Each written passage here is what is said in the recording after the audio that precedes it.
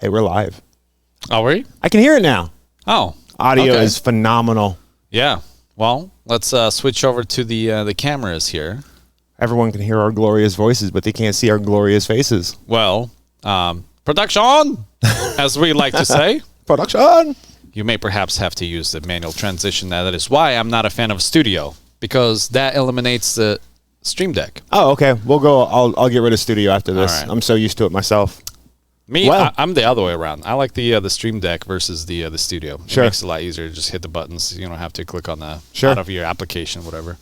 But yeah, welcome back. The grand final weekend. Yeah. We are here at the Sound Mountain facility, Wasilla MTA Solutions store. Beautiful Sun Mountain facility. Look at this setup. Gorgeous. There's like lights, monsters, HyperX, drinks, everything you can ever dream of. It's we all have here. it all going on today. Well, welcome back, ladies and gentlemen. This is the first day of the grand finals. Teams have been playing for the last 7 weeks for 5 game titles, and this weekend is the culmination of it all. We're going to be establishing the top 3 teams for each game, each title this weekend. We have League of Legends today, followed by Hearthstone this afternoon, Apex this afternoon. And then tomorrow we will kick off the day with Rocket League, then Hearthstone, and then Valorant.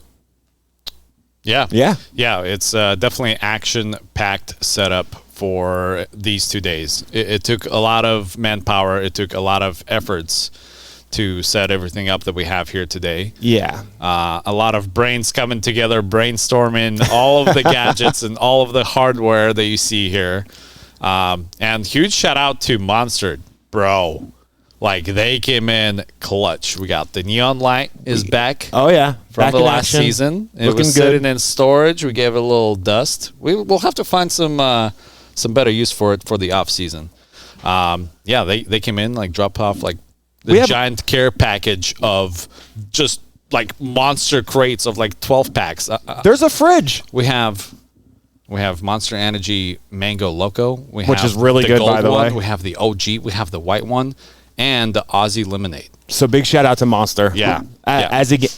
Speaking of production, as always, coming in. Can we huge actually support. get a shot of that Monster Energy fridge that we got? 3.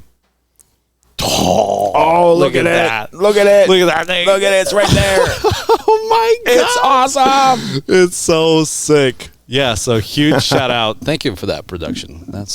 I like.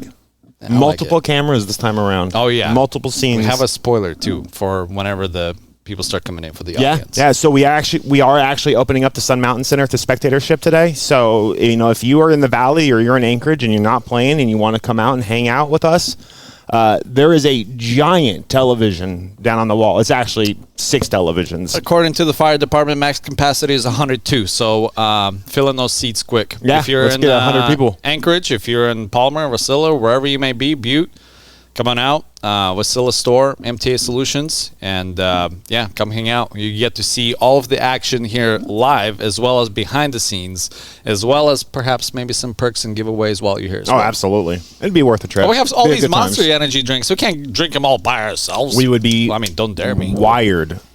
There's a lot of Monster. We would be so caffeinated out. It would be probably not an enjoyable experience, but it would be an experience in itself. Yeah, I was yesterday. I But- had quite a few. Anyway, Who we are must you? proceed. Who are you, by the way? I am. I just work here. I'm a mate. For those of you on Discord that may be wondering who I am, I'm a mate. Yeah, I work for MTA. Hi. We help set up all of this wonderful, beautiful stuff. Yeah. Alongside with who are you? I'm Bobby. Oh. I'm Okizoo on Discord. That's usually my IGN for most games I play. So if I see you around or I see you in the lobbies and you see an Okizoo or an Oki907, that's me. Say hi.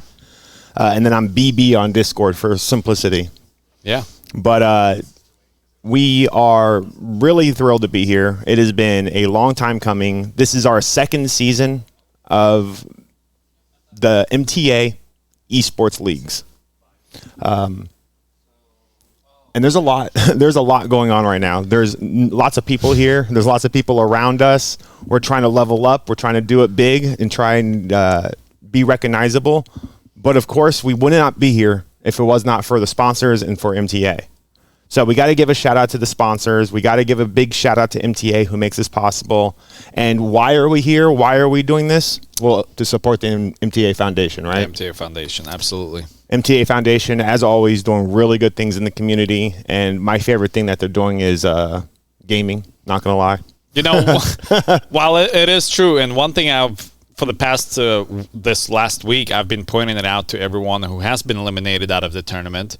I've been telling them a huge thank you for participating in the tournament because A, without them, there would not be a tournament. Yep. B, I always try to point out to them that they are playing for something better than just a tournament to play in. Yeah. They are supporting this MTA Foundation. They are supporting the MTA gaming efforts. And because of that, that is why we're able to grow the community, why we're able to grow our sponsorships, and why we're able to do more with the MTA Foundation. Yeah. So, again, thank you for all of you that are tuning in on Twitch, watching from home. If you would like to come out here and have a seat with us and have a couple of monsters, please come out to the MTA Wasilla store. We would greatly open the doors for you guys. Yep.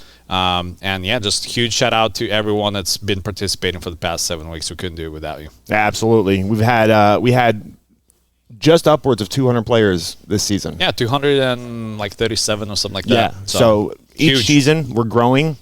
Each title grows. Like I said, there was 5 titles this time around. We swapped it up a little bit. Fortnite we got rid of. We brought in Valorant and Hearthstone this time.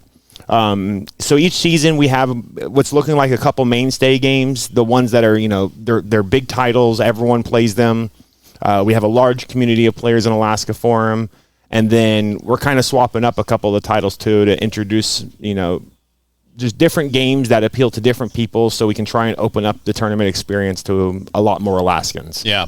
But everyone is joining us remotely from their homes, from the furthest reaches of Alaska. So all the way up in Bethel, Nome, down into the Aleutians. We have people in Juneau, down on the peninsula. It's really awesome. Yeah. It's one awesome way for us to be able to bridge our communities together. The MTA Discord community has rapidly grown and keeps growing. 800 and something percent within like 6 months. Yeah. It just blew up. Yeah. It really did. And one of the greatest things, again, about the MTA gaming last season, this season, that, like you said, it is remote. Yeah. It's not just like, oh, man, I have to drive out to this for like from Fairbanks down to Palmer or something. Right. No, you can compete from the comfort of your home and, yeah, still participate. So that's one of the greatest things about it. The entire idea is most of us work. We're getting into those winter months. It's dark. There's not a whole lot going on. If you don't like to go out and snow machine and ski and snowboard, having an igloos, bush. It's hard to have a good activity for us, something to get us involved. I grew up bowling, and I had my bowling league every weekend. Yeah. Every Saturday morning, I'd get up 10 a.m. and go to the bowling alley, and I'd bowl for a few hours, and I did that every winter for years. Yeah. And so now that I'm an adult and I game now, which is probably backwards. I probably should have been gaming as a kid and bowling as an adult, but it's totally switched. I'm gaming as an adult now, and I wanted that opportunity. So the ability to come in, form leagues, and give us something to do kind of consistently. And we have gamers who are playing on multiple titles. Oh, yeah, absolutely. So they're playing Monday nights. They're playing Tuesday nights. They're playing on Thursday night as well. And in a handful of situations, we have gamers who are going to be playing in almost every single title both days today, or both days, Saturday and Sunday. So today and tomorrow. Well, I think we do have some matches that are ready to be set up, if I'm not mistaken. We're hopping into League of Legends. League of Legends, I believe our first match is going to be best of 3 for the third placement. This is actually a loser's bracket match. So we're going to start off with one of the loser bracket match so we can get into establishing the third place winner. Yep. And then we're going to go into the grand finals matches to establish first and second place. Correct. Well, so, yeah. Are you ready? Yeah, I'm ready. I'm excited. Okay. They're going to be great games. All right. So stay tuned. And when we come right back, we will be joined by Alex again, and then Red Beer Otaku, one of our league community members and one of the great managers who's helped us out all season. 2 seasons in a row, might I add. So big shout out to Riley. Yeah. We're always looking for volunteers as well. If you ever would like to be involved or would like to maybe perhaps improve onto your resume and want to get into esport gaming industry, we're always looking for volunteers as well. So this is probably the best opportunity in our state. Yes, to get involved and 100%. get some resume pieces put together. We're obviously doing shoutcasting. There's tournament organization. There's team organization. There's a lot of different aspects to it. Content creation, tons. So www.mtasolutions.com/esports. I was there. I've been there before. Yeah, I'm familiar with it. It's a pretty nice website. All right. Well, stay tuned. Don't go nowhere, and we will be back with League of Legends.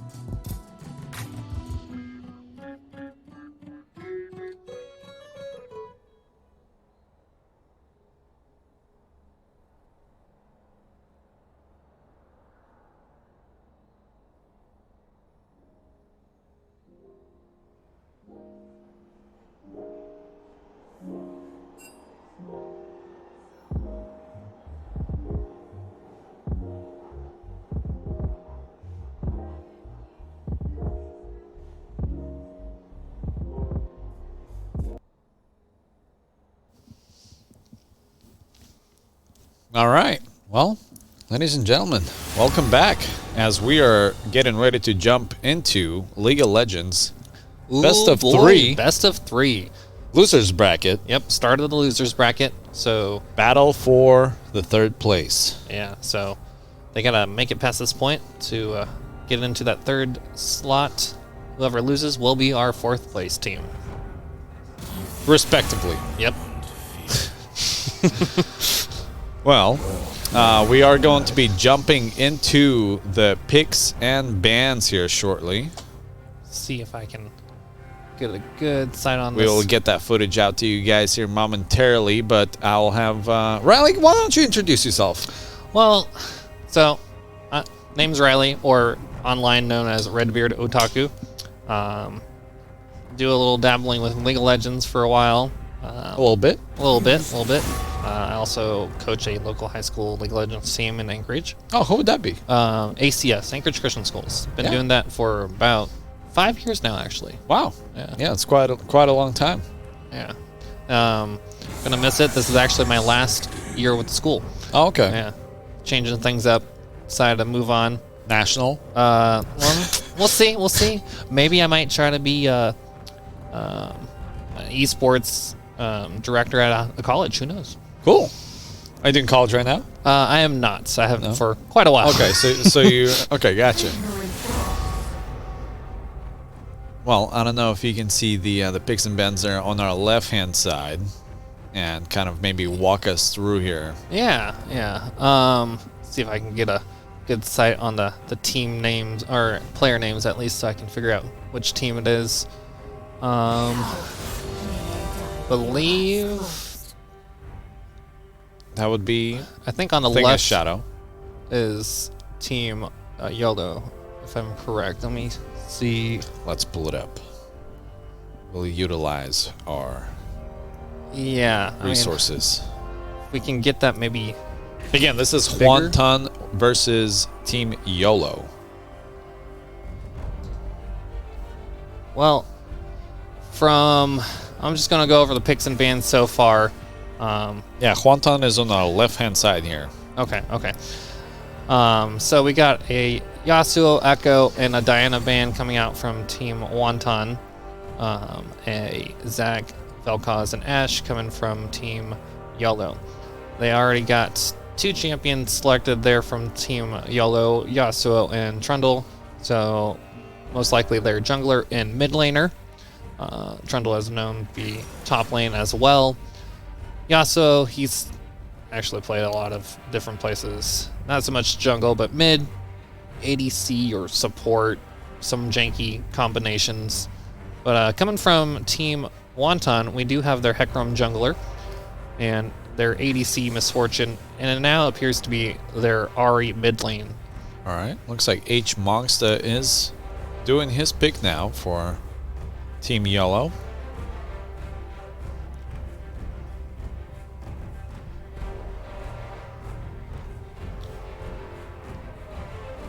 Taking his time.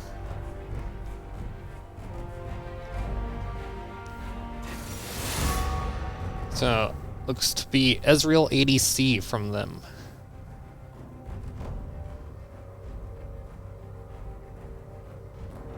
Team's definitely taking quite a bit of time with a few of those last selections. Well, this is kind of an important matchup, It I is. guess. It definitely is. It is best of 3, so yeah, a lot on the line here. Cash money is on Cash the line. money now. So they're back to doing bans.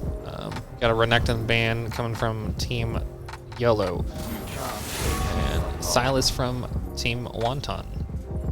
So now on the last ban. So normally they ban 3 champions, they pick, and then they go back into the last 2 bans. So it's a little bit different from regular draft. Tournament draft does it that way. Thinking really hard on their last ban.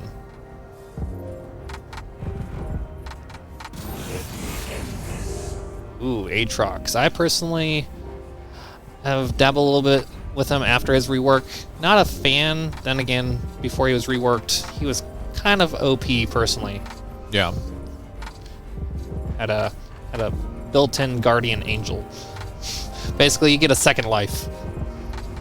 Nice. So, interesting. So kind of like Phoenix in Valorant.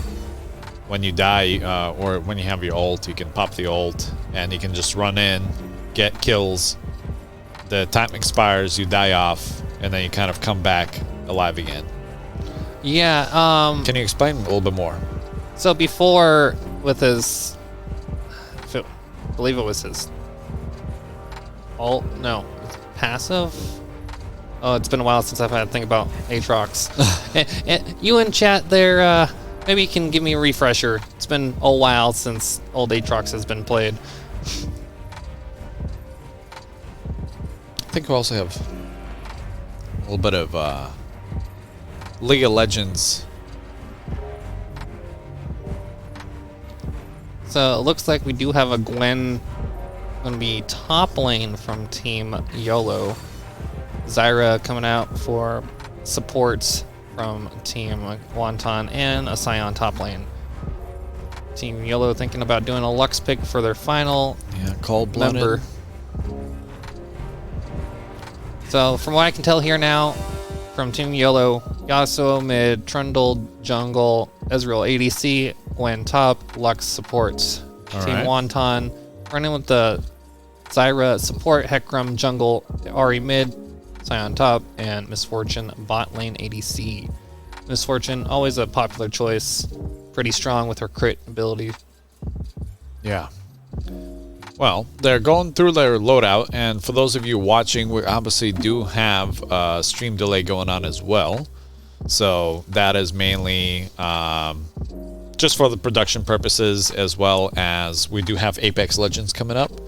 So shortly after our League of Legends matches are over, we're going to be jumping into that. So we kind of need the stream delay on top of that as well. Yeah, we'll see how these matches unfold.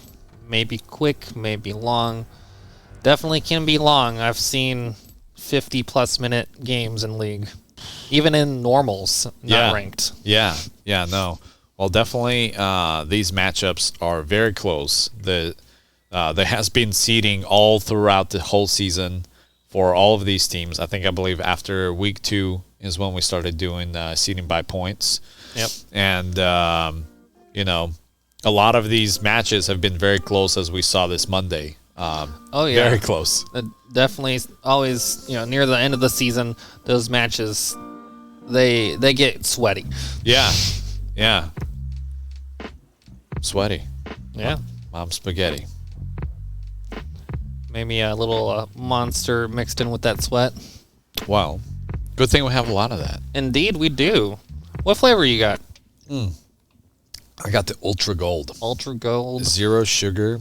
Man, these are so good. We trying- specifically, me and Chapazard specifically asked for these, and we got a think I whole heard case about of them. I'm so thankful. So Yeah, I'm trying out Cheers. the Aussie lemonade style. I haven't had this Nice. one before.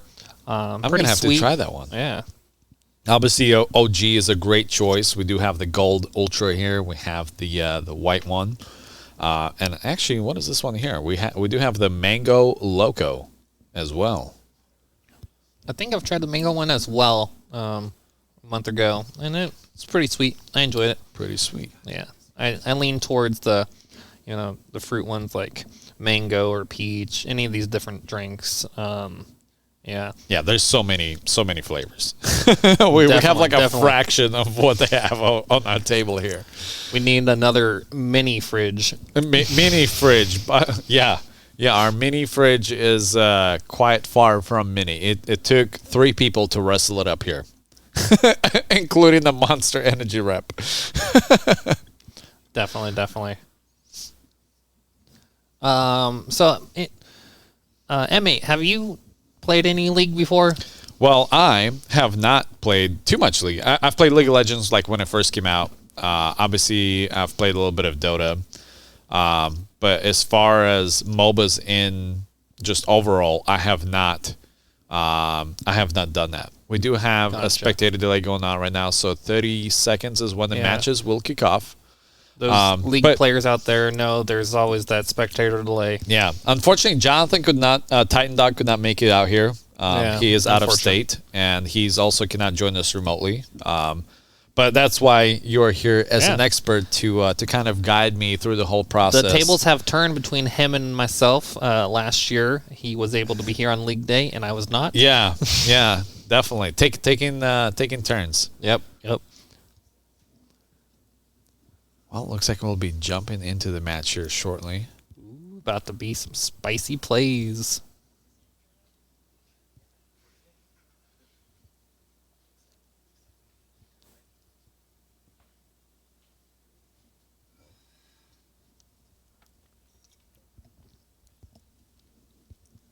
Ooh, look at those fancy There skins they got on those we go. characters. Oh, man. Cosmic Lux. Beautiful, beautiful. Project Yasuo. All right. Paid actors. I know. So we are now loading in. They literally could be paid actors after this match. Yeah, they could. They could. So loading in now. I believe we'll have the scoreboard pulled up on our spectator side. Boom. Boom. There we go. Be able to see all that action of items as we go. All right. So both teams are starting up with a good... oh, actually, it looks like there might be an invade happening here. Nice. No invade. Just scouting out. Just a little poke. Yeah, Wonton was doing a good staggered view of all the entrances, making sure they avoid any possibility of an invade. And again, if you are just now tuning in, we do have Juantan playing for the blue side and Team Yellow for the red side. Yep.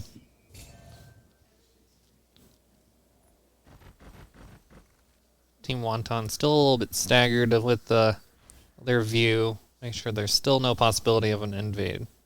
Team Yellow just getting ready to crack down on that blue buff. So there was an update earlier this week for the game. So there have been some changes. Junglers do have a little Pokemon assistant. I haven't looked into too many of the notes. So again, chat, if there's something I'm not too familiar with because of the update a few days ago, please enlighten me. Some Pokemon assistants, huh? I know, that little critter following him around. Yeah, I saw it. It looked like he was green, so he's probably grass type. Okay. Yeah. Is that more of like a visual aspect for it, or is that they actually do something? So, from what I did read, jungler role is now a little bit more new player friendly. Okay. So their little Pokemon assistant is doing damage with them. Okay. And a few other, think. A sidekick. Yeah. Kind of like me on this casting deck. Indeed. So both teams doing a little bit of poking back and forth in all lanes. Jungle, though, looks like both junglers are on their respective sides of the map. Just working on their pathing.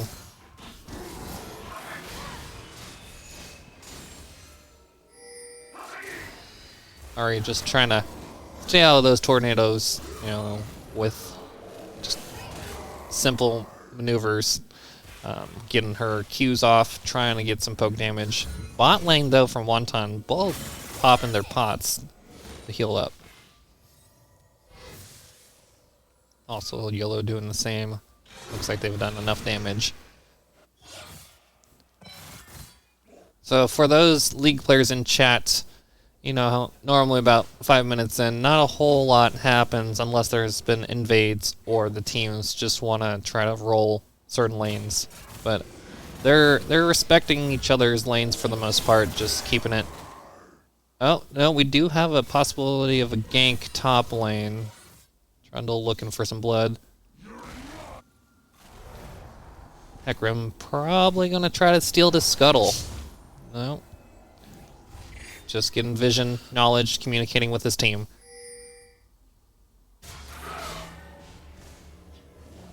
Back to mid lane action with Yasuo and Ari.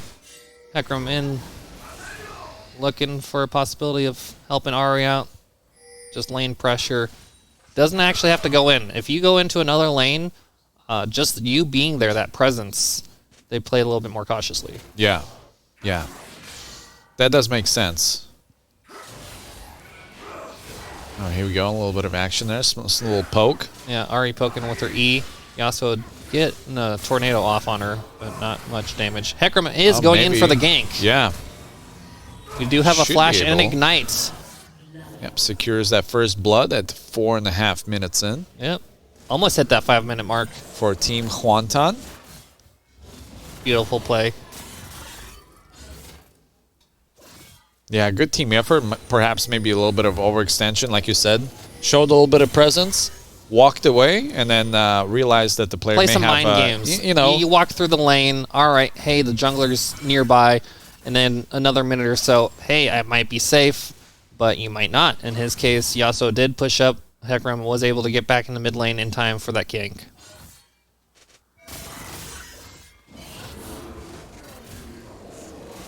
Gwen's been keeping this pressure on Sion top lane pretty well. yeah, close fight here. Gonna have to let go of it.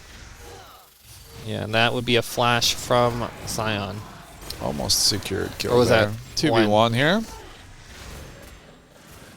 Ezreal does go down, so that is another pickup for Team Wonton.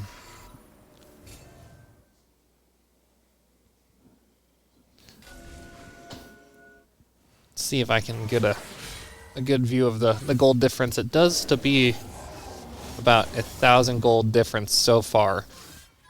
Almost 6 minutes in. Oh, yeah, wow. 1,000 gold. You're right. We are a little bit further than we were last year. From the TVs, it's a little bit harder for us to see. Yeah, might have to throw on the binoculars. or you know.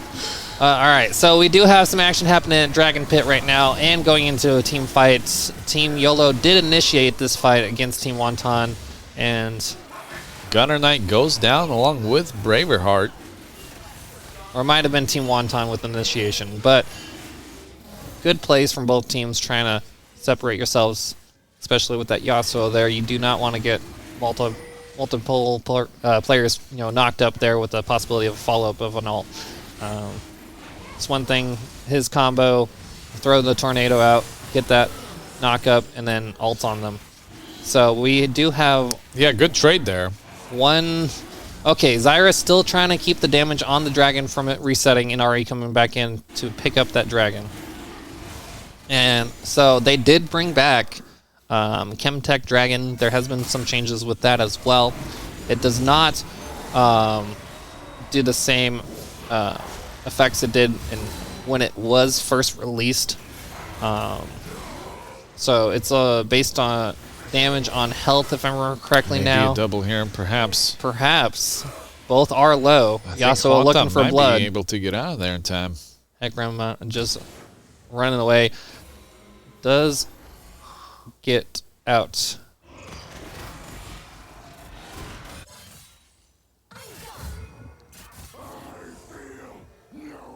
Yeah, top lane traditionally is always an island.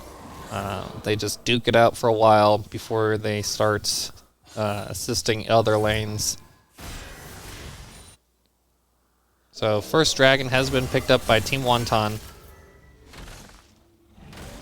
3 kills to Team YOLO and 7 to Team Wonton. Gold now is... We are 2K Okay, yeah. for Huantan. 7-3 as far as the kill count goes. Looking at items down below. Well, actually, hold on for a second. We do have a gank coming in from Hecarim. YOLO in a bit of pickle. They will pick up 1 kill. Yeah, 1-for-1 trade there, perhaps. Maybe another one. A Yeah. double. Had to burn those flashes to get those kills. Alright, looking for a pick on this Yasuo, but Sion is there to say, hey, I'm going to try to get a pick on you as well. Uh-oh. Did not work out. as Did planned. not. And then his passive will proc Oh, and there it is. try to go for some gold or damage.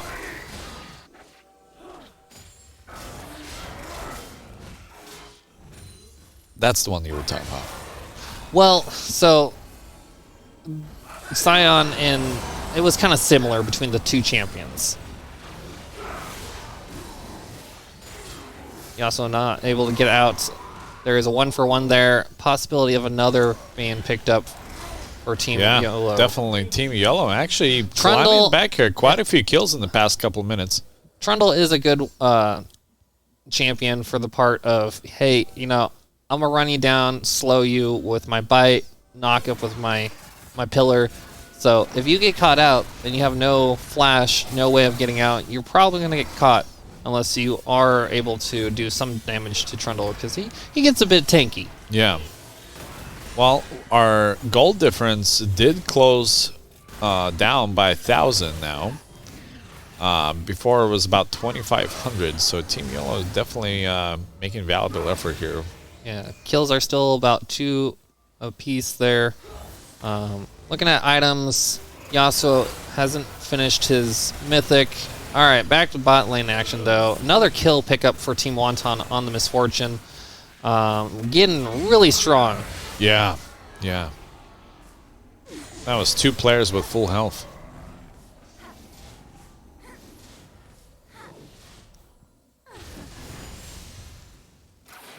So do you have any predictions on these teams? Have you spectated any of them or any knowledge? Well, I've obviously been spectating every single match that we have been streaming. This is true. For the past 7 weeks. Yeah. So, honestly, League of Legends is just one of those titles where I like to mentally relax and just enjoy the show. I see. Wonton picking up another kill on Team Yellow, but Yasuo says, I'm going to grab one as well. So 1-for-1 trade there. Yep. A little bit of a crash, perhaps. Oh, we're back. All right, so there should be about, I think, a 3K difference in gold now. Let's take a look at that. No, we're still at 1,000, actually. Oh, wow. Two, Okay. I'm sorry, as I was. Yeah, we're at 21 for Huantan and 19 for Team Yellow. So 2K difference. Bot lane from Team Yellow trying to get some gold off of these towers. For those that don't know, the towers have plates. So while that is active, you're able to get X amount of gold per plate before those plates drop. And they'll be left undefended with the extra defense. That was a change a few seasons back. It makes it so lanes don't roll as snowball as quickly as possible as they used to, because games could be over real quick. But adding that little extra meat on those towers makes it delayed from snowballing just a tad. Like I was saying, League of Legends for myself, like I don't personally go out and seek live streams or watch like League of Legends majors or large tournaments or anything like that. So whenever we actually streaming League of Legends matches, that's your experience. For me, that is like my grand final. Oh, wow. We almost had a one shot on the Ezreal from Misfortune, but she does pick up the kill on Lux. That was a lot of damage. Back to Dragon Pit, we do have action happening between the supports and junglers. Yeah, Huantan really running away here, picking up a lot of kills right now. The Zyra does live. Flash out of there. Oh.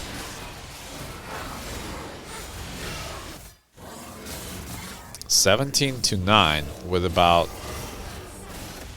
3K gold now difference. I didn't even notice that the sign disconnected earlier. It instead reconnected a second ago. Hopefully that did not affect our match at all.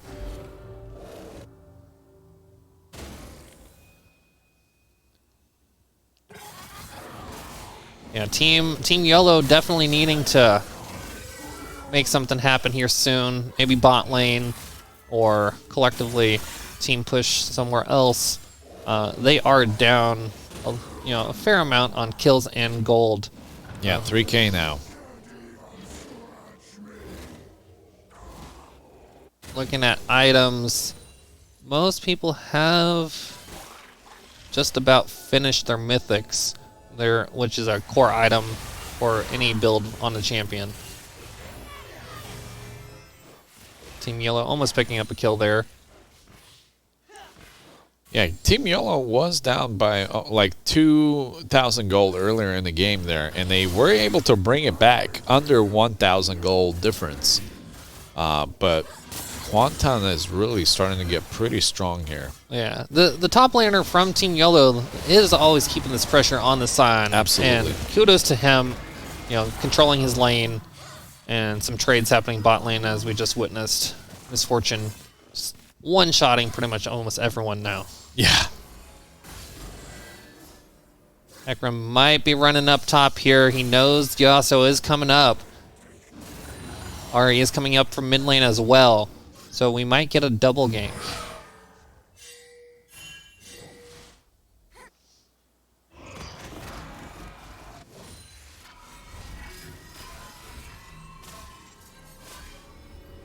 So we're about, believe, 15 minutes in. Yeah. Yep, 15-minute marker.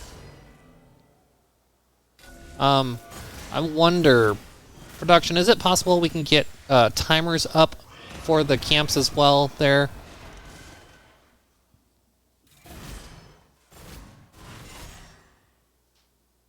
Awesome, awesome. All right. So it looks to be about 240 next on the Fire Drake spawning. We do have a couple buffs open. Oh, just 2 shots. This Misfortune is just dominating this bot lane. Ezreal trying to do a last Hail Mary there with the ultimate. Oh, Braveheart just really just nice steps flash into from a the trap. Misfortune, getting that ult off. That wide spread ult from Misfortune, it's crazy. One to chase after one player runs if you're into caught 3. If you're caught in the jungle, hopefully you have a bard tunnel, a flash, or some kind of way of getting over those walls. Because if not, you're gonna get caught with that Misfortune ult. Yeah, you need a SEAL Team 6 to extract you out of there with the amount of players that were in there. Yeah, pretty much. Gwen keeping this pressure though on the Sion top lane.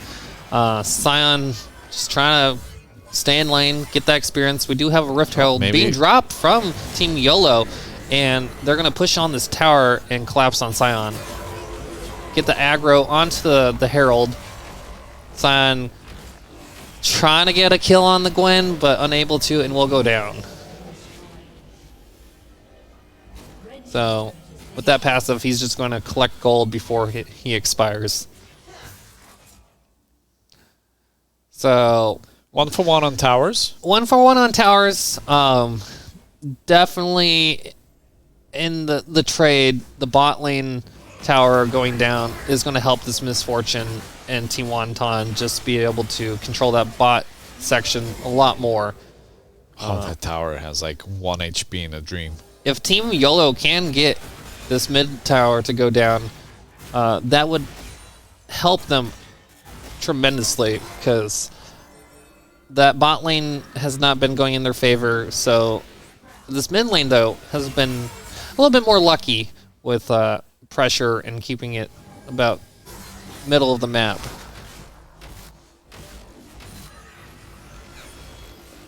Looks like chat is saying Gunner Diff. Talking about player on one of the teams earlier in the week, giving a shout out. Hey, shout out to everyone in chat, and shout out to all of the teams that have participating, and will be returning in the future.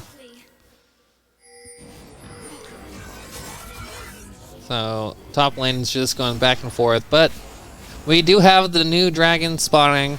Fire Drake gives extra damage for them. So whoever picks this up, it's going to be a little of a game changer. Who doesn't love a little extra damage?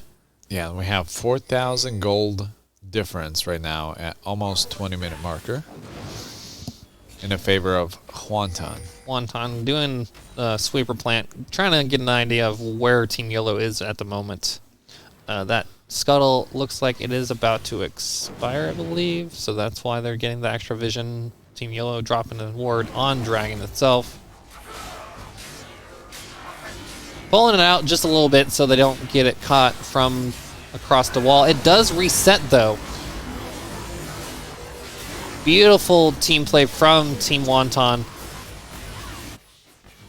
That's another change that has happened. Camps in the game, you can't really pull them out as far as you used to.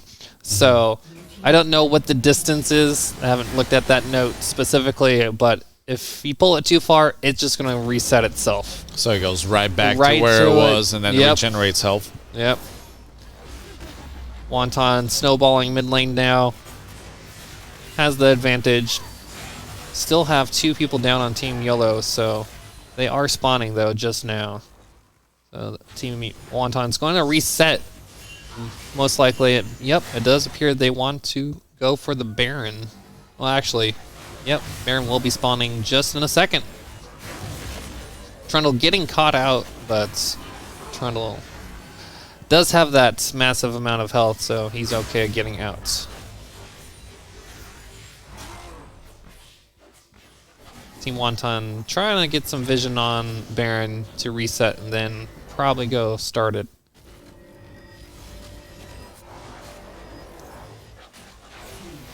Yeah, we're just 18 minutes in. Now we're crossing 20-minute marker. If Team Wonton gets this the first Baron, they'll probably snowball mid lane still and probably, I'd say, get 2 towers before Team Yellow spawns is my prediction. But we'll see.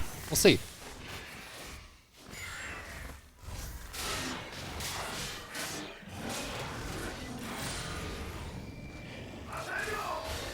All right, both teams kind of putting the brakes a little bit, reset, regroup, get some vision going down on the map, deciding what their next moves are going to be.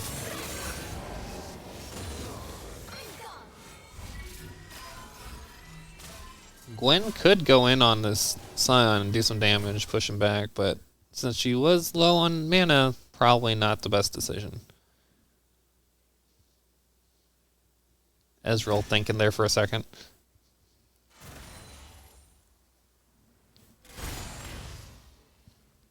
Alright, back to laning. A little bit of a breather there for a moment. Alright, Team Wonton is clearing any vision that Yellow had on Baron. So with the pressure mid lane, they do have the flexibility of starting Baron. Team Yellow unaware of what might be happening.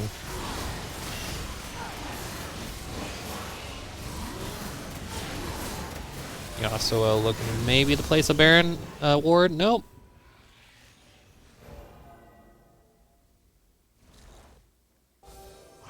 Wonton playing this pretty smart. Get the mid lane pressure, get the inhib open. Alright, we do have a gank from Wonton onto YOLO. Ezreal will go down when pressuring... Oh, no, that's not Scion. That's Misfortune, excuse me. But Misfortune is too fed for any 1v1, most likely. Yeah, definitely. 27-11 in kill count here.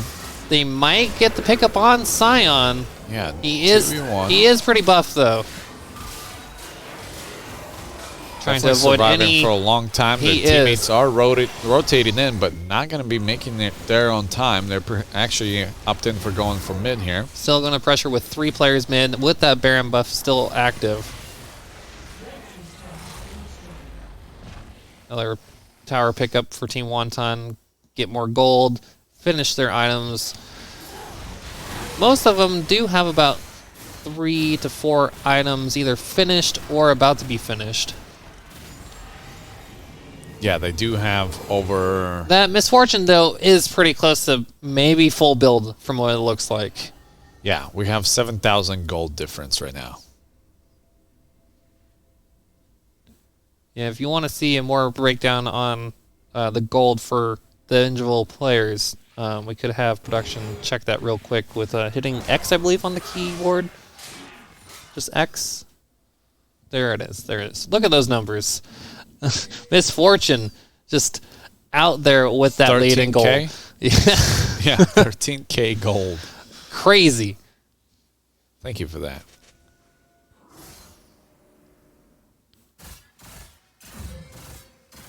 All right, so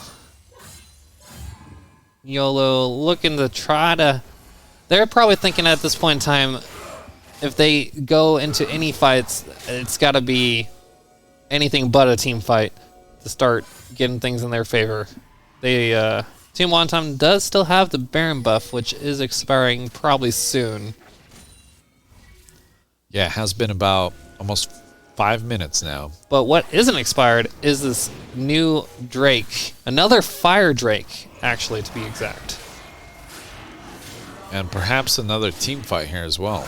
They got to remember not to pull it out too far for it to reset. And it does appear that things are not going in favor of Team YOLO.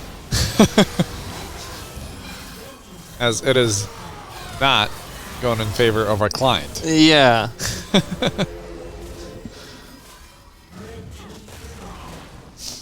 Not sure what may have happened there on that end.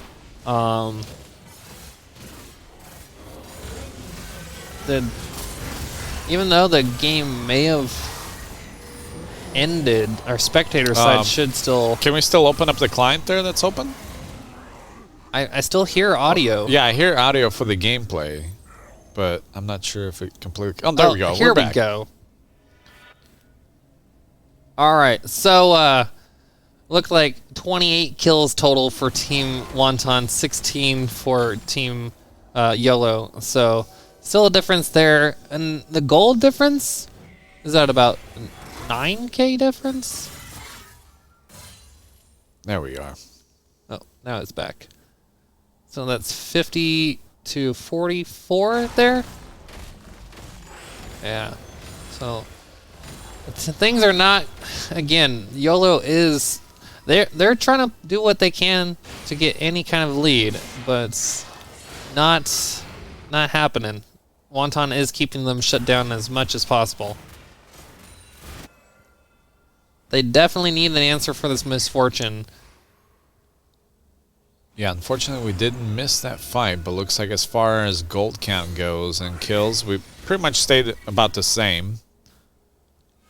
Yeah, Team YOLO, I mean, definitely needed us to shut down on that misfortune. Cyan, though, with a little rumble in the top lane with the Gwen. Again, Team YOLO's top laner has been pressuring this top lane. Yeah, he's been doing great in the top lane, that's for sure. Every other lane has been going Team Wonton's favor. We do have the Ghost coming out from Hecarim, speeding up, looking to maybe dive somebody. But that's going to expire here in a second.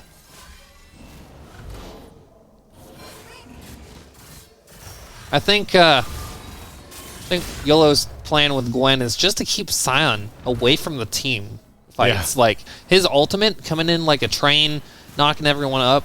That's not something you want. Another beautiful ult from Hecarim in Misfortune. So this might be the end of it here. Yes, it is. Wonton will secure match 1. Again, this is a best of 3. Best of 3 for the third place with the bragging rights. Yep. Chance to stay in it. Chance to move up into that third place game. All right.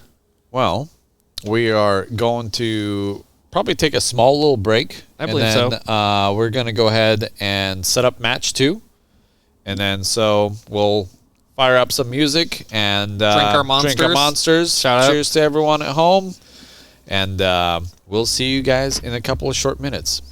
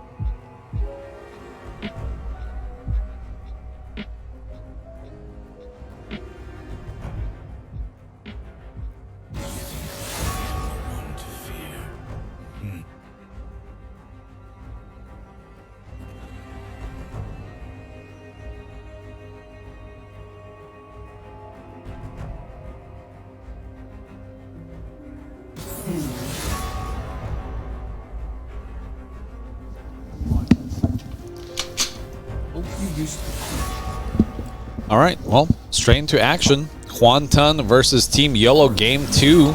Game 2, best of 3. Again, winner of this will move on to get the chance of making it 3rd place. Good save. Move on to nothing. Move on to cash money. 1907 cash money now. Yeah, something like that. That's a catchy one. Us Alaskans, we always put 907 in front of everything. I haven't done that. No, you never done that.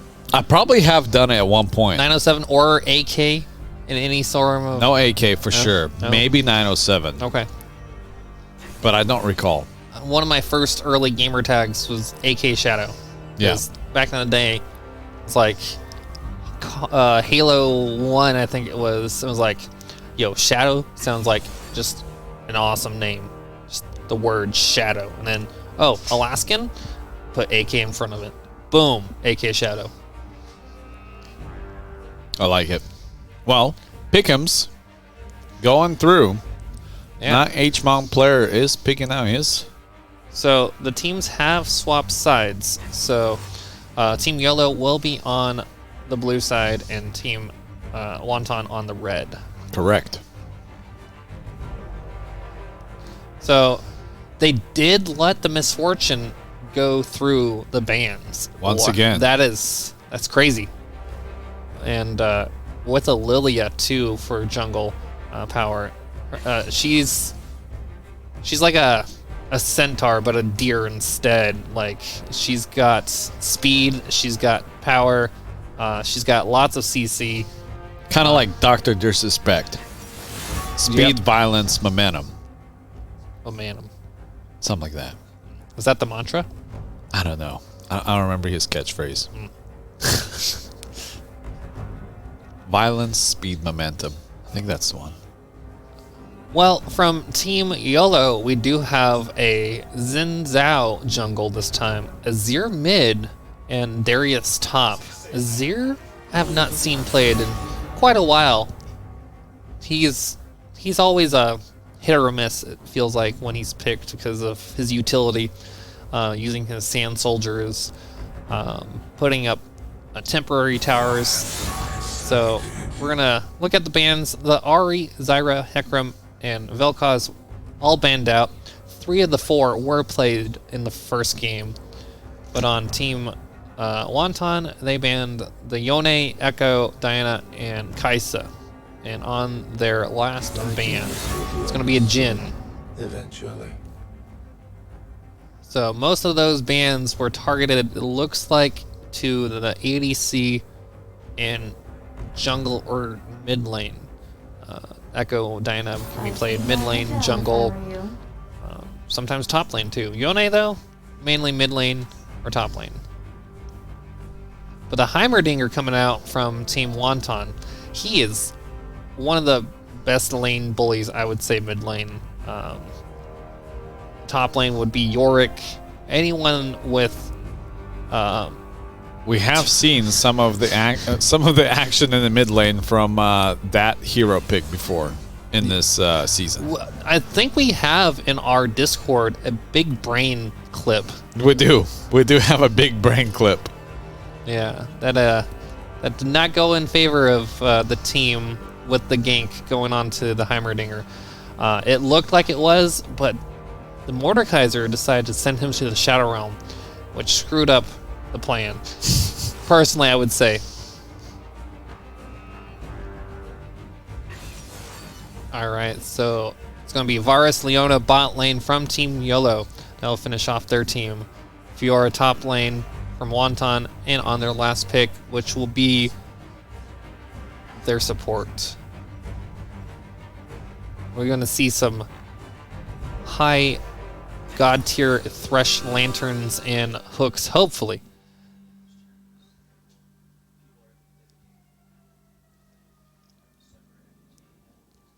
All right, well, while they're picking out their loadouts, and you take a drink of that wonderful monster, I guess we can talk a little bit about our sponsors. All right. Well, as you guys probably would know by now, Monster for one of them. Yeah. Delicious. Yeah, no, Monster Energy really came in clutch with all of the goodies once again, like they did last season for us. They do like us gamers. Yes, they do. They definitely do a lot of sponsorships and wonderful things in the gaming realm. So thank you, Monster Energy, being one of our elite sponsors. And then we also want to thank our platinum sponsors. Obviously, we want to thank Alpex. We want to thank HyperX. We do have some of their goodies here on our desk as well. F-Secure for all of our cybersecurity needs, as well as Arctic Comic Con. So shout out to all of our wonderful sponsors. Let's see in Twitch chat. How many of you guys are rocking any HyperX gear? HyperX gear, HyperX merch of some sort. It's very popular. Like their Cloud Alpha headphones. Yeah, you can just grab it right there. This guy right here. Bang. Boom. Their HyperX Fury S, the mouse mats are actually really, really good. And we do have the Dualcast podcast microphones as well. Yeah, these guys right here. So this is pretty much a newer version of the Quadcast, which I personally have one of those. Only a few differences are the customizable RGB light ring. I think design it's a little bit smaller, a little bit lighter, but I would say the microphone quality itself is pretty close to the original. All right. From what I've read online. Yeah, the Cloud Alpha is definitely very popular amongst the first-person shooters. I see a lot of Counter-Strike players use them, and even in the tournament scene as well.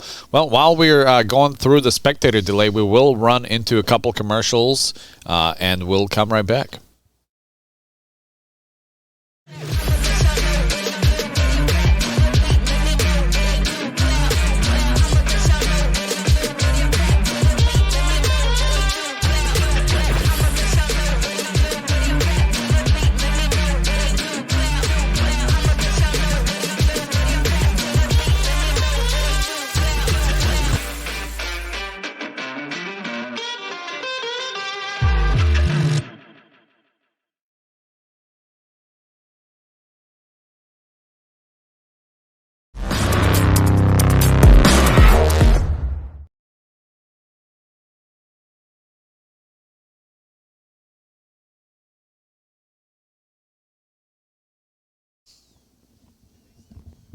All right. Again, big shout out to all of our sponsors.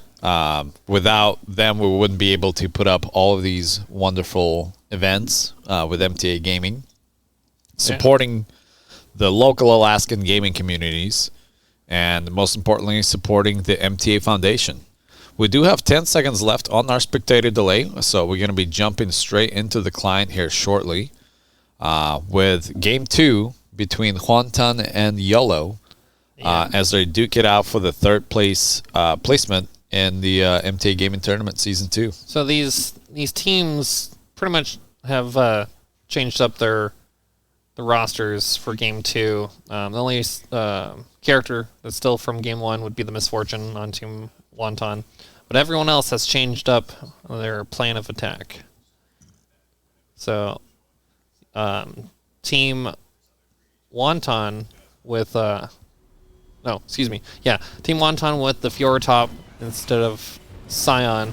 Fiora, she is a good duelist. She is a good team fighter. Always a strong character when, she can snowball fast. Her parry, always a good skill. The dodge or just say no damage at all for a few seconds. Yeah, that could be definitely a life changer for sure. Being able to avoid a little bit of damage just a few seconds, especially if somebody is dropping huge ability. This top lane matchup between the Darius and the Fiora, definitely, I would say, champion-wise, better matchup between the Scion and Gwen top from Game 1. Yeah. Well, looks like the players are lining up. Production is setting up our interface for us, and we'll jump right in. Alrighty. So again, from Team Wonton, we do have Misfortune, Thresh bot lane, Fjord top, Lilia jungle, and the Heimer Donger mid lane.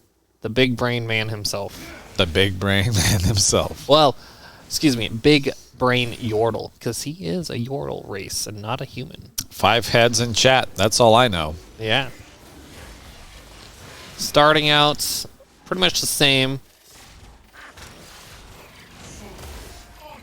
Both teams starting on the camps.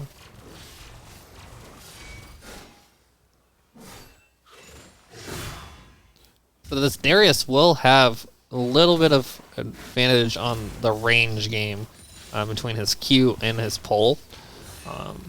But again, I would say boils down to skill matchup with these two champions. Fiora will have early damage on the Darius before he gets any kind of armor or health.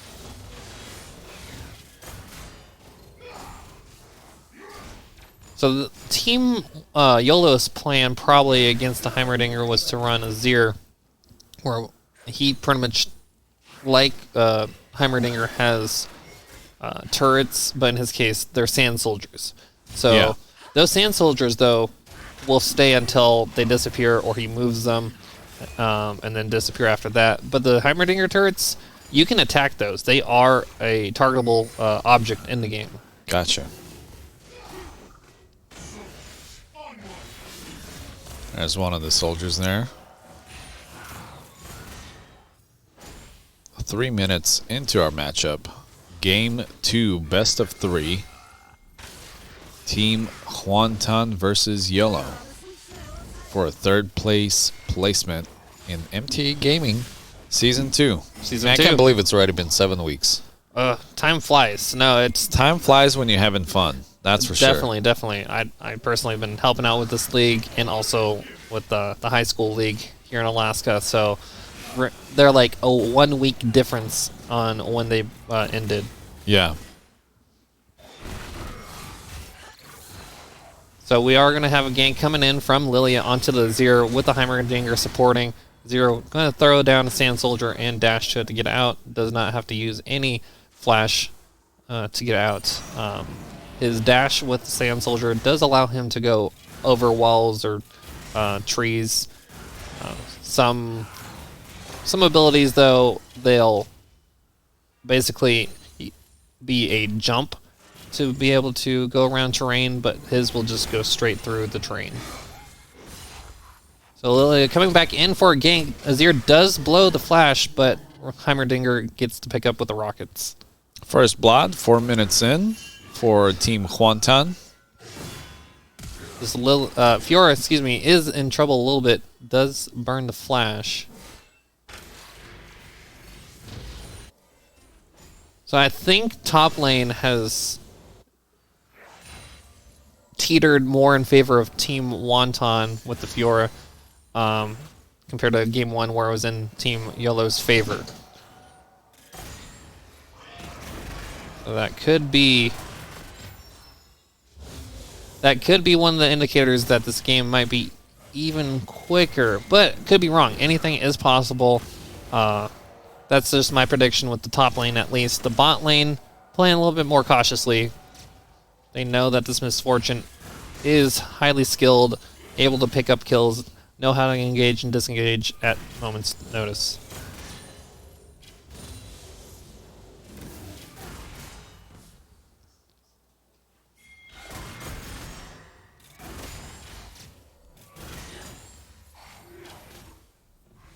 So we do have the jungler from Team Wonton coming into lane, looking for lane presence. Thresh was a little bit outside of the trees there, looking for a hook on the corner. It wasn't close enough. See, between the two, Misfortune will throw down the E to get the slow for Thresh to be able to get the hook pick. So that's the little combo there between those champions. Yeah, a little bit of not a whole of action going on right now. Just kind of everybody picking at their lanes as we're going through back and forth. All right, so I'd say from the champions bot lane, Leona and Ash, Vara, excuse me, those two, that is a lot of CC between those two. Leona going in with a stun and also an E, and oh my god, the dashes from both teams. Will they get the pickup on any of these people? There is a double right there if possible. Yeah, they do get the double. Twisted Echo and Cold Blooded go down. Does the Darius go down top lane as well? Yes. He survives, had to burn his ghost ability. Well, there's some action there for us. He is hoping for the Fiora to come in a little bit closer to get the pull on her. A little taunt action there coming from Darius. Azir coming in on the Heimerdinger and gets ganked. Loopy goes down. Some beautiful ganks happening. Fiora did get a little cocky here and pushing up on tower, gets pulled in, but knows best not to do any damage to Darius to get the proc on the tower to go on her. Yeah, smart play there for sure. Yeah, no, I've done similar situations. If you're under tower, you just go to do more damage on the tower, ignore the other team's champion. You may take some damage, but, you know, it's as long as you don't do any damage to that player, you're not going to get hit by that turret. Yeah, no aggro there. Yeah, no aggro. Well, 3-2 in favor of yellow, with gold difference actually just not even there. It's pretty much tied up at this point. Well, they are Team Wonton on the Dragon, Earth Drake this time around. Give more armor defense bonus to their team. So no contesting here with that one.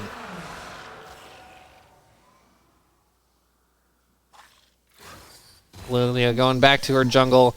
And again, for those out tuning in and haven't checked on League for about at least a week, there was the update. Jungler now has a little helper to assist with pathing in camps.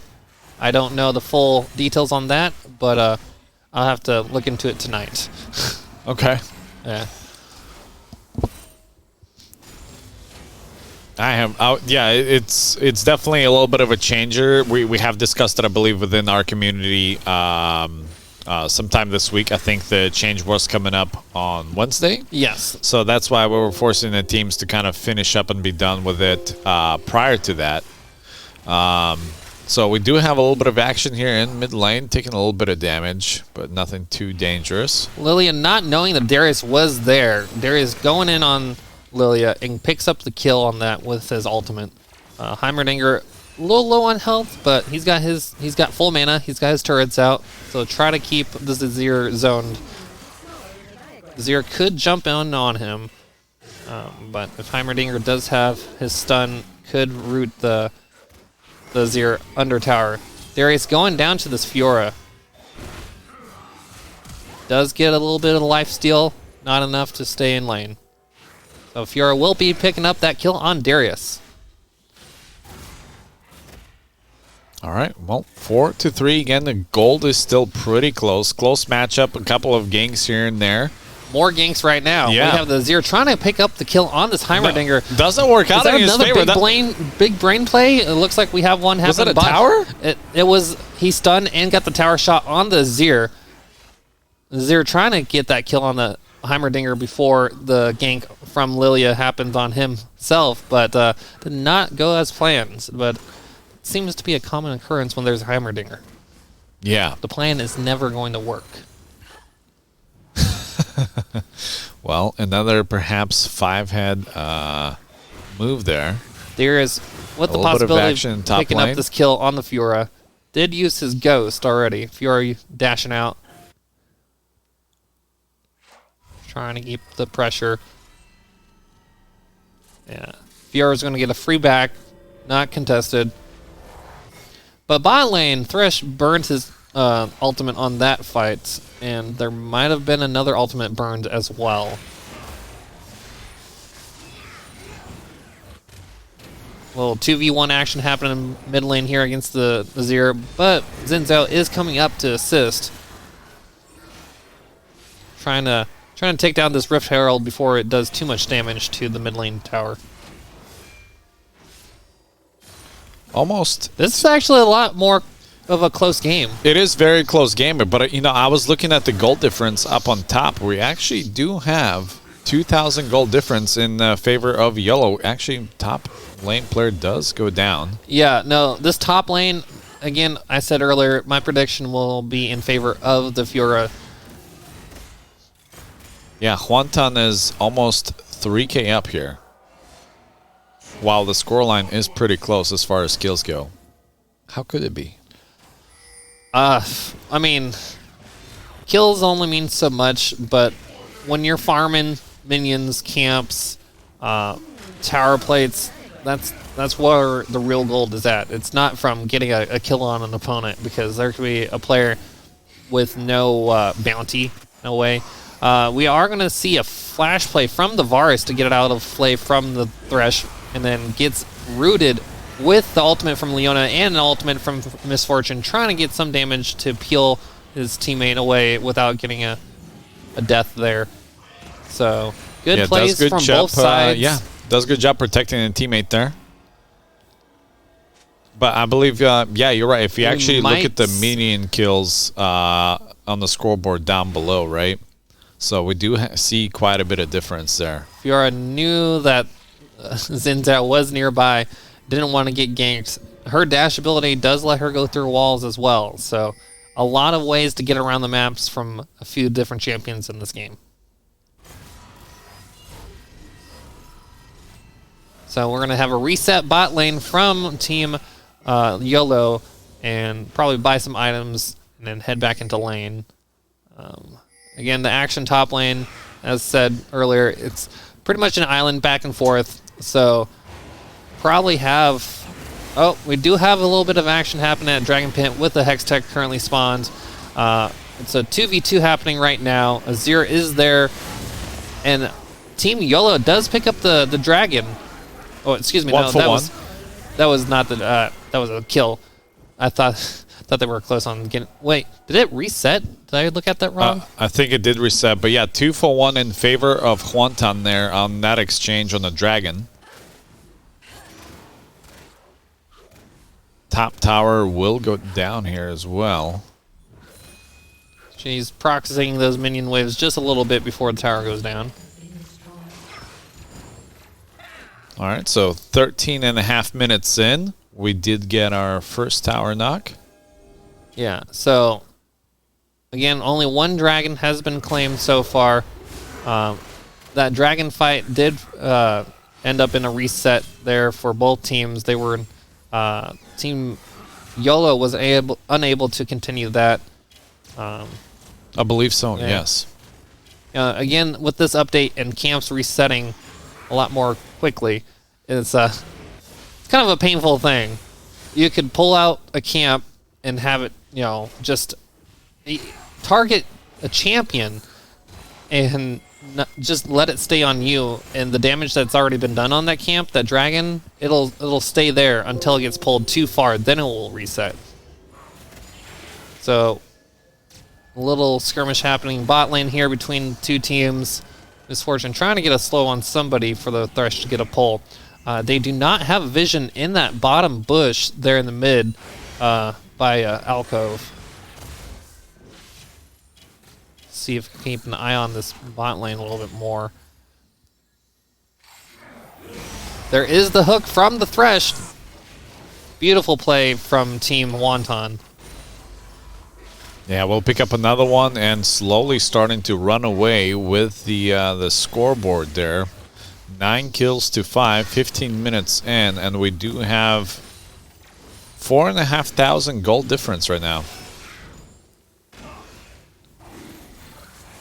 All right, so Team Wonton is looking for a pickup on the second dragon again, so we'll see if it can be contested. It appears not able to. Only the support and jungler nearby. No damage to be done. The Xin Zhao could have tried to jump in there on the dragon and steal it, but probably the last minute decision not to give them a kill. Yeah, definitely. It could cost him his life just for the risk of maybe stealing that dragon.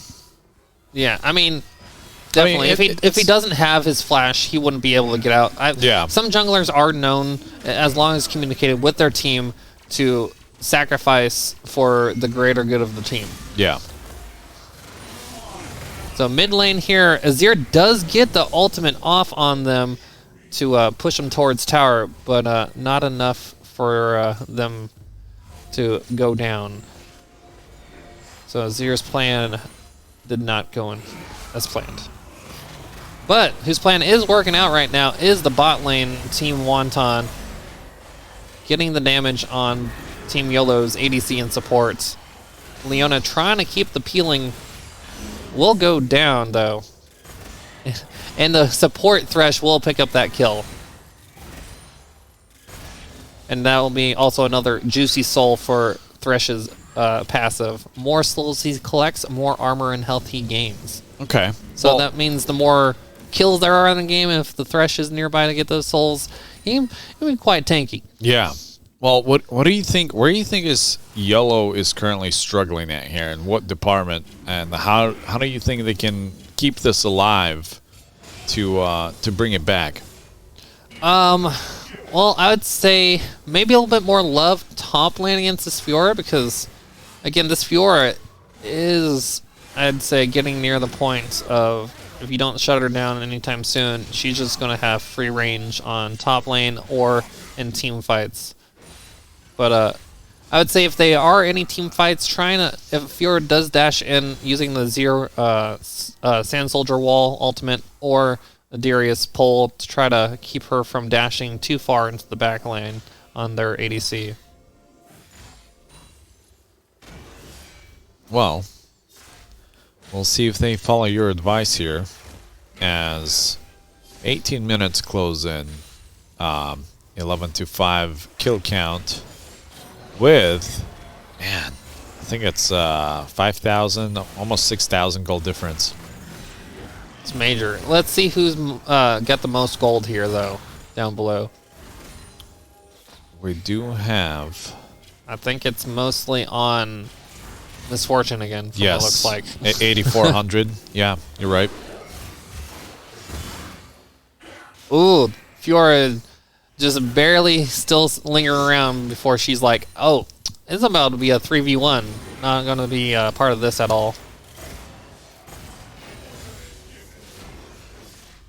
Yeah, definitely have to play a little bit more cautious at this point. Yeah. Don't want to give full advantage to Team Huantan at this point. It is it's slowly getting a little bit more dicey for Team Yola, I believe.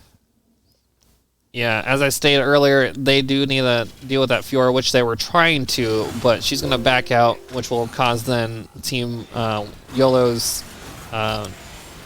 and bottom players, tower, I believe, just went down as well. Yeah, no, this is... Team YOLO hasn't claimed a tower yet. Team Wonton's claimed two. That mid tower, though, is just about there. Looking rough. It's seen better days. It definitely has. Team Wonton will be picking up that kill on the jungler. Varus ult coming out, not snagging anybody in that. Ooh, there's that damage. Beautiful Misfortune ult, though. Does get shut down, but at the price of 2 for 1, I believe. This Varus looking to survive against this Lillian Thresh nearby. Oh, just barely gets by with that assistance from the minion block. Beautiful. That is big brain minion. Team player. Yeah, definitely. Those minions are out there for these teams to win. Yeah, yeah. And the winner of this match will either force the game to go into Game 3 or will be crowned a third-place winner in the MTA Gaming Tournament. Well, yes. So if Team YOLO wins this game, it will go to Game 3. Team Wonton picking up the second win means it'll be over. No Game 3. So we do have the third Drake on the field. Windrake. From Yellow is poking at it from the distance. Not going to be able to do anything about that one. Unable to contest. Yeah, Team Wonton always seems to be like a step ahead with these dragons, trying to keep the vision and team presence always known. So we do have a Rift Herald on the field from what it sounded like. Yep, there it is. Coming down mid lane. So see if Team YOLO can get this middle tower. Most likely not when you got that misfortune there in Lilia. Yeah, definitely just gets crushed pretty quickly there. Yeah, so with Rift Herald, for those that don't know, Tell me. If there's any minions in front of the tower at a certain distance, the Rift Herald will be it auto focuses on the minions. It will not go. So you have past to them. clear it in front of them. Your team has to clear those minions, or if it's summoned close enough to the tower, it will go for the tower instead. Gotcha. But right now we do have the Rift Herald, and that's, excuse me, Baron. The Baron being poked down by Team Wonton, which they will pick that up. Yeah, it gets melted pretty quickly. I don't think Team YOLO even had a chance to respond there. No. But Darius was in the top lane, and they did pick up a first tower, but it cost them. With that voice cue there, with Baron being slain, the Darius had probably little time to get out of lane far enough back. He could have ran into jungle with the chance of recalling back to base, but he stayed in lane. Azir now running back a little bit. Lily does get the ball on him for the sleepy time. Honestly, I think that was a little too much resources thrown on the Azir. Yeah.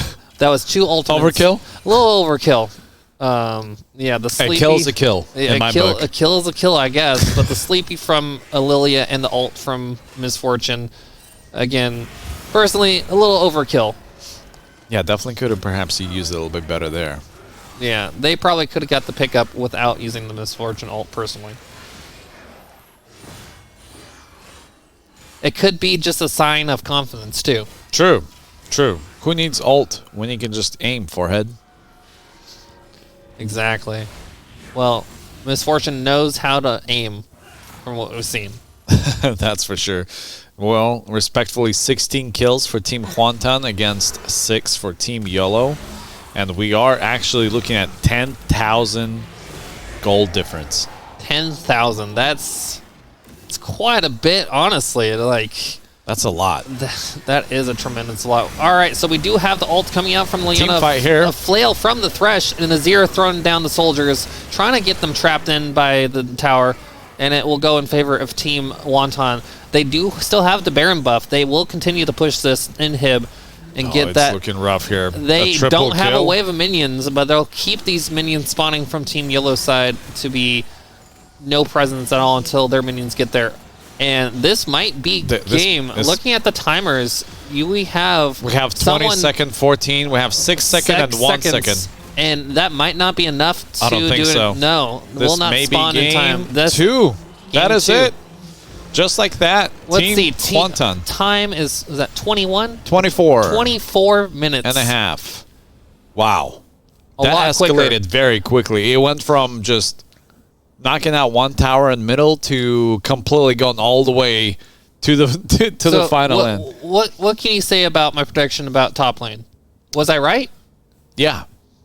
I mean, you have been pretty much right about the whole lineup. Obviously, over here, we do have a huge goal difference, and that was a fast race to the... I don't even think most of their teams, even on Team Wonton, finished their full items. Like, it appears... I don't think so. 3 to 4 at most, but at least I mean, they had a lot of gold for it, but I don't think they just poured it out to perhaps maybe even buy more items. They didn't reset a whole lot, so they just kept the pressure on the lanes. Yeah, well, pressure they did. And congratulations to them. 3rd place placement. Yeah, so that means Team Wonton will be moving on. But... Moving on that, moving on into that 3rd place match later here in a little while. Team Yellow, shout out to you guys for showing up, participating in this season, making it this far, and throwing it down. Round of applause. I wish we had bigger audience. Yeah. I mean, If you're not here, we have a body or two down there, I think. no, we need more people to come out here to the Sun Mountain Yeah. Vasilla If you guys store. are listening on Twitch, watching us on Twitch, again, this open invite, we have the venue open for anyone that wants to be in the crowd. Chapazard's out hang there. out. He's hyping everybody up. Meet the cool folks here on the team behind the screens. Well, I believe we do go into our next round here, which will be for the grand final, if I'm not mistaken. So looking at the bracket, We're going to be doing the Coffee Cup versus Wonton here next. so for that, Church of Anya is still sitting high up there, undefeated. So they're looking at So what we have to do, Round 2, yeah, best of 3. Wonton Coffee Cup, Wonton Coffee Cup, fight for third. fight for third. That's the one. In a ton. All right. Well, we do have a lot of more matches to cover here. We still have the grand final fight for first and second here. So we're going to go ahead. Best for last. The best. Well, we do. We're going to go and jump into a quick little break, set up the next lobby, let the teams join, and we'll just dive right in. And if any of you guys are fans of energy drinks, go to your fridge, pick up a Monster. If you don't have one, go to the store, put it in your fridge, and then wait for it to get cold. And by the time it's cold, we'll be live for the next match. Or you, watching, come here and maybe get you some. just get free ones. Dude, yeah. You hear that? Where's the mini fridge? Can we get Cue the fridge. Can we cue the fridge? Boom! Look at that. It's filled to the top. Beautiful. We need more. Beautiful. We need more people to come over here and drink all this Monster. We can't do it ourselves, man. I think I would get. God. These would cause me, I don't know how many kidney stones if I drank 5 or more. All right. We'll be right back.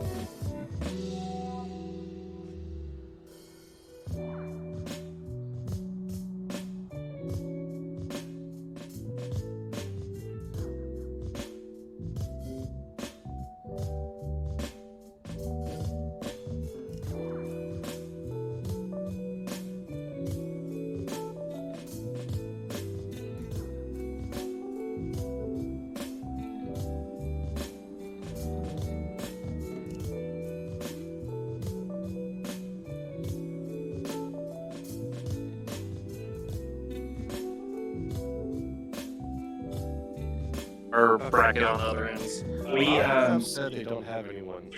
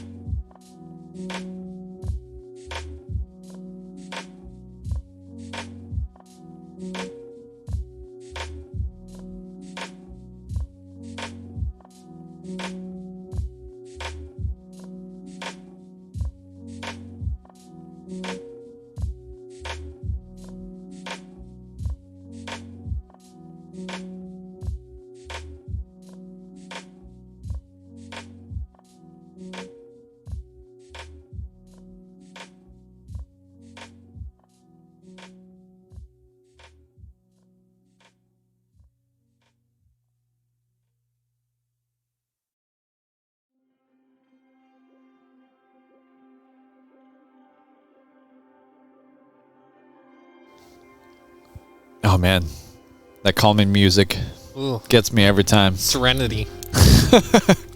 Well, welcome back, everyone. Thank you for hanging out with us. Appreciate you being here. So a couple of different difficulties and change up in the program for the day. So Church of Anya did secure the first place versus Coffee Cup. Coffee Cup placed second. So unfortunately, we were not able to catch that match in time. We will be jumping in with Apex in a little bit, but first we're going to do some post-game interviews with some of the players. We're going to have Gunner from Huantan that finished third place, and then as well as Beast from Coffee Cup that have placed second. Yeah. I've noticed our Twitch chat loves Mr. Gunner Knight. Yeah. And in between sometime now and Apex, I had some early Christmas presents of Steam gift cards. My word. Just so many of them. Like I got another stack of they're dollar bills. just dollar bills everywhere. Steam card bills. Yeah, we'll do some giveaways as well for those that are not able to come and join us at Sun Mountain. If you were at Sun Mountain here physically, I would give you a couple of these too. You Twitch chat, you saying you want a Gunner Knight award ceremony? I like your thinking. I like it. Yeah. Well, we can definitely give him Speaking some love. of awards and stuff like that, we do have most valuable player, I believe, selected from the grand final between Coffee Cup and Church of Anya. And I believe that was Obsidian Dragon who was their mid laner. So Mr. Dragon showing a force. yeah, so we'll get with him probably after tonight's stream. He is going to get the swag from HyperX. So again, huge shout out to our sponsor HyperX. So Obsidian Dragon will be picking up the HyperX gaming mouse, the Duocast microphone, the Cloud Alpha got lots headphones, of swag. Grab that mouse. What's that mouse? I don't remember what that one is. The mouse. It is the Haste HyperX wireless. Pulsefire Haste wireless. Ooh, nice. And then also as well as a keyboard. So again, huge shout out to HyperX. If we want to actually switch over to the camera for our production, you can see the entire set right there for the HyperX. Right over here in the corner. So right between the fridge and the end of the screen, right all here. the goodies. All the goodies are there. Thank you for that. Well, let's dive into some post interviews. Let's right. find out what the gamers are up to before we jump into Apex. Yeah.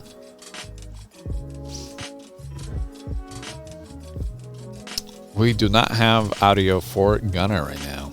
Oh, Oh, I do hear him. Okay, there you go. Hello. How's it going? Gunner Knight Nation, rise up. Oh my goodness. It's going pretty good. It's going good. We might have to go on the Discord and crank him up to like 200% perhaps. I mean, the man can't stop there. He's got to be at 500. True. Well, how was your matchup? It was good. It was good? Just good? Yeah. Just, casual third place out of like all the teams in 7 weeks in League of Legends? It's just good? Yeah. No, There was- I mean, for the bracket, I was happy with how it turned out. We've been working every day and improving. How much time would you say you put in after the update earlier this week? Quite a bit. I Yeah. probably You're it was the Wednesday, jungler. wasn't it? Yeah. So It was Wednesday. you gotta Wednesday, yeah. get those Probably changes. about, I don't know, 6-7 hours a day. Wow. That's Not quite a bad. commitment. That is. Yeah. I mean, I can relate. Like me personally, playing like Counter-Strike when I was going and playing in leagues, I would come home from work and I would grind like 6-7 hours a day. Ooh. And not to include weekends, bro. Don't even get me started on weekends. 24-hour streams. Pretty much. That's what it felt like. Well, yeah. So tell us a little bit more about how your matchup went there with Huantan versus YOLO. YOLO. So I guess for game one, basically our goal, I guess both games, was objective oriented. We tried to play around the dragons as much as we possibly could, which we ended up getting most of them. And we seemed to win every single skirmish that we played against every single time we tried fighting them. But Have you guys been practicing as a team and just like jumping in and playing pugs during, not league nights on Mondays? Or against other teams. Yeah. Or against other teams? Have you like set up a scrimmage? We did scrim against Coffee Cup. Okay. We did that once. So Okay. that was good actually. That was actually a pretty good scrim. But the here, hold up, I gotta move this. But yeah, no, we usually practice as a team at least once a week, but usually twice. I like it. I like it. The whole thing. But yeah. So how long have you been playing League, Gunner Knight? I have been playing since 2015 or 2016. Quite a bit of time. Yeah. Yeah. Yeah. I've been- What's your experience have been like for the past like 7 weeks as far as like MTA gaming tournament? What are your thoughts on it? And any improvements, complaints, or good and bads? I mean, for the most part, for me, it's all seemed to be pretty good. Awesome. I thought it was pretty well organized, and compared to I've been in one other thing like this, like week or season tournament, I think. Was it I like a thought it locally was- or like a national? That one was more of a national thing. Okay. But yeah. Okay. And yeah, I thought compared to that one, it was pretty similar, and to where it was. So we're at a What- national what- level. What was that one also free to enter? No, I don't think it was, but the team that I was set up for, that guy paid for it for the players. Nice. Yeah. Nice. Paid actors. Paid. Well, again, congratulations on your third team placement. And, as I have been saying for the past like week or so, as we're starting to close in on our grand finals here, I just want to thank you, and I want to thank your team, and I really want to thank just everyone that is participating in our tournaments, that are watching us live on stream. So I'm hoping that you guys will, once we finish up here, everybody can jump in and kind of tune into our live stream, support that. We're going to be jumping into Apex Legends here shortly after some Steam gift card giveaways. Right here. But yeah, I just want to remind everyone and yourself that, that you guys are what really making this possible. And I also want to remind everyone that you're playing for a better cause, right? You might be playing in this free tournament. It's cool. It's trendy. It is cash money. It's all Alaskan. It's all Alaskan, right? But like at the end of the day, it's all for the better thing. It's for the MTA Foundation, and it's all going back to the Alaskan communities. Gamers with a cause. Basically, Yeah. like St. Jude's Hospital got their thing, Extra They do. Life doing They their got own thing. Quite MTA Gaming, we're doing our own quite the thing. ring with their little, motto. But yeah. So I just want to like shout out you and your team and everyone else really, because in reality, while this is all for funsies and some bragging rights perhaps, but really you're You guys doing are this what for a makes better it cause, happen. and you're making this happen as well. So hope to see you again next season.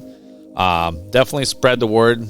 Tell your dog, your cat, your friends. Make sure they join up. We would like to extend our welcome for any of you guys that have finished up in League of Legends to come down to Wasilla Sound Mountain MTA Solutions store. We do Yeah. have some Monster Energy drinks. Too many for us to I drink. would say we have a No, let me just monster crack amount one right of now. I'm just going Monster to try Energy. this Mango Loco right now. Just Oh. oh wow. Delicious. Oh damn. Oh, that one's dangerous. You might have to get one. A cold one from the fridge. Cold. I might have to Spicy. put this one back in the fridge. I didn't think about that. Anyway, You ruined our nice display. I did. I will fix it during a commercial break. But again, Gunnar, congratulations, third place placement. So we'll do a quick Steam giveaway, and then afterwards, I believe we have Giveaway. Beast from Coffee Cup that's going to be tuning in for a post interview. So again, Gunnar, thank you for your time. I appreciate you being here. Stay tuned into the stream, Gunner. Yeah, come on over. You come can- hang out. In person, online, chance to win something. Or in person and just pull it up online. There you go. Damn. Love it. All All right. As I like to say, Gunnar, kick rocks. Thank you for your time. Take care. All right, well, let's do a giveaway. All right. For those of you in chat, we also want to thank you as being a valuable asset to our streaming. What was I going with this? Streaming efforts? Efforts, keeping the chat hyped. Obviously. Yeah. Yeah, and we're going to do a giveaway. So, again, I believe it's ! giveaway in chat for your chance to win a $20 Steam gift card. Yeah. And you can buy all the not League of Legends skins. No. Unfortunately, you can buy all the CS:GO skins on there. You can buy Apex For Honor Legends, skins. For Honor, whatever you want, man. Just get in there. Yeah. ! giveaway. I think 2 minutes is what we're There open are for. sales happening on Steam right now. Ooh, Yeah. true. One of my favorites. Christmas sales coming up. That's probably coming soon. up. My favorite sale happening right now. Bandai Namco. So for any of those fans out there of the anime games, anime fighting, Tekken, you Tekken players, get that for like about $7 right now on sale. You can buy like one for you and one for your friend. Yeah. Bam. $20. 20 seconds left. ! giveaway in chat. And we'll give away our Chat first. popping off. Let's see it. We could probably also go into the admin tools and maybe increase it to like 3 or 5 minutes later. And I believe once we close out that giveaway and find out who the winner is, we'll put that one aside for them. And I believe Beast from Coffee Cup that finished second place is going to join us. This music, though, it's vibey. I just want to be in my backyard on the hammock. It's cozy. But not right now. It's kind of cold out. Again, we might also have to crank up Beast depending on his audio levels to make sure that we can hear him very well. Beast, are you with us? Yes, sir. Yes, sir. Can you hear me okay? What is Yes, up? we can. Crank it up. Crank it up, Bobby. Crank it up. 200%. Hype. There we go. All right. Thanks for the invite, guys. I appreciate it. No, absolutely. Congratulations. Second place, MTA Gaming Season 2. Winners. Yes, sir. Yes, sir. So Coffee Cup. Tell us about your journey today. Oh, so And it's I been guess a day. seven-week journey, I we woke up guess. this morning. We went against Team YOLO. And this is actually a rematch game. They 2-0'd us the first time. Oh, yeah. wow. So we were definitely ready. What we did, kind of our strategy, just a little behind the scenes. We all have a lot of experience under our belt individually. We do have 2 people who are filling. Thunderbird AK is a support main. Luckily, he let me support. Biscuits, who is my wife, she is a support main as well. So she's playing ADC, little alpha role, and Thunderbird AK playing off role. But we're all very comfortable where we were. We actually didn't spend a lot of time practicing, but we spent a lot of time strategizing. Doing your homework. Nice. Yes, sir. So what we noticed, the biggest flag that we saw with Team YOLO is we noticed that they play a particular comp. We checked their op.gg, we checked their match history, and Mr. Cold-Blooded, I mean, he's got 15 games as Leo, whereas he's got several hundred with with Senna and with Lux. So it's almost as if they were playing different accounts, but then I realized they were going for a particular comp. They were going for a team fight, Wombo combo. They put Braverheart on Shin. They go Diana jungle. So rather than banning out the comp, we anticipated the comp and tried to counter it. I like it. Nice. So we picked Nami in the bot lane, and we tried not to play any games with Nami so they wouldn't see it in the match history. You know, I have enough games on Nami, I know how to play her. We sat in bot lane, and it was, let me tell you, I didn't do anything for 10 minutes. It was so boring. I was just sitting there watching the map, and I had Diana on lockdown. Anytime Diana did anything, we answered, and we tried to give her objectives only to answer with a stronger objective. We went for dragon control. And we waited for team fights. The biggest thing is we wanted their Leo to engage first, and then use our counter engage potential with the Nami ult and with the Renekton dive. And We actually went with a Jax jungle, which is a little weird. I know it's kind of out of left field, but that was what we wanted with that to counter the mid laner and the strong jungler. So A classic pick. I mean, Jax, he's not played as often as he used to. That's for sure. yeah. Well, yeah. And So then tell me a for the little bit more. finals- Oh, go ahead. For the finals, it was kind of a different thing. To be honest with you, we didn't know what to pick. We actually kind of a unique thing. We got in call with their team, and we had a gentleman's agreement not to ban any mid laners. Oh, wow. That was a decision made between Moto and Obsidian Dragon. I think that was kind of a flex from our mid laner. I think it was more of an ego call. Yeah. But it definitely opened the game up a little bit. We banned mainly junglers. What we were most scared of was the Zac top and the potential Hecarim pick, because we know that we've played against them before, and we know that what they do is they play very aggressive and they look for picks. So we looked for those strong bans. Then we just banned ADCs from there. We decided to go with a Sona. I decided Sona for support, mainly so that we could try to scale into the late game and get some healing off of their poke. We didn't plan the Sona, but when I saw the Nidalee first pick, I was like, well, we probably need to answer that poke. Scuffed, their jungler, is a very talented player. What he does best is control the map. Unfortunately, we tried to get some aggressive wards down early to maybe counter his control, but when he plays jungle, he dictates what you can and can't do. Their playstyle is very oppressive. They know what they're capable of. It's very obvious that this team plays together a lot, and it was a huge challenge. Our first game, we went 20-41. It was quite the stomp, but we did have dragon control for a while, and we thought maybe an Infernal Soul could turn things around. But it's almost like they were just playing with their food. Let me tell you, they really put us on our heels. The second game, it was 11-24 with a 24-minute game. So Yeah, Church of Anya, they've been top dogs for pretty much all of the season from what we've noticed. And and again, I guess it comes down to like chemistry and things like that. It's kind of hard to like break that up and just step in. Let me ask you this, I guess, as far as like Coffee Cup. Obviously, first of all, you said your wife like plays with you. I think that's truly awesome. As a Coffee Cup and team itself, have you guys? Is this like your first tournament that you actually like entered all together?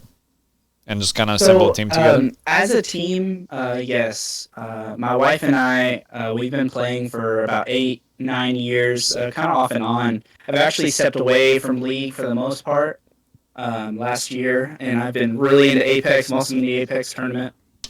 But I joined the MTA tournament for Apex, and I was like, it'll be fun to dust off the good old League. You see where it's at. Thunderbird is actually my cousin. So it was me, Biscuits, and Thunderbird initially, and then we went through the free agents, and we played with some people. We played with maybe 4 people on Team YOLO. We played with Braverheart. I can't even remember all the people we played with to try to form a team, but we seemed to really mesh with the people we chose, and I have no regrets. Awesome. Well, are you coming back next season? Oh, absolutely. Yes, sir. Awesome. Yes, sir. Awesome. I'm already working on talking to some people, maybe moving some things around. I'm excited for next year, that's for sure. Very cool. Yeah. Well, let me ask you this. Like, for the past 7 weeks, what's your journey been like? Like, have you enjoyed yourself? Or you feel like it's a lot of effort? Do you feel like it's fairly easy going? The very first day of the tournament, I actually had knee surgery. My first night, I was still coming down from the anesthesia. So, oh, wow. So you're gaming a little loopy. I've been off work, so I've had plenty of time on my hands sitting at home. So I've had a pretty unique experience. I don't know if anyone can kind of match that, but I have been gaming nonstop for the past 7 weeks. Nice. And Wow. I took my first Dedication. steps Put 2 that on days my ago. put So that on I'm my walking now. to-do Resume? list. Knee injury. Walking now. Yeah, well, luckily you do not need a knee to play these games. True. Yeah, that's True. true. That's one of the great things about esports. Well, again, Beast, congratulations. Team Coffee Cup, second place winner of League of Legends Season 2 Yeah. MTA Gaming Tournament. Second place. Well done. Thank you, sir. For your It's a first pleasure. tournament. Yeah, thank you so much for your time. Appreciate you. Alrighty. Well, we will do one more giveaway, and as a reminder, Big Sky 2275, congratulations on winning your $20 Steam gift cards. You do need to make sure that you whisper us MTA Gaming live on Twitch, Yep. so we can send you out that Sweet code. sweet Steam gift card code. Maybe I'll just scratch away a couple of these. Ooh, whoa. I just want to take a look. See. All right. So, yeah, Big Sky 2275. Make sure you whisper us Congrats. on Twitch. And congratulations on your $20 Steam gift card. We will jump into, I believe we have one more interview before Yes. we'll break over to Apex Legends. And that'll be Young Daddy with Church From of the Onion. first place winning team. Correct. Well, let me tell you this. Is there For- something you would play if you had one of these Steam cards? Well, if I had all of these Steam gift cards. If you had one, I said one. Oh, gosh, dang it. All right. $20. $20. I would That's probably. not CS:GO skins. Dang it. Fine. Actually, yes. Darktide. I'm actually looking forward to that. I think it just came out. You I saw that on the featured page. Yeah, if you pre-order it, I believe it's like a $60 game. What kind of game is it? I didn't look at It's the kind of videos. like Vermintide, but it's very different. Is Same, that same. Kind of but like different. hack and slash a little bit, right? Yeah, hack and slash. You have like different abilities, different players. I actually have picked it up. My wife plays it as well. So she plays like a. And is multiplayer? It is multiplayer. It's like a 4-person co-op versus NPCs, and you're just running around and doing kind of like a. Missions, quests, or something? Yeah, it's just like a run-through type deal. Okay. Well, you got 2 slots to fill for your team. Yeah, so I have been playing with Pack Rats, who is Daniel, Rocket League manager, League, yep. and then his brother, Patna, who actually competed in Rocket League tournament as the boys. The boys. The boys. It's I think actually. I remember them. Yeah, the boys is literally the boys. It's Pack Rats' brother, and then 2 other friends that we have in our in my Discord. All right. So. Well, I think we can go into our next interview. Oh my gosh, we have an entire team in our Discord. This Just is glanced over. quite the shock. I thought we were only doing one. Try to keep the comms somewhat clear. All right. Well, first of all, welcome everyone and congratulations on your first place winning. Who would like to start off? Yep. I can start off. Crank 'em all up. Obsidian Dragon, so I was the mid laner. It was a lot of fun, the 7 weeks. I felt a little bad in some of the things because the matchups are, for a couple of them were just very uneven, but I tried Yeah. to make it fun, and I Yeah. hope that the other teams still had fun. Everyone's been saying that your team is quite A little skilled. OP. Yeah, Yeah, well, how- the thing is, too, like, on the first couple of weeks, we don't really go straight into the bracketing system based on team standings. You know, the first couple of weeks, we kind of just, like, mesh all the teams into one big bracket. They all play against each other, and that's Almost how like we a find Swiss. out. Yeah, it's a Swiss. So, yeah, definitely probably first couple of weeks were just absolutely Stirring the bizarre, I'm pot sure. of Yeah. fun. Yeah. Yeah, it was a lot of fun though. I appreciate it. There's some confusion in the finals because we didn't really both of us thought that it was just going to be best of 5 and we were just supposed to start it and there was some confusion, but aside from that, it was a lot of fun, the whole thing. Yeah. Awesome. Yeah, well, we had to adjust because best of 5 definitely would have taken us above and beyond our Wouldn't it, scheduled though, broadcast. from what we've seen Yeah, with that I Church makes mean, Mania? maybe not for you guys. I'm saying for like perhaps for a place Well- for like a battle for the 3rd place. Well, luckily that was best of 3. Oof. Yeah, so calculated. Again, as much as we would love to, make the bracketing structure accurate as possible to some of these larger tournaments, right, and do like double elimination. Maybe in the future we could have just a weekend for just League of Legends, like a League of Legends 2-day tournament. Again, it all comes down to, okay, do we want to split up our grand finals over the course of like 2 weeks? I'm not saying for the end of the season like we've done. I'm just saying straight up League of Legends weekend. Absolutely. I don't see why not. If that was possible, I think that would make it a lot better as well. Yeah. So again, we're always open to the smoother. suggestions and things like that. So we'll look forward after the season's over to kind of sit down with the community and just chit chat about everything. Yeah. Love to hear feedback from you guys. Yeah, so about your journey for 7 weeks, obviously seems like easy breezy for you guys. What do you think just overall? Have you guys competed in any of the tournaments as a team before?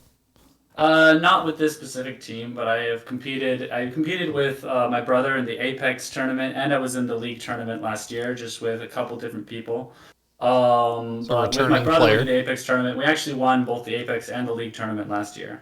I just couldn't do the Apex tournament this year because of the scheduling changes that happened at the beginning of the season, where we thought it was going to start in whenever it was going to start and started like a month or two later. I couldn't do 2 tournaments anymore. Okay. It does take a lot of commitment. Yeah. We do have some players on different teams across the league that have been competing in multiple nights.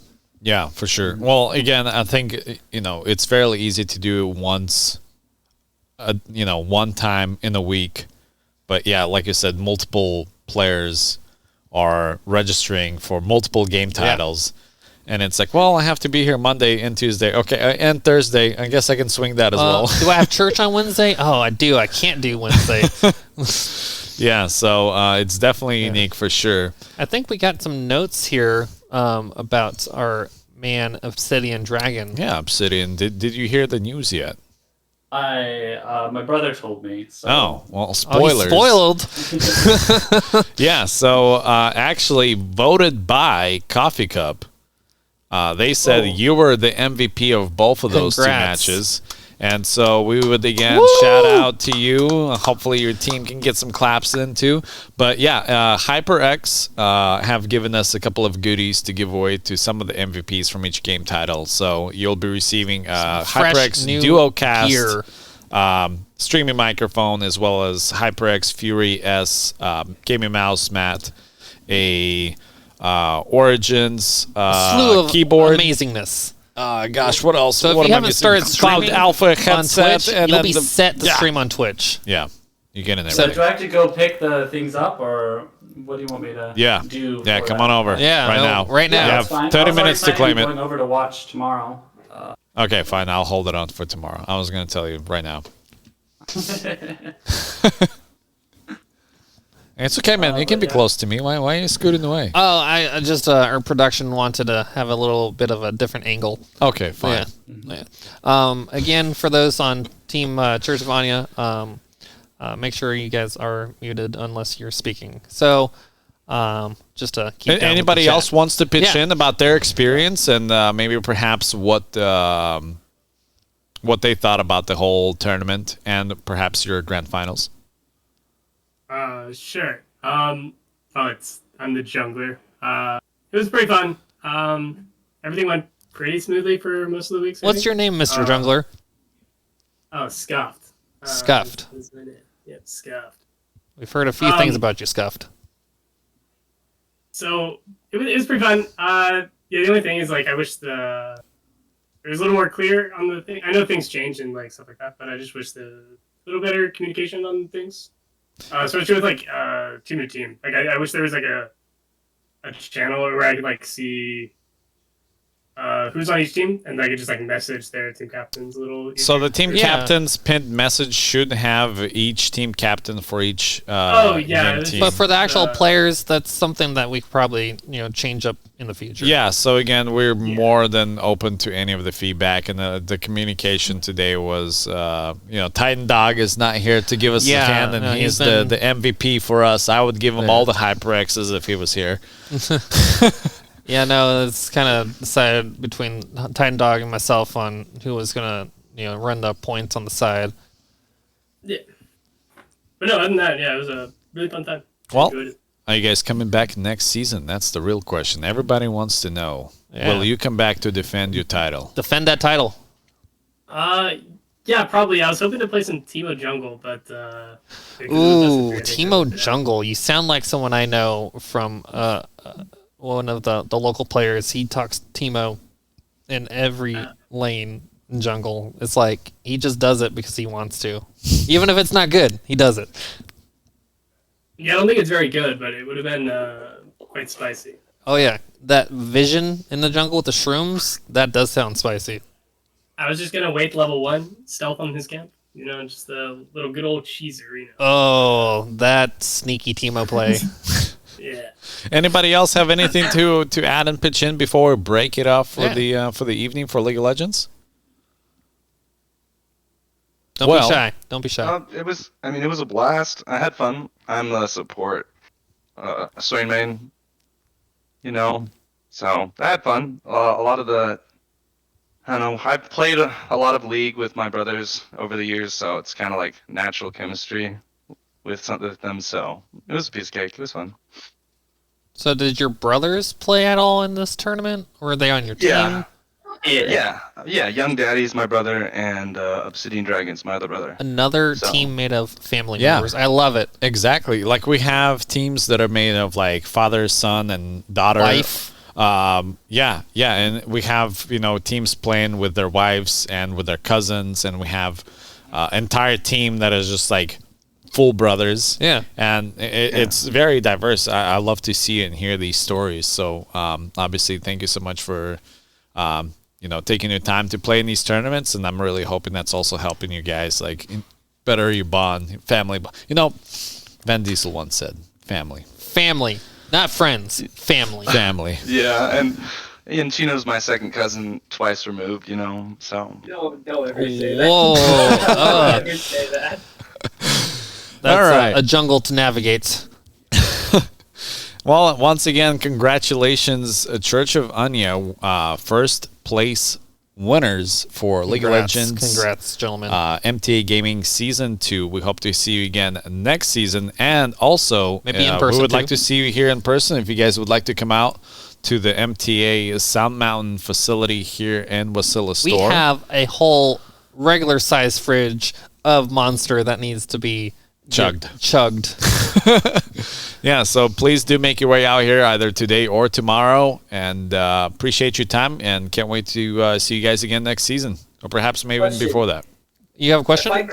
If I come tomorrow, would you guys be down to shotgun a monster?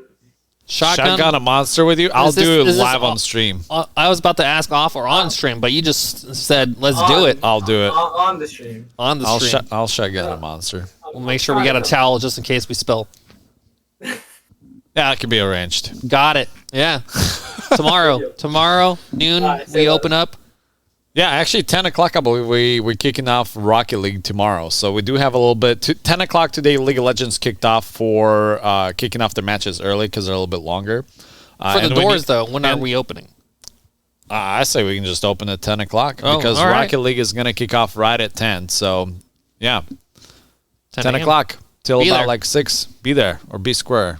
Yeah. All right. So I think we're about to do another giveaway. Ooh, DJ Cali once said, another one. I'll cheers to that. All right. Well, exclamation point giveaway in chat for your chance to win another one of these giveaways. $20 Steam gift card. Christmas is around the corner. We do have quite a few of these. And Christmas is coming up. And you could just actually gift this coat to somebody else that you love or know. Your cousin, don't have to your use brother, your sister, any family member of friends. Not sure if your cat could use it. There are some what's that? It was like a cyberpunk spin-off game about cat. I think it was called Stray. Stray. Yeah. True. Yeah. True. That is true. You could spend this on cat. Yeah. It's not like Farming Simulator or any of the simulator games. You are a cat and doing missions. You have a purpose. We have about 1 more minute to enter your exclamation point and giveaways in chat. $20. Yeah. Well, Make sure what you- else would you buy? I personally would buy some anime games. You want to know why? Because you like anime. I like anime, and my name is Redbeard Otaku. Yeah. And your car has a anime wrap on it. It does. If you want to see this car in person, it's literally in the parking lot right now. it's So out there. come out here to the MTA South Mountain Wasilla store and take a picture with it. And if you put it in Discord and hashtag touchgrass, we'll give away some swag for you. Exclamation point anime car. Not set up yet, though. Not set up yet, but do that in Discord. You'll get some swag. I'll promise you. I'll even give you one of these Steam gift cards. I'll put a picture in our chat on. No. Save it for them. They have to be here. Okay. Okay? Go outside Well, of the parking lot. Take a selfie with it. Put in Go Touch Grass. And then... I like it. And then we'll give you a Steam gift card. Too much, All right. Hey, there you go. Silva gets himself a $20 Steam gift card. Believe a player for Juanton. Juanton's team captain. Let's go. Team captain getting an easy dub. Hey, make sure, Silvak, that you whisper to MTA Gaming Live on Twitch. And we will message you back with the $20 Steam gift card. Leave code. Valdez right now. Start driving to Wasilla to get that. You could get another one. If you drive from Valdez right now, go to the parking lot, take a picture with his anime car. Exclamation point touch grass. Well, in the Touch Grass Discord channel. In the Discord channel. Exclamation point anime car. Yep. And then you got yourself another $20 Steam gift card. That's $40. Damn, that is a lot. By the time you get to Christmas, that's he'll be ready. That's yeah. like 5 games. Easy dubs. Well, don't go anywhere, as we do have Apex Legends coming up next. We also looking for a couple of teams to join us in our custom lobbies. Again, huge shout out to all of the big brains involved here, including some behind the scenes from Alapex. Everyone involved with this whole we have secured the our own custom lobbies for Apex Legends. Custom lobbies? Custom lobbies. So literally only people from Alaska will be able to join and play Apex inside of this server. That's beautiful. You know what also is beautiful that Monster is doing with Apex? Ooh. Yeah, let's right here. If you're an Apex player and a fan of Monster, or even if you're not. Cue commercial. Cue commercial for that. Cue it. Send it.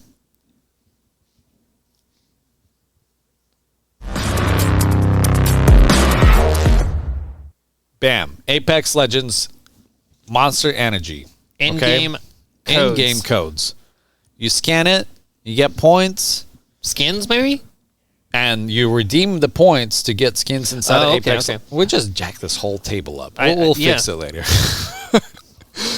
All right. Yeah, we'll take a little bit of a break. Message us in Discord if you are interested in joining Apex Legends. It's open to anyone. This is not for only Apex Legends players that are interested in participating. This is going to be just strictly for fun for those that are not going to be competing in an Apex Legends tournament. So if you even just finished League of Legends match and you just want to go and play some Apex Legends for funsies. Well, I think some of them are on the teams that are competing. Well, if you are, then you are competing. But if you're not, oh, okay, so it's we just want to fill the server with more players. Got it. Yeah, the more the better. More the better. Just like that. We'll be right back. Stay tuned. Don't go anywhere. Stay around. More giveaways are coming.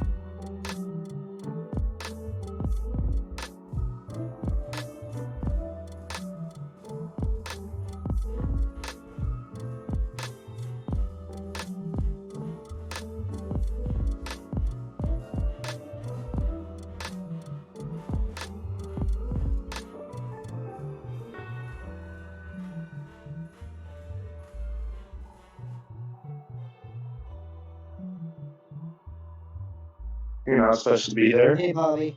Don't worry. Hi.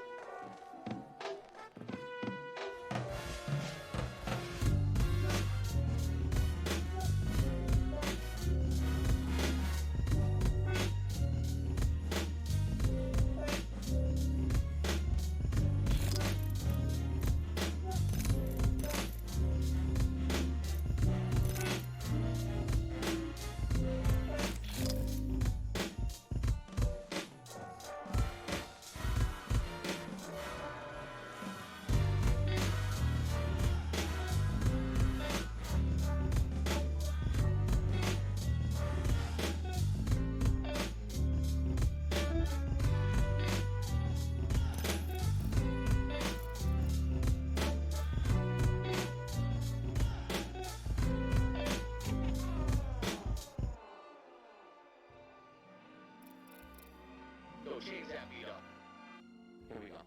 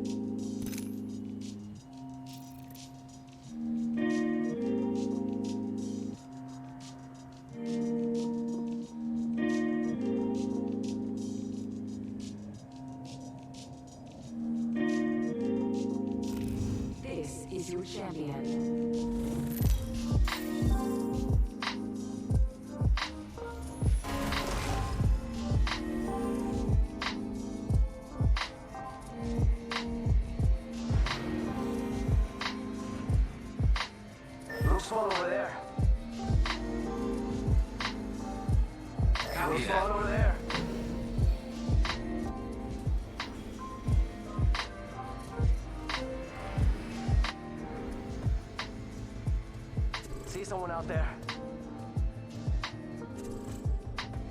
Looks fun over there.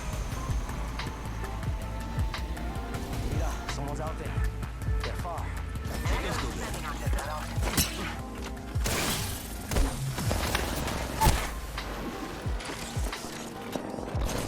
I'm out of light ammo.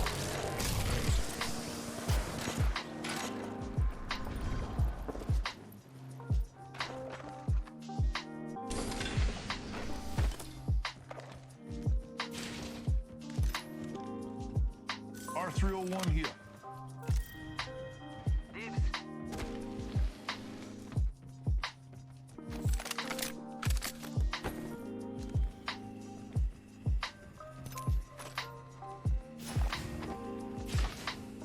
Cover.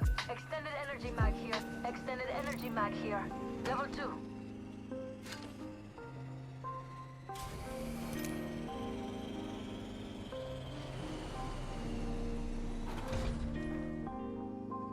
Gotta hop up here. Skull piercer. Flatline here.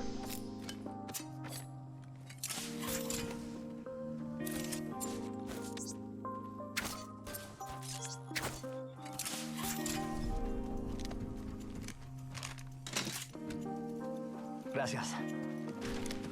Happy to help, friend.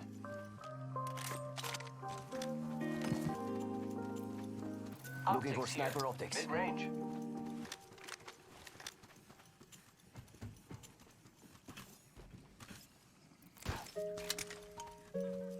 Thank you. You're welcome. I love you too.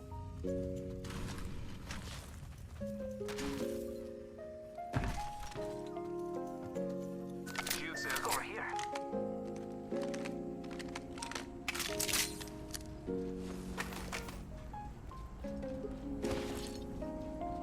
Aces? It's good to go.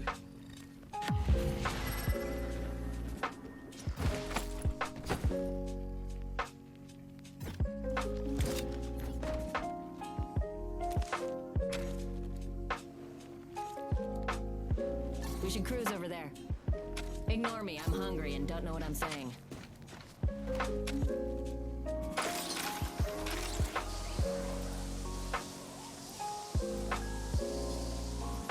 Let us go there. Cancel that.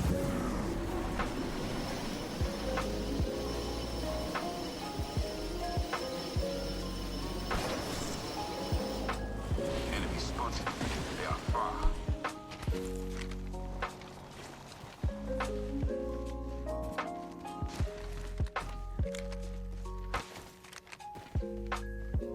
Let us explore there. Get yourself a little something, something. I say we go there.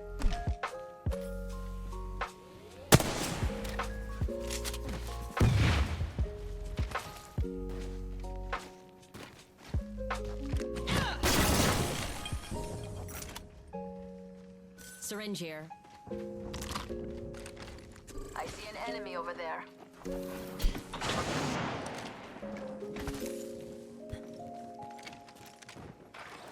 Mira, we should check that out. Sniper ammo here. Wingman here. Enemy real close. We ain't letting them live on.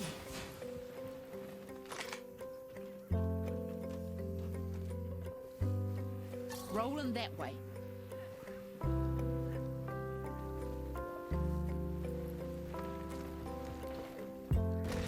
Mira, we should check that out. Yeah. Make a beeline there, cuzzies. Dust and human form there. Wipe 'em out. Enemy there. Ace.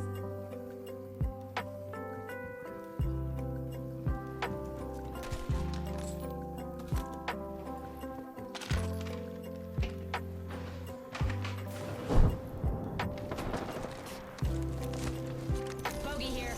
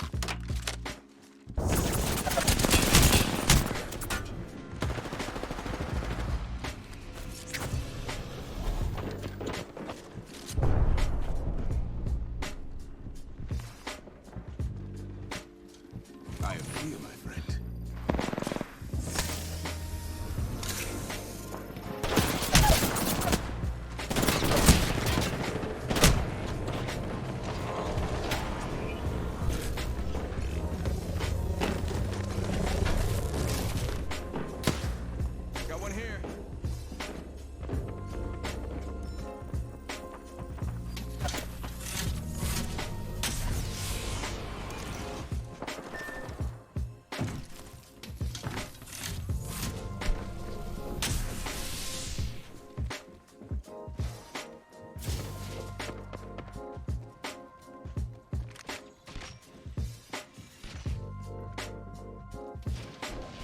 Let's check out that way, friend.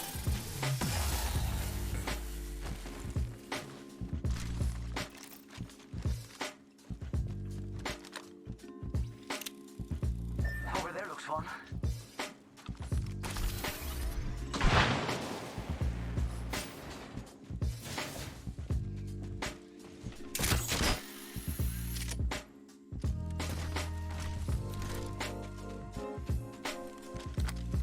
Optics here.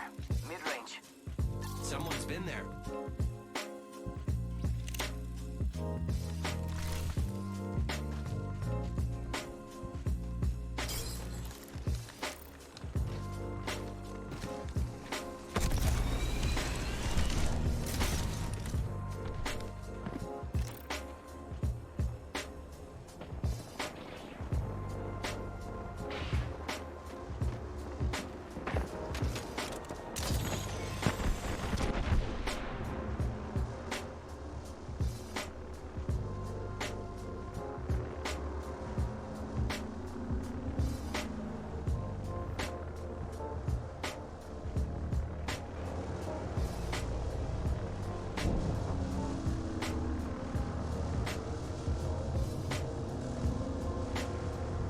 Enemy spotted.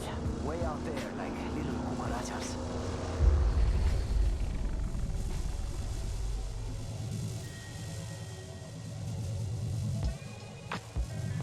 Over there looks fun.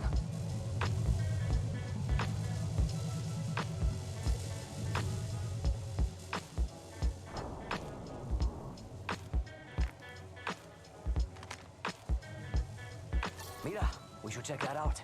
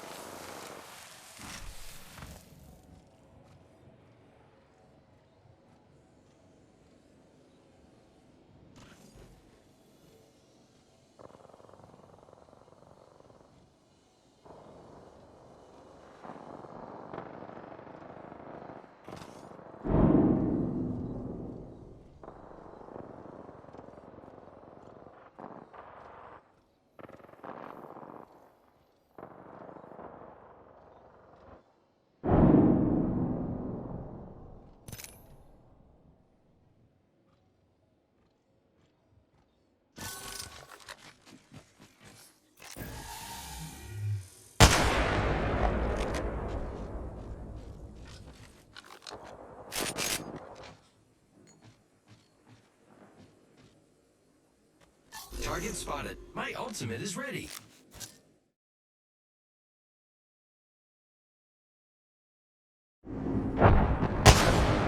Making contact with enemy.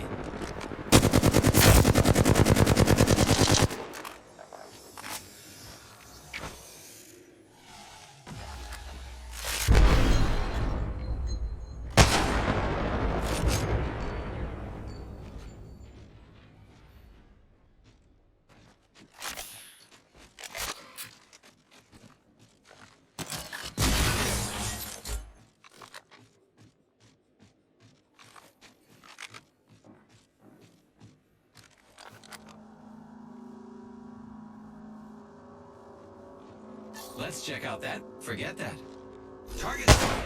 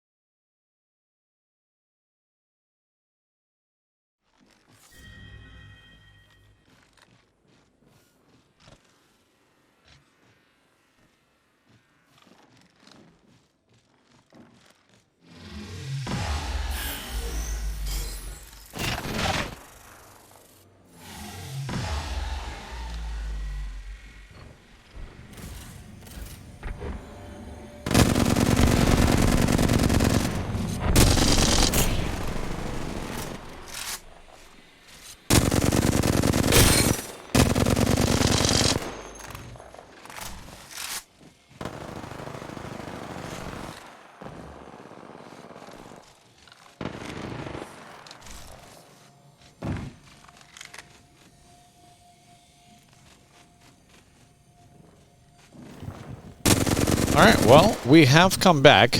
We are from back. Our very long break. Yeah, well, we had to get some food in us. Yep. We had to finalize the League of Legends. We also have had to set up our custom lobbies for Apex Legends that you see on streamer now. Yep. But this is mainly just as a warm-up for tonight's matchups. So this is not for points, for funsies. Yeah, teams right now are just on the map, playing for fun. We are on World's Edge. Looks like we're following along with TTMRT, which is the team with rat in their name. The three Muskrat Tears. Thank you. The three Muskrat Tears. I'm going to write that down so I don't keep forgetting it.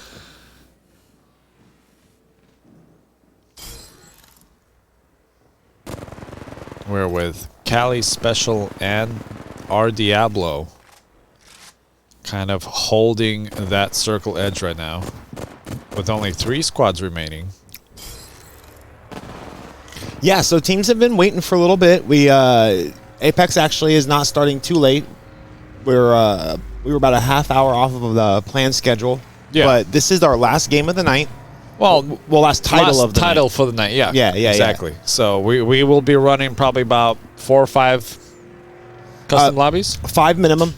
At least. Yep, 5 Nice. minimum. And then if it's going pretty smoothly, we might look at a 6, just depending on the time goes. And as DJ Cali would say, another one. And another one. And another one. Yes, sir. But I'm cool with it. It has been a long day, and it has been really, really okay. Yeah, 5 o'clock. I would say it's been going good. It's been going really good. Very well. We had some phenomenal We had a lot League of Legends stuff games. ironed out in time. Yeah. I'm actually surprised. Unfortunately, due to the time delays, we were not able to cover all of the League of Legends games. Yeah, so we did miss the grand final because of the time crunch, and that match started before we could tune into it. Yep. So, But big shout out to Church Anya. yeah, Church of Anya finished first. Yep. Coffee Cup second, and Juantan third. So, yeah, congratulations to them finishing up Season 2 of MTA Gaming strong for the League of Legends title. Yeah. Hopefully, chat was able to kind of tune in for those post games. We had some really good conversation, really good interviews in the post game. Yeah, for sure. And we saw a lot of like families or cousins or brothers and sisters playing together, and it was cool to see. Yeah. So right after this warm up match, we will do a giveaway in chat. Ooh. But watch chat. We're not going to announce it because of the delay that's on the stream. So when you guys do hear this, it'll probably actually be about time. It's queuing up. Well, it'll probably be over by the time they hear this because of the 5-minute delay. Right, but we're going to do it. We can do it after this game. So we'll kick it off probably right after this match here. So definitely keep an eye out in your chat for the bot to announce from Streamlabs that the giveaway have started. Yep. And then after that, you can type in ! giveaway and enter to win $20 Steam gift card.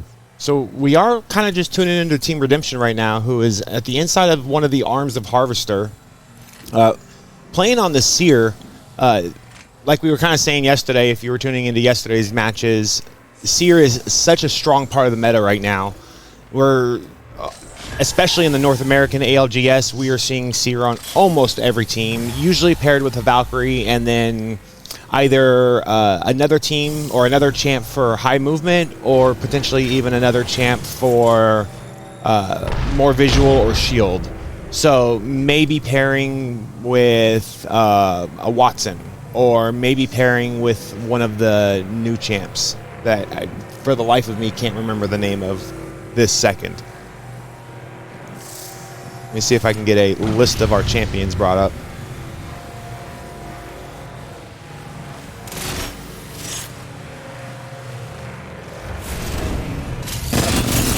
Well, there goes the final circle and the chaos that comes with it. Final ring. Everyone is within the 6. Diablo's blasting, gets knocked out on the ring, and Redemption goes heads and picks up the win on that. Yeah, that circle was about 3 feet long. yeah. Not uncommon. It gets pretty intense, I will say. All right, well, great warm-up. Hope everybody had a chance to go through that. That was also a great warm-up for our production team to kind of get familiarized with some of the controls. Yep. Well. All right, well. Steam gift cards. Let's do a Steam gift card. If production wants to go ahead and queue that up in chat, and we can see that going forward. Yeah, so if you end up being a winner for this Steam gift card, so by the time you hear me say this, the giveaway will probably be over. But you need to whisper MTA Gaming Live on Twitch to us in order to go back and redeem the gift card. Yep, message directly on Twitch, and you'll receive your code pretty quickly. We'll get that sent out fairly fast here within the next few minutes. As soon as we have some free hands available. Yeah, when we have free time, we'll just whisper you back with the code. So, again, ! Giveaway. Hey, quiet on set back there. We have people who are now in we the have spectating spectators audience, now, and it's not bad. And instead of cheering for Apex over there playing Hearthstone, it's tomorrow. Oh my goodness.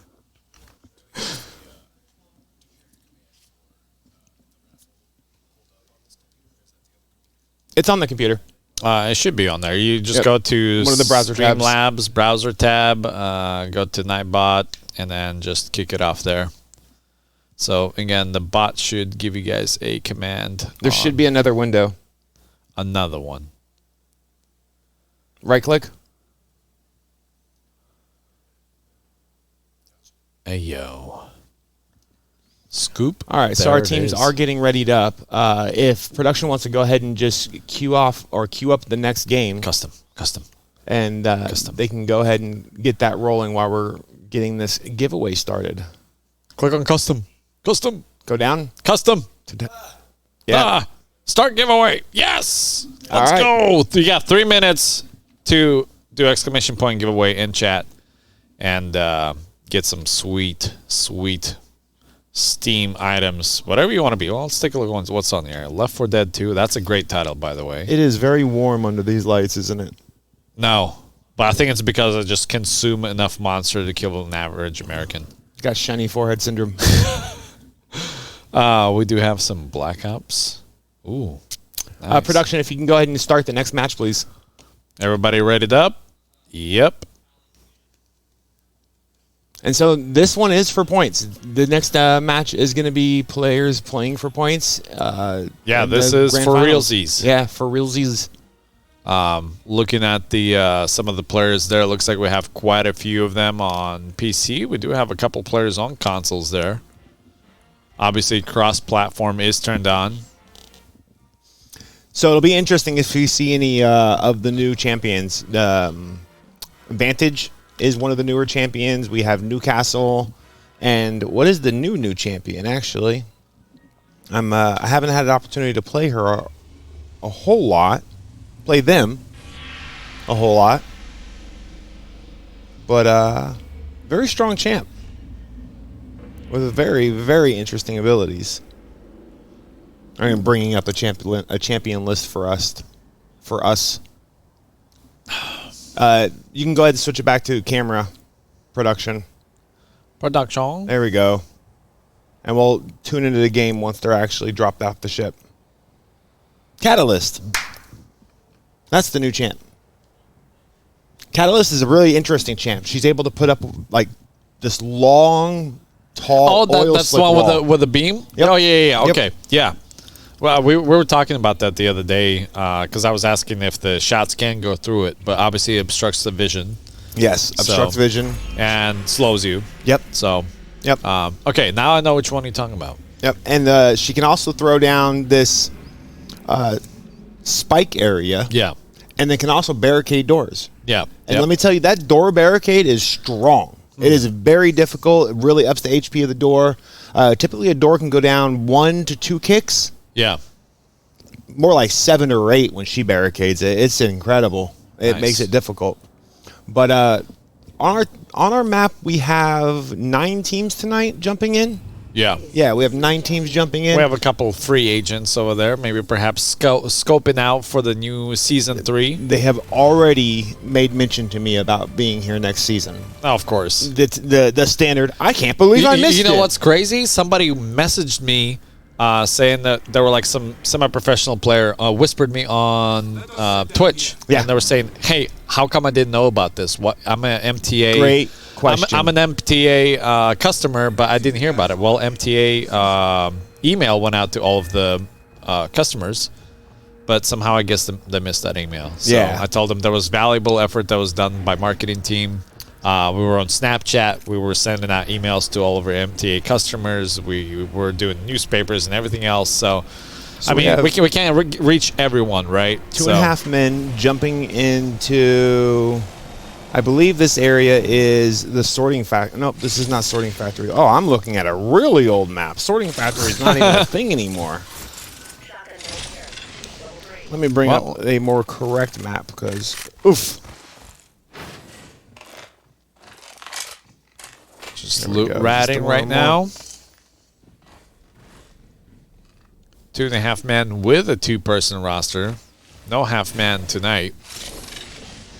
Perhaps we'll join Is it them just later. 2 men? Yeah, just 2 men. No half Lols. men. Maybe perhaps we'll join later in the evening. All right, there we go. So we are on World's Edge, and this is the this is staging.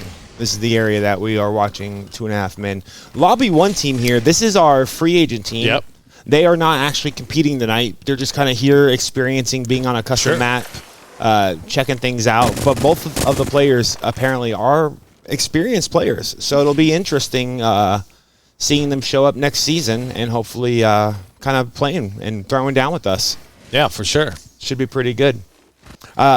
New team for us to spectate, though. Haven't had the opportunity to watch any of them play. Can't really speak to how good of players they are. You know, the greatest thing about this and having our own custom lobbies is the fact that we can spectate everyone, doesn't have to rely on third-party software anymore. Love it. So it's so great. Love it. So much better. Spectating each team and each individual player as well. So right now we're following along with Eskimos they're in Skyhook. And it looks like they're actually not alone in Skyhook. There is another team that landed in Skyhook with them, so there could be some potential early action here. I remember Skyhook. Actually, looks like we have 3 teams in Skyhook, so might be a little bit of a hot zone. A little warm, yeah, I can see that. Yeah. Redemption this year. The one thing I did notice last night, so we did run last night's games on customs. Yep. and it was really fun. The teams all were telling me how much fun they were having playing on custom lobbies and how unique it is. Sure. So that's obviously cool. But I lost my train of thought and what I was going to say. They were just stoked. They were stoked to have custom lobbies. I mean, I guarantee you, a lot of these players have not had the experience to. Right. Do No, it. I mean, outside of the ones I've hosted, I haven't even had that experience, and I've been playing Apex since season 1. Yeah. But what I Yeah. will say is, we didn't see a lot of really early game action last night with so few teams on the map and such large maps. It's given them the opportunity to kind of land in their own independent areas and points of interest, loot up, and that way when they get into some of the final rings, they're actually pretty well looted, well equipped, lots of good weapons. Yeah, it kind of changes up the strategy, obviously, right? From playing the public lobby where you may die quickly and then you just kind of go again, right? Yeah, And absolutely. this one, it's like if you're dead, you're out. You're waiting for everybody else to finish. Yep. So you have to play either a little bit more strategically or perhaps maybe a little bit more aggressive, but think about that ahead of time before you get into a fight. Do you have the equipment? Do you have the shields? Do you have the heals? So, yeah, definitely changes it up dramatically for all of these teams and all the players. Your loadout is a big part of your strategy, all the way down to your backpack loadout. True. How much ammo you're carrying versus how much health and how much reshield you carry. Finding the backpack. Or how many, throw abilities, grenades, arc stars, or the flashes or flames. It's been a long day. I'm at that point where the things I'm trying to remember are not quite coming to me. Sounds like you need a monster. Where's my Good monster? thing we have a lot of them. There is a lot of them. I will say I don't typically drink Monster Energy. But when I do. The last time I did was last year. During season 1. Yeah. Okay, I may have had a couple since last season, just because I also do not drink a whole lot of energy drinks. But this is definitely the exception. Okay, that is a correct map I have brought up this time. Perfect. A correct. So World's all the Edge squads map. are still here in the map. Have we not had seen any engagements yet, as far as I'm tracking. Okay. Yep, it looks like it. Looks like we do have all our teams still up. Coming into these final rings, though, it's going to kind of feel like a little bit of an ALGS match where you have 10 teams coming into the final rings, which makes for a very chaotic last ring. Yeah. Anything more than 3 or 4 teams trying to fight over that zone that's no bigger than this Rockstar can. As we saw this warm up there, as 2 squads were trying to duke it out inside of a monster can sized area. Yes. Yeah, absolutely. Oh, I closed chat. Whoops.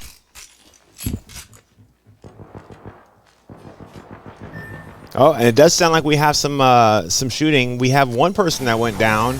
This is one of the free agents from our pickup team who just joined. Again, they're here kind of just playing for fun, trying to get some experience. Yeah. They're not playing for any points. They're not in any of the competitive ladders right now. Just juking them around for a little bit. The Bloodhound is just trying to get away from this guy who's chasing him through the building.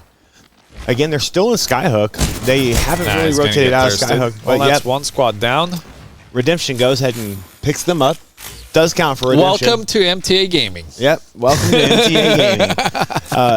And a nice, warm, wholesome greeting by Redemption here. Yes. Redemption, one of our higher seeded teams. Yeah. I believe they're sitting 3rd or 4th on the in the brackets. They don't play around. They don't. They're definitely whether you're of quality. new to MTA Gaming or not, or just a guest in this lobby, you will get thirsted. Yeah. Last night, Goldbuckle was the only member from Redemption who was able to join us. Yeah. Especially for the first couple matches. And we watched him about solo 2 teams. Yeah. So this is definitely a good team. Definitely independently, each player has a good amount of skill. And so when they come together, if they're having some synergy, they can definitely put up some good matches and have quite a few kills. Yeah, for sure. For those who don't know or haven't been around all season, this is, again, week 7 of our open league or of our leagues. But this is the final weekend. We're in grand finals right now. What you are tuned into are the grand final matches. And this will be our last Apex Legends night. Yeah. So after this season is over, obviously there's going to be some break with, some holidays coming up. Yes. So Bravo 6 going dark for a little bit. A break I am very much looking forward to. yeah, it's been very long 7 weeks for some of us because while some of these teams may be only coming in and competing one night a week. Some of them 2 or 3. Some of them 2 and 3. Credit. Not many, but few. Yep. But it's definitely has been a little bit more challenging for us and tiring. Yeah, is the word I didn't want to say. I'm tired, boss. It's just the truth. It's just tired, the truth, boss. Alex and I here have been. We have been there's in some engagement Discord there. every single night for 7 weeks straight. And that included a couple business trips. Yes. Yeah. We've AK-12 in the engagement here. AK-12 definitely putting some damage right there on Waffle Monkey with that G7 Scout with that ×3 on it. Really nice combo. Great sight, great gun, buffed this season. Great mid-range to long-range marksman. Not quite a sniper rifle, but definitely a good marksman. T-Dubs does go down, gets thirsted out. They're looking for picking up additional player. They're swapping over. Looked like a nice little swap. Oh, yeah, clean nice with shot. that charge rifle. Just absolutely gets the elimination using that charge rifle as he, I'm not sure who that was who was trying to escape. AK-12, our top seeded team, almost every single night they put up some numbers, lots of kills. But like we were saying earlier, for 6 weeks of this league, they were playing in public lobbies on what we call a kill race bracket or kill race structure. And now they're getting to play on custom lobbies. I will say this, though. No more of that kill race. No more public lobbies. We and are kill now races. being spoiled. We are being spoiled, and we plan on spoiling the players. We will be running all tournaments or all Apex tournaments on custom tournament lobbies going forward. Yeah, for as sure. long as we can, keep our friends over at EA happy and they keep allowing us to have this incredible opportunity. Yeah. Being that this is such a strong community-based tournament with such a community-minded focus to it, we do find that the publishers kind of want to support us and help us out. Yeah, it's just a matter of getting that phone call going. Once we get the phone call, we tend to and who is that? I can't quite see. That was Zolo. Zolo getting knocked out on his Octane midair, trying to jump pad out. Not quite getting away, though. But the rest of his team does have a nice height advantage. Eskimo's getting shot from a different squad, I believe, here. Yeah, it looks like someone came up. They're over on top of Bloodhound's arena, I believe is what this is called. My internet keeps dropping on my laptop, so give me 1 second here, and I'll be able to bring it up. Yeah, so this is the Dome, it used to be called Bloodhound's Arena or something of the sort, but now it appears to be labeled as the Dome. No. Well, Wooly will get some heals and shield off. It's not even labeled on the map. Tardo is half health, and Zello has been thirsted, so his banner has about expired halfway through. I'm not sure if they're going to try and recover the banner with the hopes of being able to get the res off, or if they're just going to go ahead and get the rotate, knowing that the res is going to be very difficult this late in the game. But if production could bring up the overview, I do believe a few teams have been eliminated now. Yeah, so we already have TTMRT, the three Muskrat Tears. Thank you. 3 Muskrat Tears, Fat and Furious, and our... Fat and Furious got eliminated, huh? Yeah, they got knocked. And then Lobby 1, Team Lobby 1, which is Team Lobby actually 1. our free agent team. They were one of the first to go out, but granted, they arguably have the least amount of experience here in Definitely. competitive And they're play also like this. shorthanded by 1. Yep. So, looks like the ring pulls into Skyhook. Makes for a really good final ring. There's multiple different heights. You have obviously some rooftops. Yeah. There's a few pseudo basements and really good like low ground cubbies that you can hide in. And then obviously your team can just take a building and completely secure a building. Now, that is an advantage for some strats or for some comps. If you're running maybe a Newcastle and a Loba and another assault champ, you could really just lock down a building, block out all the doors. Maybe you have a Catalyst and Newcastle. Yeah. In which case, you just barricade every door and you hold it like a bunker. Well, we are here with 2 men. Just some big wing damage. Minus wing the damage. half. And they will actually take out a squad there. Wow, that was really good. Wool. Is that Woov? Woov. Oh, Woov. Yeah. With an F. Woov. Woov does a ton of wingman damage there, Yeah. though. Really making some great shots and absolutely connecting. Yeah, knocked out Wooly there. Yeah, it looks like he got Wooly. I believe taken that out. was Team Eskimos, if I'm not mistaken. Is that? If we can look at the overview real quick. Oh. Yeah, was Eskimos. Looks like simultaneously Chair Force Force 1 is taken out. Chair Force 1 being a team we like to talk about. Kind of one of our personal favorites, the Family Clan. Yeah. Well, I believe father, son, and family friend. Yeah, was it last week or the week before? MTA highlighted them on social media on Twitch. Yeah, it was for a couple of days. Yeah, it was just on our Twitter. So yeah, MTA Twitter, Solutions. right? Yep. If you haven't had the opportunity to check that out, definitely go to the MTA Solutions Twitter and look at the team bio for Chair Force 1. Great people. Really honored to have them here. So teams are just fighting in the bottom of this building right now. This is one of those examples I was talking about where they can either hold the inside of the building. In this specific building's case, they actually have the opportunity to go and take roof as well. So there's some rotation potential. But Newcastle coming in with the shield, not going to be enough to keep them up. Frosty Gobo going ahead and taking out the Newcastle right there.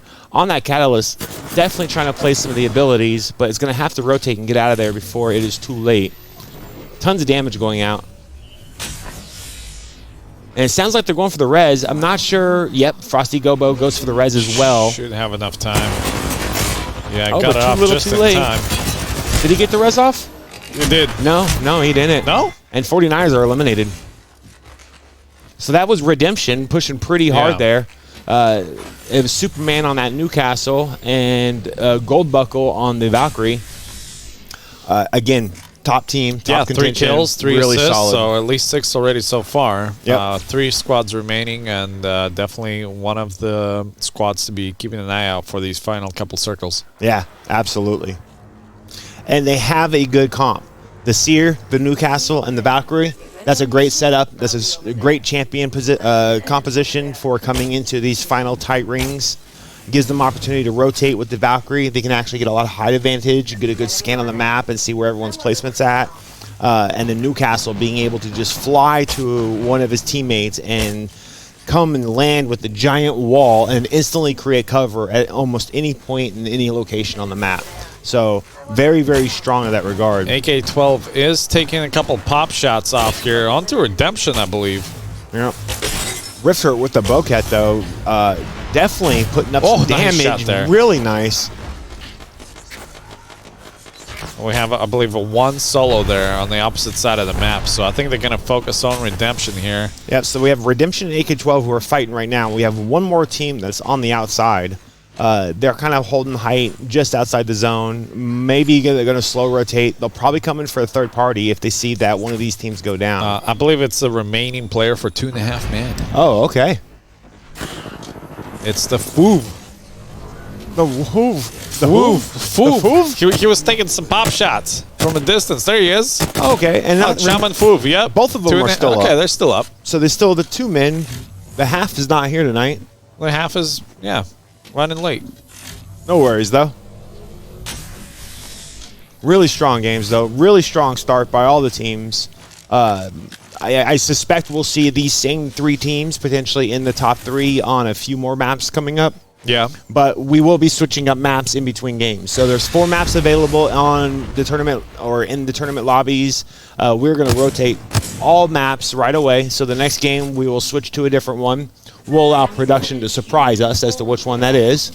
And then only 1 match tonight, potentially 2 matches tonight, will be repeats on the same map again. Yeah, gotcha. So it's going to give the opportunity for everyone to kind of roll out, try out the different maps. Shout out hit to some Mr. different Condor locations. out here. Hearthstone game manager stopped by, ate some pizza, had some monsters, played some Hearthstone in the back, made a bunch of noise. Well, got yelled at. Now he's leaving. And won the season. And won open season. Not the winner, because tomorrow's the grand finals for Hearthstone.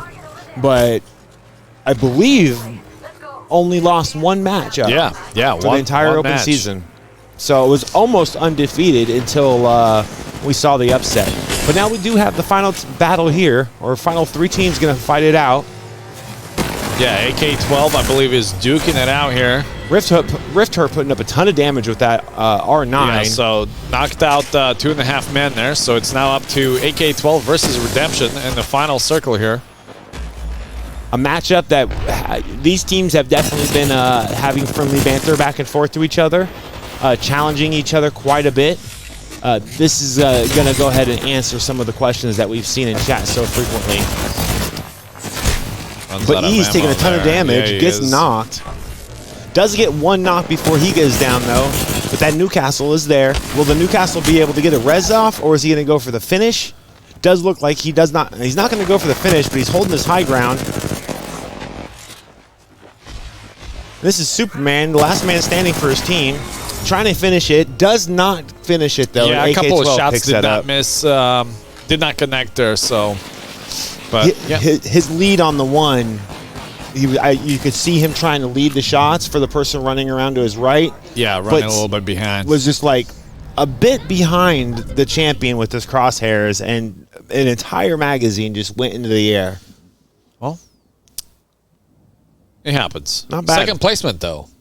No, second place is great. Yeah, that second picks up a pretty placement, good amount of yeah. teams. Yeah, and they definitely had a couple of kills on the board there as well. Yeah. So AK-12 picking up that first place for match 1. Maybe we can get match summary there. Yeah, if we can hop up to the match summary, and then we can put that up on screen. And we don't need to look at the actual match 1 on the board here, because that was our that was a warm-up. warm-up. Yeah, so we just need the match 2. There you go. If we can switch over to that. And there we have it. So we have AK-12 with 8 kills on the board. Really clean. Really good for them. Team Redemption also picking up a fat 8 kills, putting 8 kills up on the board and grabbing that second place. And then we have 2.5 men who were quite literally 2.5 men tonight. 2 men tonight. 2 men. Pulls or picks 2 kills still and walks away with a third place. Yeah. Not bad at all. 49ers and a strong 4th place. And then Chair Force 1 finishing top 5. Love to see it. Really happy for that team. Yeah. And then we have Team Eskimos, TTMRT, Fat and the Furious, and Lobby 1, our free agent team. Lobby 1. Yep. I mean, it works. That's what the channel was named. That is the name of the channel, yeah. They're already following, the rules. So these guys know what's up. Definitely some guys we want to make sure come back. Don't need their handheld, can read, can follow rules. Wow. Love to see it. Love to see it. I'm actually out of Rockstar. What happened? No, Monster. Man. Oh, gosh. Uh-oh. You need a refill? I'm going to get There's another a mini one. fridge right there. Is there? Yeah. There is a mini it's fridge right to my right. Yeah. Okay. If we can bring up the camera and go to camera 3, we'll actually see that, in fact, there is a mini fridge. Oh, no. I think that camera went to sleep. Oh, sleeping camera. Oh, gosh. Oh, well. I'll fix it. Oh, well. All right. I'll fix it later. Yeah, we'll get to it later. But really good team. Really good game. We want to go ahead and hop right into the next game, though. We're going to keep it rolling. So if production can go to the lobby and then go over to settings, and we're going to switch up the maps here. So we just got done fighting on World's Edge. We're going to go to Storm Point now. Storm Point is, it was introduced, I believe, 2 seasons ago. Don't look at me. You're the expert. Fair. But one of the newer maps in the rotation came out right after Olympus. The new map is Broken Moon, which our teams will hop on next. But Storm Point is going to be the picked map for this go. Yep. Looks good to us right there. And as soon let's as all wait our for the teams to ready up, and then we'll kick it off. Well, why teams are readying up, shout out to all the important people that helped make this possible. Giveaway? Shout out, then giveaway. Shout out, then giveaway. Okay. I like it. Well, the biggest shout out, the number one acknowledgement that needs to be had is everyone needs to understand who we're playing for and what we're doing here. Speaking of, who was our winner for the last giveaway there? Production. Pick a winner. All right, Daddy Sticks from Chair Force One. Yeah, very nice. There we go. $20. Make sure we annotate that. I believe we have a Word document open for all of our giveaway winners there. Yep. Daddy Sticks, first of all, congratulations on your $20 Steam gift card. Make sure you whisper us on Twitch on your free time. We know you're busy with a match right now, but definitely whisper us on Twitch. And then we'll whisper you back with a $20 Steam gift card that you can utilize. And then we'll just roll into, as DJ Khaled likes to say, the next giveaway. Another one. Yep. Yep. Yep. There we go. 3-minute timer while we're doing the giveaway. Then we'll roll into the...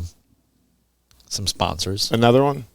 Another one? I mean, we could roll into... Man, we're just off sync right now. Well, yeah, let me... I want to finish saying what I was saying because it is very important. This entire tournament, the entire gaming event, 2 seasons plus the exhibition events that we've been doing, this is all to support the MTA Foundation. Yeah. The MTA Foundation is providing scholarships to our community, providing grants to tech forward projects within our community. And what better way to support a nonprofit and a local group than gaming? Yeah, I mean, it's, something that has been very unique and something I've been trying to explain to all of the players that are competing. The fact that they're playing in this tournament, A, keeps the tournament alive, and then B, it is also for the better cause, right? They're playing for their local Alaskan community. So like you mentioned, the MTA Foundation funds multiple, school programs, grants, scholarships, Girls Who Code, veteran organizations, senior services, and so much more than that. And obviously, we could not really do it without our sponsors. Yeah, absolutely. Not really sure what everyone sees right now. If we could bring up the preview. There we go. Fantastic. And then we did have a team that looks like one of our teams did drop. It was our free agent team. Maybe they didn't know that they could still play or if there was more games to play. Yeah. So we are going to take a short break so I can reach out to the free agent team and see if they want to come back. So if we could just hang out, we'll announce the winner as soon as we come back from this giveaway, and we'll hop into the next match. Yeah. Small little commercial break. Don't go anywhere. Yeah, don't go nowhere. Stay right where you're at.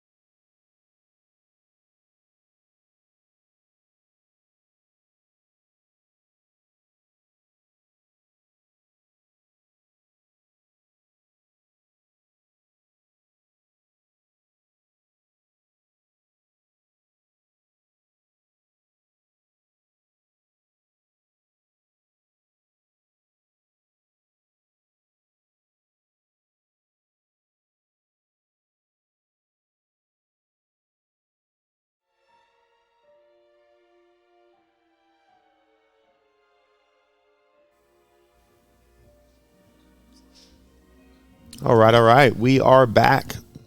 Teams are getting ready. We are going to go ahead and start the next match.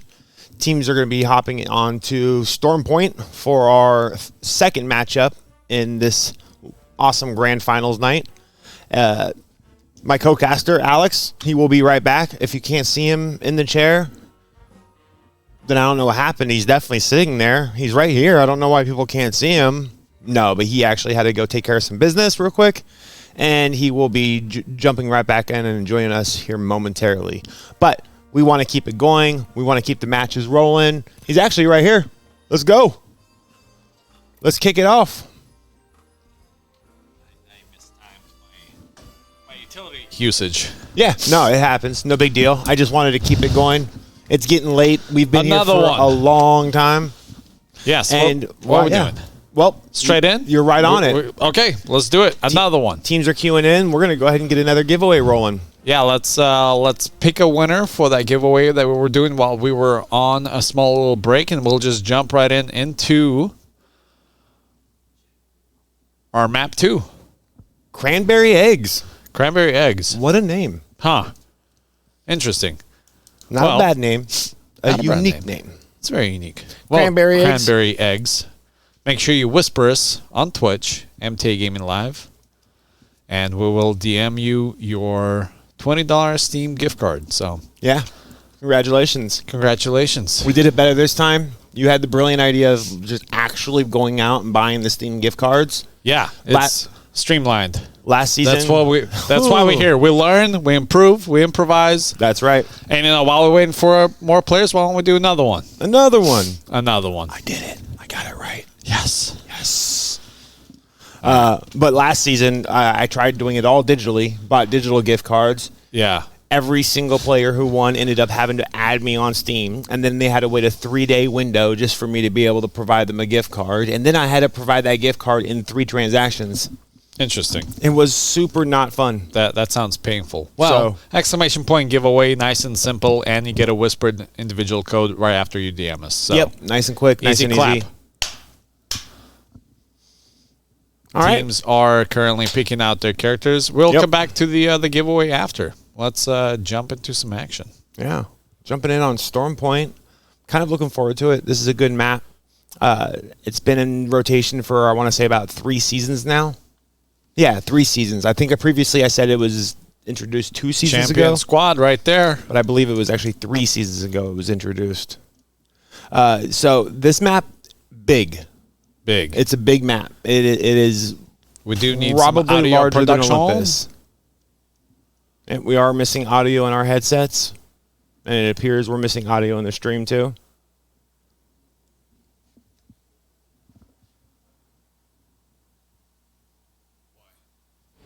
There we are. All right. Well, following with 2 men without the half once again. 2 1/4. 2 1/4. 2 1/2. Yep, they're gonna go ahead and land right here at the Storm Capturer. Picking up a Mastiff here. I'm gonna pull up a map. Yeah, the Stormcatcher. I did it right. Nice. Stormcatcher is a really hot spot typically.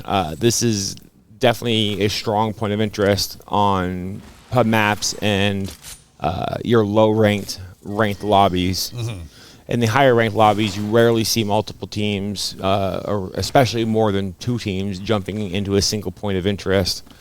It's just the game's meta changes so dramatically between, your bronze and silver tiers to your, your platinum and master tiers. It's a completely different game being played, and arguably, I enjoyed it a little bit more up there in that platinum masters. Because I got so much experience. Yeah, making it to plat myself only once.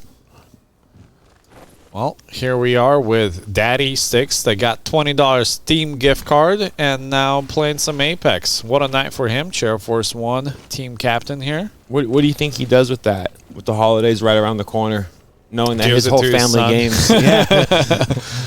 Or maybe perhaps, I don't know, buy some skins for his wife to lure her into joining his team next season for Apex Legends. Sure.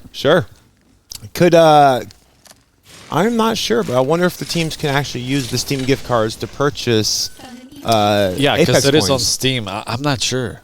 I don't know. And That's a I good know. question. I think that purchase It's on Steam, happens but I through think EA. I think it still goes through the client. I think you're right there. Huh. I am interested because I might have a little bit of a balance on my Steam account currently. I made a pretty large purchase with the I made a pretty large deposit with the anticipation of buying 2 titles that I ended up not picking up. Okay. And now that balance is just sitting there. I don't remember. All right. Well, what I do remember There were two is that we were $60 watching games. the Muskrat Tears. I wanted to get a copy for Kurt and I, and then we ended up not grabbing it. Gotcha. Oh, 3 Muskrat Tears, they landed right here at the launch pad. Launch pad's a really good place, usually a pretty strong amount of loot, but if you go for one of the front fingers of the launch pad, there's these fingers that kind of like protrude into the water at the base of it here. While the loot is strong, the cover is not, and you can find yourself quite exposed. Oh, and the Revenant does get knocked here. And so does the Pathfinder. TMRT looks like they might get knocked out, and they do. Wow. TMRT going out really early on that match. Yeah, well, I believe... by AK-12. AK-12 was there, yeah, so clean them up. AK-12 made a habit last night. One of their strategies that we saw is every game they landed with another team with the intent of... That's a good strat. If you know you got the skill. They definitely... and you feel like you can pick that fight early on and pick up some kills. Yep. That's quite the strategy to have. They're definitely a confident team. In most cases that did work, but it did not work every time for them. Yeah. I mean, understandably, you can land somewhere and not find the right loot and find yourself outgunned and outnumbered. Or lose that, or just lose that opening fight. Could be me. Yeah, they just lost the opening fight. I want to say 2 times that they did that last night on the map. Interesting. Well, is it because they landed against Redemption? In one case, yes, Yeah. it actually is. Well, that makes sense. Yep. And I actually believe in the other case, it was the 49ers that eliminated them. Nice. Yep. Okay.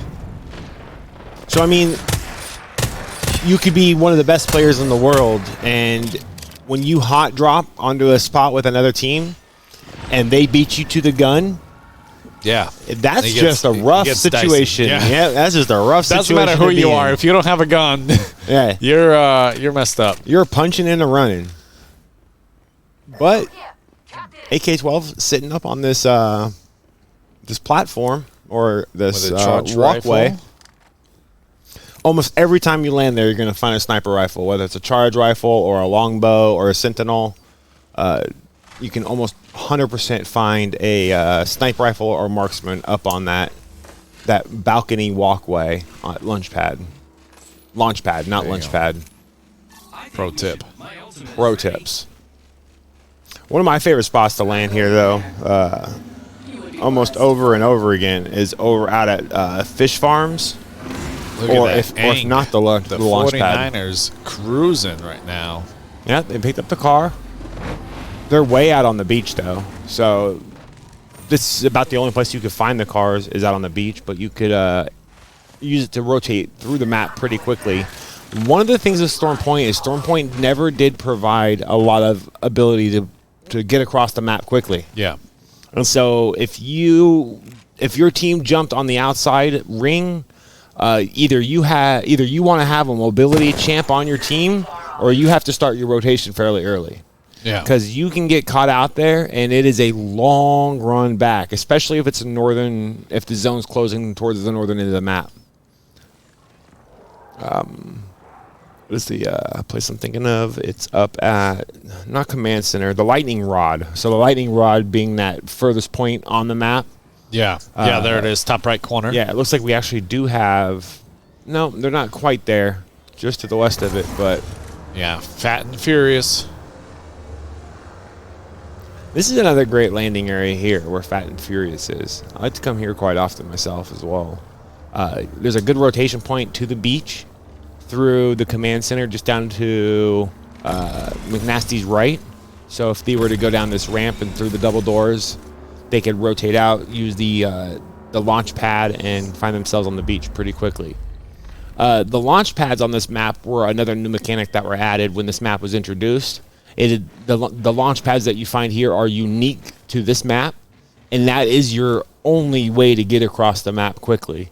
But they're all preset destinations, preset distances, and they can be a little scary. If the opposing team knows that you're hitting that launch pad, they could be waiting for you right on the other side, have some fences set up. Happened to me once. Throw some arc stars, and just kind of, there's nothing you can do about it. No.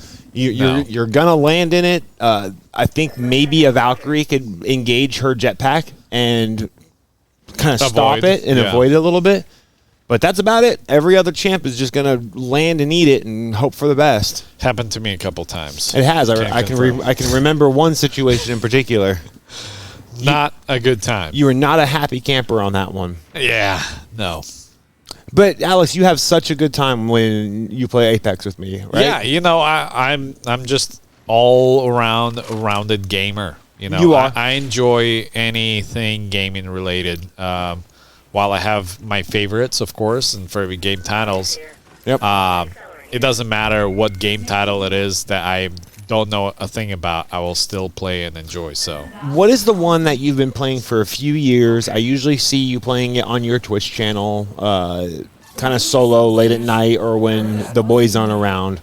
But it's like a space game, and you're tethered to. Oh, okay, yeah, it's very nice, casual, relaxing game. It's called Astroneers. Yes, Astroneers. Oh, it's gorgeous. It is also game co-op, too. and you can play like with some friends. Yeah.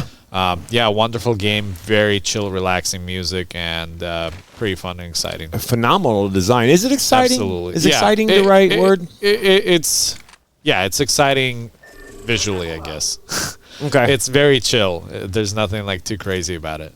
The closest thing that I've played to that is probably Space Engineers. Space Engineers is a great title. That's a title I really enjoy. For sure. Not really a competitive game, though. I have witnessed a few, tournaments in that where they do like build-offs. Oh, really? And then have like space battles. That's cool. But didn't know that was a thing. Those are Reddit tournaments with some of the largest reach in the gaming world. It is. And still it's only a big 20 community. or 30 people come and play. Yeah, the game is fairly old as well. It is, yeah. Yeah, but it's still very much supported by the devs and by the community. So Redemption, they are out here on the beach as well. Looks like they're just kind of using the beach to rotate around. They do have a good zone right now, and they're sitting pretty happy. I believe they do know that there is another team right here. What team is that? So that's Redemption. That might be. I can't quite tell what team I don't they're think it's a fighting yet. K-12. There we go.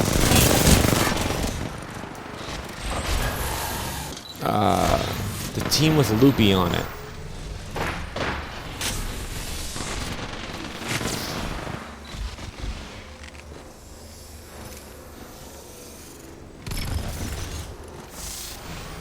Ah, 49ers. There we go.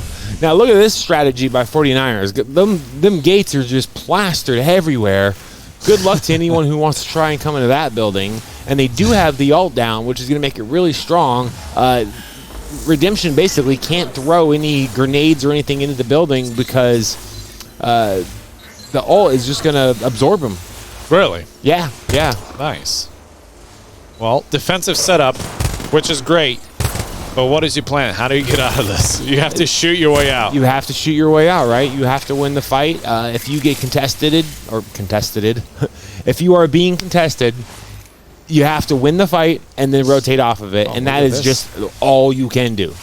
I believe we have a third party coming up over there as well from the distance. Yeah, so this is Team Eskimos kind of rolling in. They're probably hearing all the fighting on the beach. Yep, they said we want some of that. The beach not providing a whole lot of cover, though.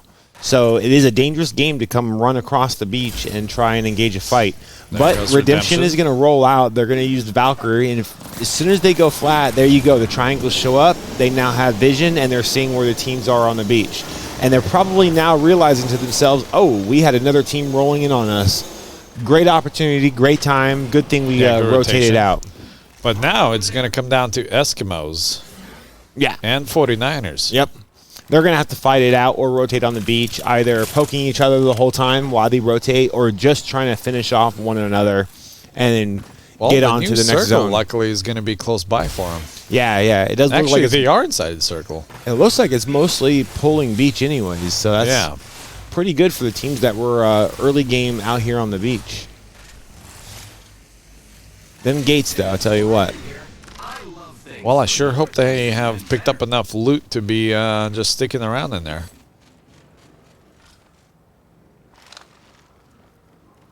Silvok, you missed our lunch pad. Teams missed our lunch pad. If they were here, we had some great pizza. Ooh, with really Monster. good. Yep, with awesome Monster And energy. donuts in the morning, too. And we had some donuts. Yeah, Krispy Kreme just down the street. So Good stuff. Krispy Kreme donuts, though. Whew. They go right to your hips, right? Yeah. Yeah. They taste like it. I have a real issue with them going right to my hips. Production giving us a nice little keywords in the background that you cannot hear, but yeah, it was something along the lines of hips don't lie. The hips don't lie. All right. Well, Fat and Furious out here. Also kind of going on the outside skirts of the beach here, right? And they might actually see not 49ers, but Eskimos. Well, they do know that there's teams out here. They had already identified Yeah, some Eskimos teams. are right there. So Eskimos might be spotting them here shortly. And we have two teams that are up just off the beach, but they're both of them have to come down through the choke point to get to the beach. I think it pulls Eskimos this is way. one-handed, short-handed here. Oh, are they? Oh, they are. Yeah. They are down on member. So, Wooly really needs to watch his left side there because that's where they're coming from. And while they're in that building, it does provide a little bit of cover. It's not a lot. Fat and Furies exposed on are all rotating sides. through, looks like. Yep. Yeah. So this is that team I was talking about. We have 2.5 and the 40. No, not 49ers. We do have, looks like, this fight going down with 2.5 men. Sham will take a lot of damage. We'll have to reshield up. And I believe at the same time we also have Redemption having some action going on as well. So if we can jump into that while 2.5 men are getting out of here. They're using that Valkyrie to rotate right out. Don't really want this fight. Oh, it's AK-12. They already know. They're like, we're debatable. Yeah, we don't want to take the fight with AK-12 being one man down when there's still 7 squads on the map. Fire some. So that's going to be Chair Force 1 and Redemption going on there. There's the action. All 3 members of Chair Force 1 still up. Love to see it. Yep. They have set up their wonderful tower defense. And when it works, it works. Nothing wrong with that. And they are currently, I believe, being waited out on by Redemption. Actually, Redemption is rotating out as well towards the next circle. So they pieced out, and they're going to just wait for those rotations to come in and try to catch teams rotating out into the next circle. 6 squads remaining. We do have AK-12 here. Looks like, actually, sorry, 2.5 men on the outskirts of the circle. So we got a couple Watsons on the map, and I hadn't seen a lot of Watson playing before this season, but it does seem like Watson is up there with Seer as kind of a popular champion in the meta. Watson being able to put those gates up makes for a pretty strong defensive standoff. And Chair Force 1 have been using them pretty heavily again. Yes. For that reason exactly. Redemption arguably running a very defensive team right here. They have the Valk for the rotation, Newcastle for the walls, and Seer for the vision. Very, very quote unquote meta. And a lot of similar play in champ selects like this in the ALGS, which, by the way, shout out to ALGS. It is going on today and tomorrow. Yeah. And once you're done tuning into this fine stream and watching our incredible Alaskan gamers duking it out to kind of take the title of best in that title for the best in that game for the state, go tune into the ALGS. Yeah. See the best in North America duking it out for the grand finals. I believe they are Mat 3 final zone. So basically it's getting down to one of the last weekends of ALGS. You talk about some incredible gameplay.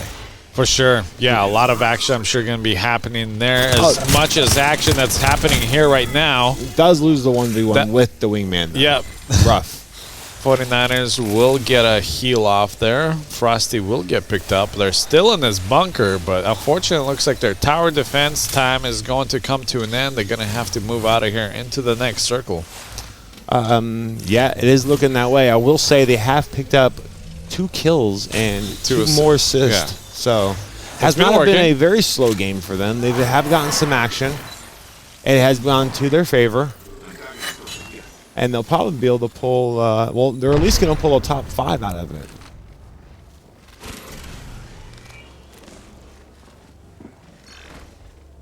I believe all placements over 9th place, they do pick up points. Redemption actually getting, one player's getting not gold buckle, just gets melted instantly. Look at this right here. Dragged out, Newcastle though. with that really, really strong ability. But in comes the Horizon ult, just absolutely countering it. They're getting hard pushed right now. Redemption, Newcastle really putting up a ton of damage with that Peacekeeper. Gets knocked. Does go down, but not before he almost finishes off 2 champions. Just not quite enough, though. And Fat and Furious just said, yep, we good. 49ers still holding really strong on this beach fight. Taking a little bit of damage from their flank. They're going to try and see if they can stay up here. They got one more player to finish off right here, and they do. They're able to get the elimination. So Watson picking up a pretty good kill right there. And Loopy, yep, they're just looting back up. They're going to try and get a good reset, refill their shields, and get ready for the next fight, which will be happening almost immediately. Yeah, 49ers looting it up a little bit. And, yeah, a little bit of shocker to see Redemption get knocked out over there, I believe, by AK-12? Yeah. Yeah. 49ers really showing up, playing really strong right now. Frosty Goba with that grenade right on him. Does get the shield off just in time.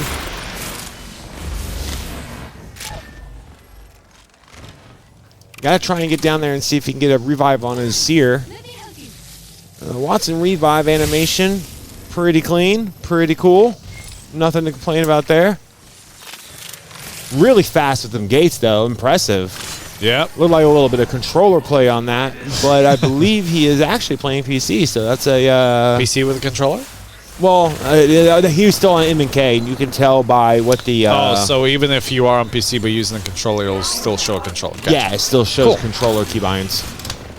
So you can see, like, letters and stuff. Yeah.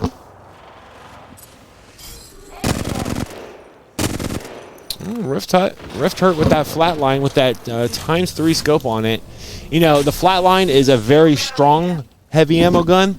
But, man, I have really had a hard time using it this season. It seems like it is just spraying all over the place now. RE45 put in a lot of damage here for AK-12. That was a fully loaded Dropbox RE45 at that. That's, I mean, that is...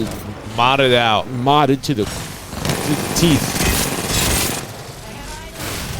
Taking a lot of damage, though. That's the only cover he has is this pillbox here. Just trying to get some damage out. Hopefully break as many shields as he can before he himself goes down. Hard here. The team's doing okay, though. AK-12 getting pinched from both sides, though. The other team on the right was distracted, but they do get pushed really hard by Redemption on their left. Peacekeeper. Ooh, knocks one. Waffle Monkey goes down, but not before he gets 2 knocks with that Peacekeeper. Rift hurt, trying to put in some damage with the Volt. He's got one more player he's got to clean up here. Oh, AK-12. picking it up. Scooping it up. Rift Hurt with some really nice plays there. Nice. Really did some good work with that Volt, and good game. Yeah. Really good game. Not bad at all. So that's AK-12 picking up their second match of the night. Not super surprised. Not super surprised by that, honestly. Yeah, no, they're pretty good, and they know it. They have played so well throughout the season that there was a few times where people were concerned that there might have been some exploits taking place or something, and we actually dug into it. I mean, you have to look at those type of things as a TO when they're brought up. Yeah. But I can confidently say, after watching and reviewing a lot of their matches, talking to them quite a bit, they're just really good. Yeah. Yep, they're just a really good team. Yeah, 13 kills. Not bad. Great game. Great match. 13 kills is not bad at all. Fat and the Furious still picking up 1 kill and securing that second place on our second ranked match of the night. 49ers held in really good. Yeah, and 7 kills. Chair Force 1 grabbing themselves a 4th place. So they've finished both games top 5 now. Yeah, Love to see it. Love to see it. Redemption taking home the 5th place on that one, 2.5. Coming in 6. And then Eskimos, Lobby 1, and TTMRT grabbing the last slot. Lobby 1, that is our one free agent. Yeah. He's actually the not second competing. one left. Yeah. He's like, all right, well, it's all you, homie. Yeah, he goes, that was interesting. That was fun. And Cool. I'm out. All right. But I did talk with him in Discord before games. He did tell me that this is really fun, and I expect to see their names again. Yeah, for sure. And if anything, make sure you tell all your friends as well. Yeah, absolutely.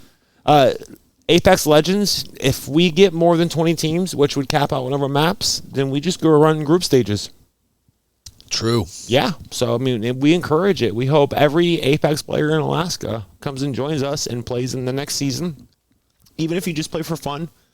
If you are kind of casual, kind of new, if it's just 2 of you, you and one other friend play, and you don't have a third, join the Discord. Yeah. We have a free agents. We have a looking for teams. We have a lot. Yeah, we've put all the resources in place. Alex here put all these resources in place so that way you can join the Discord, find other people to play with, whether it's a league night or not, and have a good time and be a part of our gaming community. It really is a good time. I post almost every night. Yeah. I'm in there. People are constantly in there, whether it's League of Legends players playing together or Apex, Rocket League. Yeah, everybody is just enjoying the time together. So even whether it's league night or not. Yeah, and it's a good time. I've met, personally, I met a few people, created some good friendships. I now actually have some people that I can play Apex with. Nice. Instead of being that solo pub guy always, I have some Fat friends. and the Furious squad? A few of them, yeah. Yeah. Yep. Yeah, they're pretty cool dudes. A couple of the Shout Redemption out. guys. Yeah, they're a lot of really good players. A lot of really good players and a lot of really good people. But, lifetime Alaskan, I can tell you that as an Alaskan, Alaskans tend to be friendly, pretty inviting, pretty good community just in general. So, of course, the Alaskan gaming community is going to be friendly and inviting as well. Even though there's some smack talking constantly.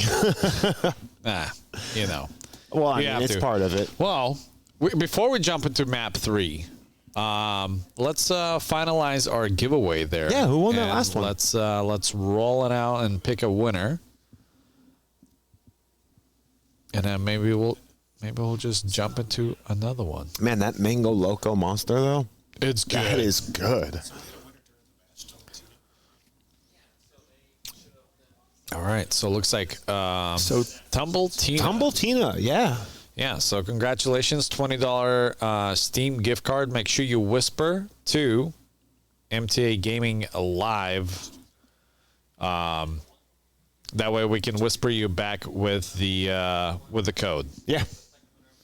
Congratulations, Double Tina. That Steam gift card should go a long ways coming into the holidays. That's an opportunity. You can definitely preload it onto your account, buy a gift for a friend or a family member. Someone else. Absolutely. You want it, so it's not a regift. Yeah. Totally okay. I know I would. Good in my books. Let's do another one, maybe. Who complains about getting Steam gift cards anyways? I don't care if it's re-gifted. Let me get that. Yeah, I don't mind it. You don't want it, your loss. My game. Right. Well, exclamation point giveaway once again. Let's get some more Steam gift cards rolling out this way. Yep. And then right after that, we will jump into the third match. Yes. And this time we're going to hop over onto the new map. New map. Yep. So we will be on the brand new map, Broken Moon. Yeah. This is the first season in rotation. We actually did not run on Broken Moon for the first couple weeks when it came out in our leagues. Okay. Kind of standard throughout the leagues, kind of standard in competitive play, and even in the ALGS. We want to give a couple weeks when new content's released to make sure the bugs are worked out. New champions get released. Give it a little bit. We have saw that in League of Legends this season. We saw that in Rocket League this season. Same. No. Rocket League stayed the same. Cars, ball, net, gold. Go. Good to go. But, Valorant. That was the other one. Yeah, it was Valorant. Coincidentally, that same night, that champion that was new, if you were using the ADS and looking down sights, you were getting headshots. Nice. So there was a bug. It was a pretty major bug. Yeah. And that would have been an interesting upset Yeah, to a no, we lot shut of it people. down because just, it was like mid-season introduction. It was fairly new. Yep. So this will be the first time our players have jumped on Broken Moon together. I don't believe we got the opportunity to play on Broken Moon last night. Or maybe we did. It was one match. But we were playing at, 11:30 last night or 10:30 last night? We were still playing? 10:30, 11 o'clock? I Yeah. don't remember. It was a long night. Yeah. How late did you end up staying till last night? Like 1:30. Yeah. Pretty late. Pretty late. Yeah, 1:30, got home like close to 2. I don't think this evening will be quite as late of an evening. No, absolutely not. But we 6 are o'clock. already getting into the late hours. So let's go ahead and jump right into the next match while we are... Well, let's close out this giveaway and finishing the giveaway. We'll jump right in. And then for those of you in chat, once the timer is up, we will go ahead and queue up another one before we switch over to our fourth map. And then maybe we'll do like one more before we close it out. We still got a minute on that, so let's go ahead and just queue up the next map so we can get loaded. Yeah, let's go ahead and finalize our accepted map there, Broken Moon. Make sure all the players are ready. If not, let's tell them in chat to make sure they are good to go.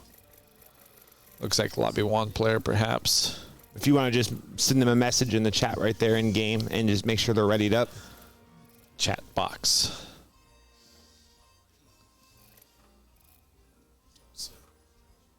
Right above the start match button. Well, while he's doing that, you want to say thanks to the sponsors? Yeah, I would love to shout out all the sponsors. Yeah, I mean, our elite sponsor, no one could guess, but Monster Energy. Almost knocked it over. Oh, cranberry eggs once again. There you go. Get out of here. Another one. Can you pick up 2 wins? Can you dub out twice? That's not on me. I don't know. That one's not my decision to make. I would probably say no, though. Reroll it. Let's reroll it. Congratulations on having good RNG, though. AK Hobbs with a Z. Nice. AK Hobbs picking up a $20 Steam gift card. Congratulations. There we go. Make sure you message us on Twitch, Whisper. and we will get you over the, direct message, and we will send you the code on the back of a Steam gift card. And these are real. Yeah. Hand me one of those. Yeah. These are legit. They have this code in the back and everything, and they get scratch off. Real gift cards. So the cardboard. I wonder if it's a scratch and sniff. No. I already tested that. No smellies. So we are waiting on one more person. If you want to try messaging them on Discord, I'm not sure if they're going to play again. That is our... Yeah, if anything, they're just a person of one, so we could probably roll right in so we don't delay too much longer. Yeah, actually, just go ahead and start match. Start match. Map 3. Yep. Broken Moon. Good name. Interesting map. I think we had the opportunity to play on it the other night, right? Did we? I know I have, without question, but I think you had joined me for one of the matches the other night on Broken Moon, or maybe that was someone else. I don't pay attention to any of the maps, to be honest. I just drop in where you go, where you take me. Well, there was a lot of us in chat or in the community on Discord. We had quite a few conversations about this map when it first dropped. It was kind of hit or miss. People were kind of 50-50 on how much they were liking it.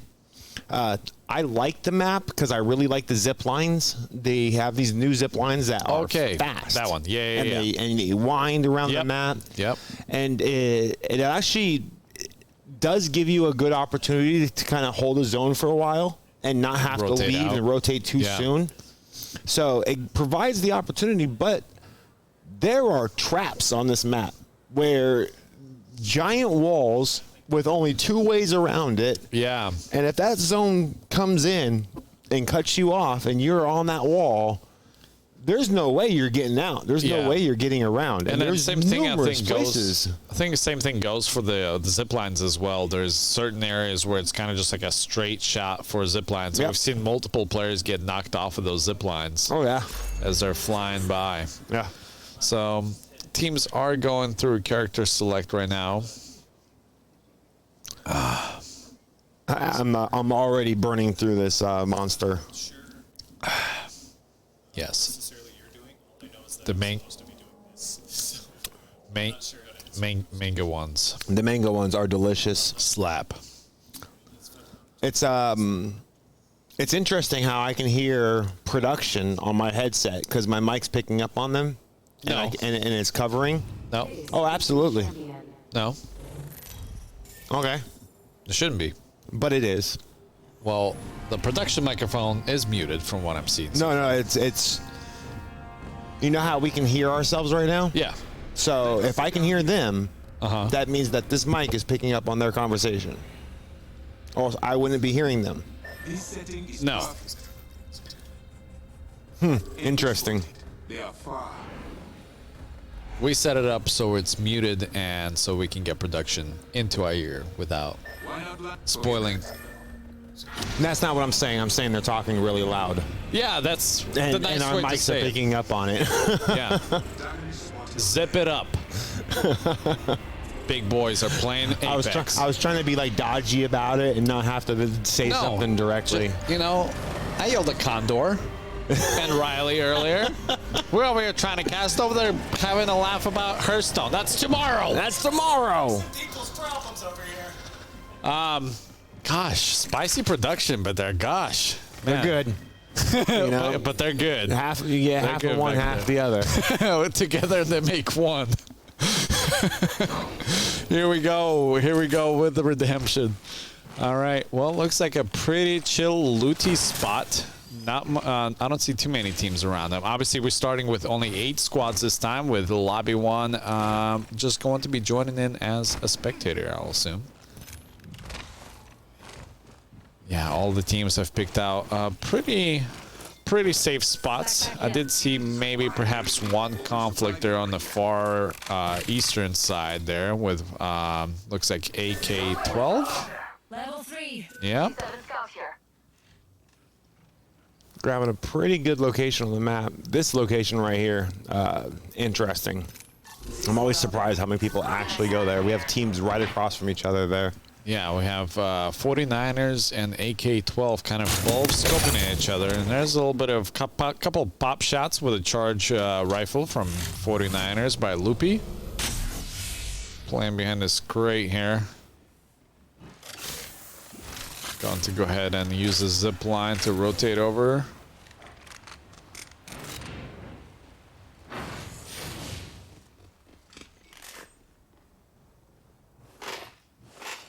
Neither of the teams kind of want to overcommit to this fight, looks like. So 49ers might be just picking up some loot here and dipping out using the zip line here. Here they go.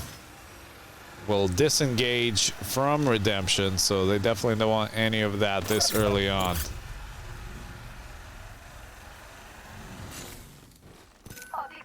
Will they chase, though? Looks like some more action coming our way. Air Force 1 may find himself into a pickle here. as it looks like one of the squads may be closing in on them.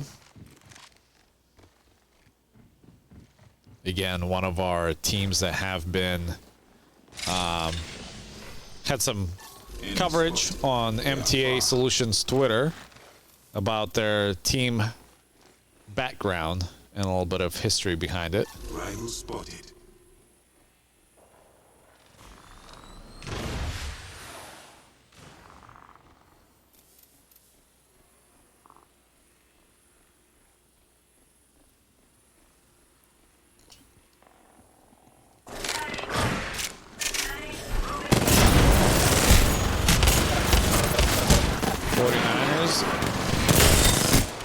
In a little bit of action here with 2 players getting knocked out. Luffy very low on HP here.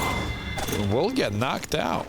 Taken out pretty early there. Looks like by a Rift hurt, so that would be the AK-12 squad picking that up. Both squads landed just across from each other, and then both looted up their own sides and basically just went at each other. And it was a fairly strong heads-up match, and AK-12 walked away with it. Don't want to say I'm surprised, because I'm not really surprised, but at the same time... They put in good damage. Yeah. Well, 49ers are a good team. Yeah. So I have watched them beat in a 1v1 AK-12 quite a few times. Yeah. So I don't ever count anyone out. Nobody is so good that the other teams don't stand a chance. Yeah. That is not a thing that's taking place in this tournament. It's true. Level 3. AK-12 does have a lot of strategy. They play very well together. They clearly have some experience together, but they have lost quite a bit. So any team had the opportunity to come in and play well together and win. I think for a lot of our teams, one of the biggest downfalls, one of their biggest weaknesses wasn't so much a skill thing. I think it was actually a commitment thing. Yeah.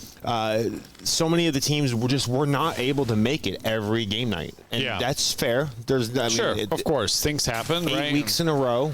You know, even tonight in the grand finals, which have been scheduled for 3 7 months weeks. now. Yeah, it was scheduled the whole time since the day we announced that this was scheduled. But there's a couple players who are missing, who weren't able to make it. It's just the reality of you life. can't please everyone, obviously, and things happen, schedules change. Not on our end, but players that are competing, perhaps. So it's unfortunate, but yeah, it definitely does happen. We obviously try to cater to everyone. It's just hard with everyone working. Most of these teams or players are adults, right? So yeah. And a lot of them do work. They have perhaps a family, or just things in life that happen, and they can't commit to it. All of the above, and that's understandable. There's no you're allowed to miss nights. Yeah. There's nothing wrong with that. Yeah, you definitely not knocked out completely. No, not at all. If you miss a couple of nights, chances are you probably can still come back and win. Yeah, arguably, and not even arguably, I can tell you without a doubt. It happened last season. Yeah, it sure did. Yeah. But I can tell you without a doubt, when I was forming the points and the point distribution system, trying to make it to where teams can earn enough points to stay in contention for top seeds, even if they missed 1 or 2 of the nights, that was definitely something I was aware of and tried to work with, So I fielded messages both seasons now for, hey, how come our points are the way they are? Why are the points so low? And the best way I could answer that was... It's local. It was very intentional. Yeah, it's local. You're not playing the national. You're not. Nobody here is a Cloud9 player. I don't think. So you are playing in a small, local Alaskan community tournament that is specifically catered for you. Literally, the entire tournament structure is built around everyone that's competing. Yeah, it's we built it to accommodate the most players possible, and try and make it a time. That's another factor, right? Why are we starting at 8 o'clock at night? Why do we start so late? Well, because 0600 next season. You want me to go military on you? All right. First, we're gonna run 2 miles. Okay. Then we're gonna do some push-ups. I might have to sit that season out. We're gonna change from my physical fitness outfit into our uniforms of MTA Gaming, and then we're gonna play at 05. Yeah. So, like I was saying though, start time again very intentional. Knowing that our leagues are kind of being geared towards the working adult, these leagues are very family friendly, but this is not a for kids tournament. Yeah, it's a for everyone tournament. I wanted adults, I wanted families to be able to participate and feel like they were welcome. And so a later starting date or later starting time allows for the mom and dad or the working adult to come home, handle the responsibilities, tuck the young ones in bed, have dinner, and then sit down, relax, and play some games. Exactly. Or if they are playing with their young ones, it allows their kids to eat dinner and finish homework and be ready to participate with their mom and dad or a sibling. So again, very intentional. Catered for you. Yep. Very intentional in the decision making and in the structure. Oh, good damage there by Goldbuck. Unable to capitalize on that though. AK-12 a little bit hurt. Not bad though. They not too bad though. You know, they won that match, but it was a very close one. Yeah.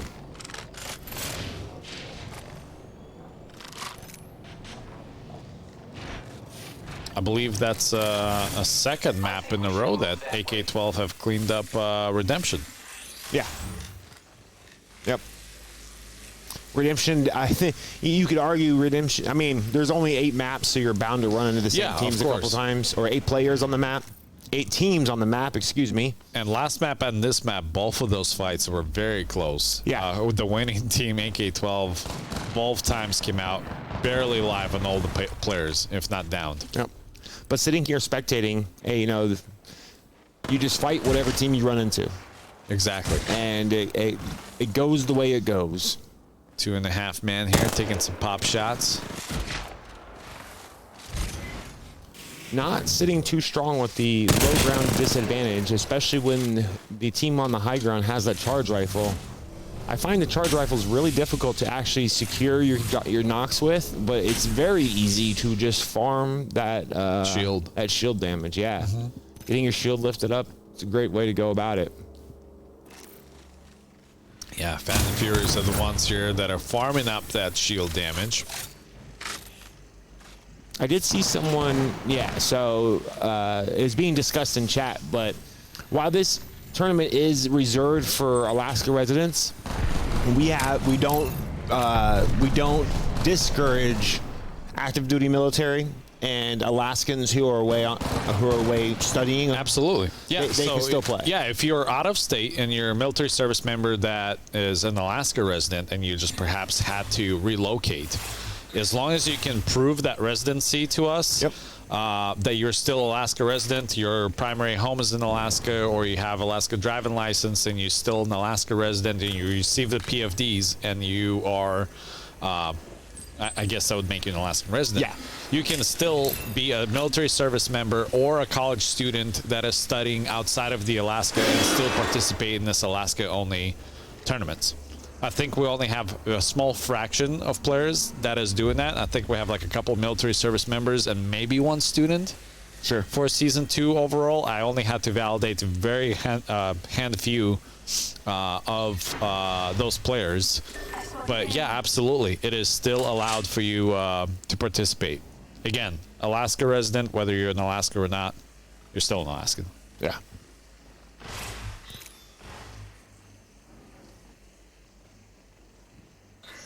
So McNasty and his team. Chair Force 1 here. Slowly, they're working their way into the circle.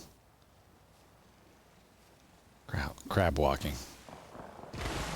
Sneaky beaky like. And then there's AK-12. Just sanding it. They have that confidence. Yeah. 2 very different game styles there. Yep. Respectfully.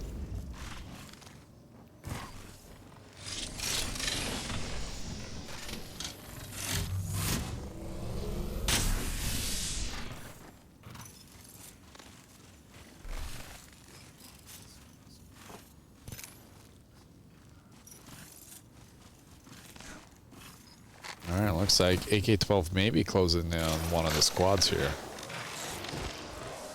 Yep. The initial shots are going out. So are the grenades. The front door does get blown open.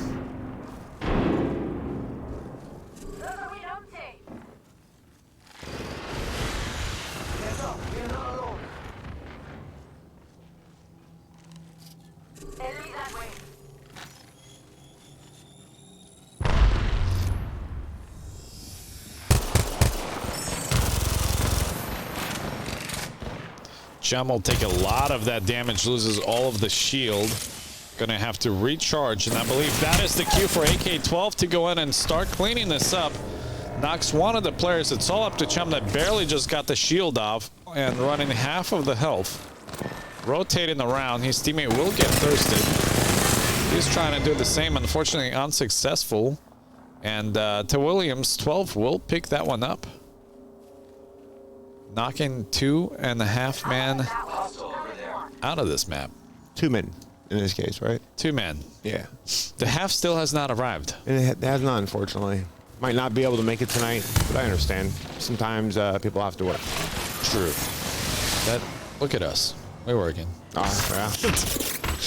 While everybody else is enjoying this wonderful custom lobby, Fat and Furious find himself in the pickle here. McNasty barely on any health and shield. Will get that Phoenix off.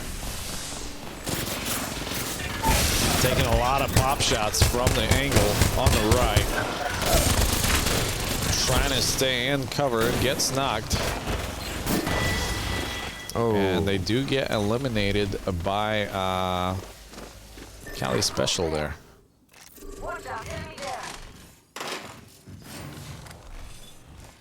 AK-12 sitting pretty good. Top 3 right now. Picked up that Kraber. Gonna try and get some shots off with that Kraber. Usually pretty strong if you can hit them. Not a weapon I typically pick up.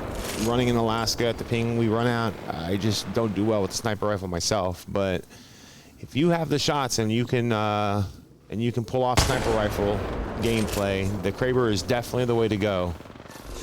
Doing a ton of damage when you connect. Body shots hitting for about 120, 130. Headshots can easily hit for 200, if not more. But Waffle Monkey not really hitting many of the shots with this Graybar. I think you only have 12 or 16 rounds that you can take with it. So limited number. There's no ammo on the map for it. Once you use up the ammo, it is gone. Usually you're going to drop it and replace it if you do. So Riffer actually picking up 2 there for AK-12. Waffle Monkey did not catch any of that action. Finally spots a 3rd player. Another charge rifle on the map. A bunch of people playing the charge rifle. Yeah, trying to use it here. Oh, here we go. Trying to get some pop shots in. Will not connect.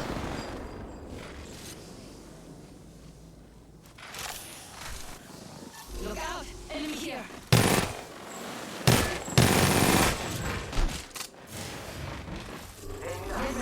There's an enemy nearby. So Williams here on the hunt, trying to knock this last remaining player out.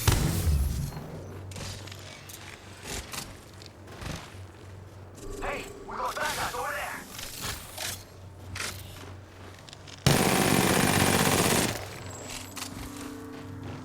Leading them all the way to the edge of the circle. Playing on top of the truck. Not too many places to go here now. Bad guys, let's do it. Forget I said anything.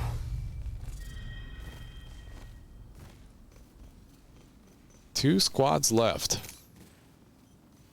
And looks like it is between Chair Force 1 and AK-12. Love to see it. Chair Force 1 showing up.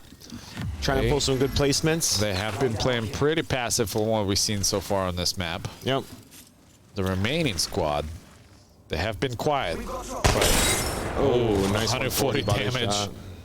Finally landed a shot on that Kraber. Oh, and another one. And another one. Hey, we got bad guys over there.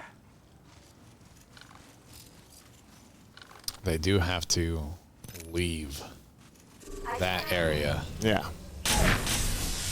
Oof. Daddy If a monkey daddy sticks gets knocked. dropped. Or getting dropped. I wonder if they'll go out and attempt to revive on him. Looks like AK-12 is closing in after that knock. Yeah, they're definitely going to push on that knock. I mean, that's the play. Yeah, getting thirsted on that one. It's all up to Sun Reckoner. Sun Reckoner, a good player, but this is a very difficult team to be 1v3 into. Yeah, definitely. In the situation that they're currently in right now.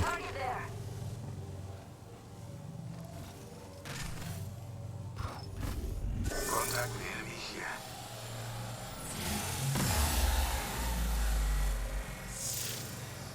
Enemy over there. I wonder what they found.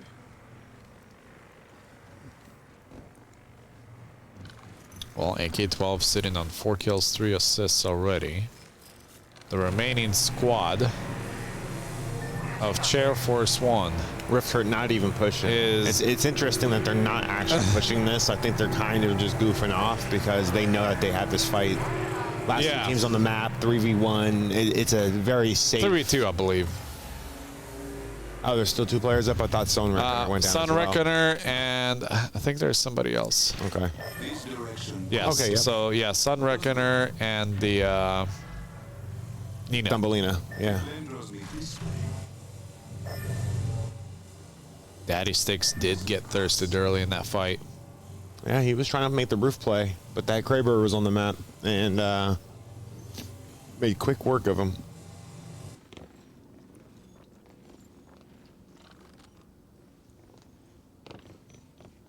Well, at this point, we are just waiting for the remaining circle closure to push him out of that cover. Let's explore this way.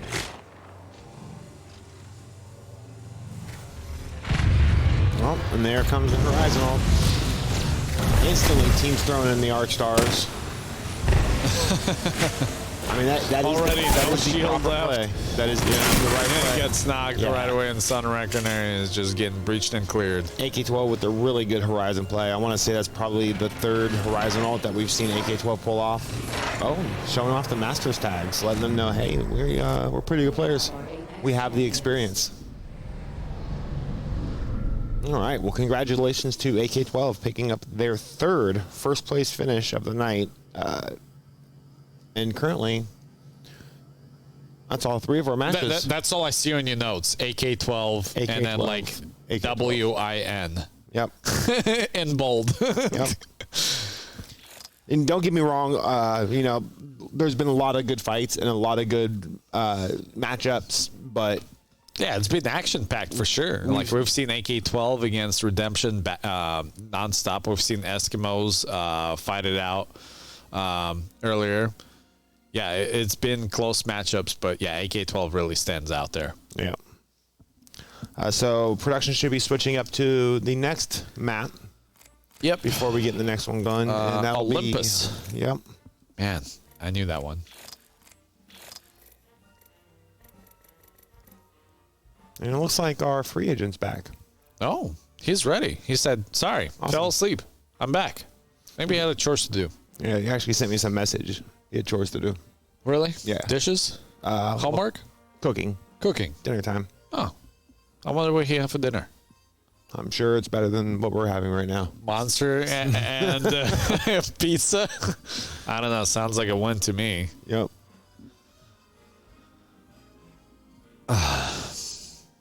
So, giveaway time? Yeah. Yeah, let's get another one out there. We'll do one giveaway. We'll give the teams 3 minutes to ready up. And I believe this is going to be map 4. So after this one, we're going to have, I believe, a 5th one and the final map, if I'm not mistaken. Yep. Match or 5 matches was the written rule. Yeah. And then whether or not we went into a 6th match was kind of just up to time slots and how well it went. Well, it is 6:30. It's about what our rough estimate for the close time was. So Yeah, and I'm really feeling this next match being probably the last match. Yeah.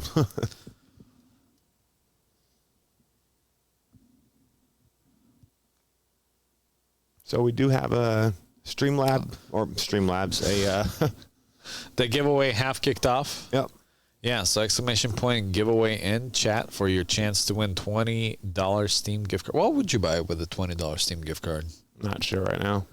Not sure right now. No, probably gift it for the season. Since Yeah? it's holidays. Give it yeah. to somebody else? I would What a just nice guy. I would just do a Steam gift. Yeah. Yeah. Nice. Lot of like my brother plays a lot of VR games and stuff. Obviously, my husband plays quite a bit of games on Steam. I got bunches of friends who are on Steam and play games. Yeah. So Yeah. 'tis the season. I'd probably just use the opportunity to gift it out. Nice. Yep. And like I was kind of saying earlier, I'm currently sitting on kind of a fat balance in my Steam account anyways. Yeah. So I haven't really seen anything lately that I've been wanting to pick up myself. You know, speaking of fat Steam balance, I sold a sticker for Counter-Strike from like 2014 for like $700. And somebody bought it. That's unreal. And then I pre-ordered the Steam Deck, like the highest tier Steam Deck with it. Nice. And it was actually quite fun. So Yeah. I took that to my my vacation trip, and it was kind of nice to have that like handheld PC on the go. It was pretty sweet. Good investment. Yeah, For a absolutely. sticker? Yeah. Why not? Why not? Coworker of mine, Ben, Yep. he, he's quite the Counter-Strike player himself. Yeah. And we've had quite a few jokes going around the office where he keeps talking about he's waiting for the day when he can take his Steam inventory of Counter-Strike skins to his broker. Oh, really? Yeah, and he actually count that as investments in his portfolio. Yeah. Because it's getting up there and how much it's valued. Really? Yeah. I still have not played any Counter-Strike with Ben. I need to. I don't know if he's good at circle all. back with him. Yeah, he's just more of a enjoyer of a matchup Mm-hmm. and perhaps dabbles in a little investments, I guess.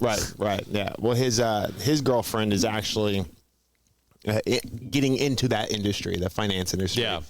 Yeah. And so, it's been an ongoing joke for us. Something That's funny. Quite humorous. He goes, I still need to circle back with him and try to get some matches in with him. Well, we're picking out our winners, so it looks like a reroll Reno. Is that a reroll or is that a selected winner? Yeah. Oh, okay. Yep. So reroll Reno. The Williams. There you go. Which team is Williams on? AK-12. AK-12? Oh, let's look right there. Hey, right there. Yeah, AK-12. Awesome. Oh, I love seeing our players picking up some Steam gift cards on our chat as well. Double dipping. I'm glad.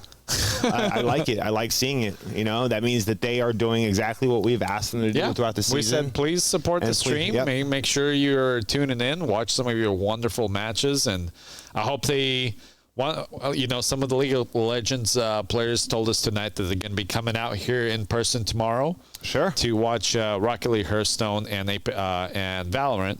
So I'm hoping some of our Apex Legends players will also return a favor. Come out here, have some food, have some Monster Energy drinks with us, cheer on some of their teams, and just hang out and have a great time. I will say one thing. I see one of our teams, two of the members on that team are having some fun with their ready up button. Ready on? What they are probably failing to realize is that we cannot start the match if they keep unreadying up like that. So that's true. You know what? they're Just start it and then don't let them join in. Yeah. They'll just teach them a lesson. They will just miss the next match.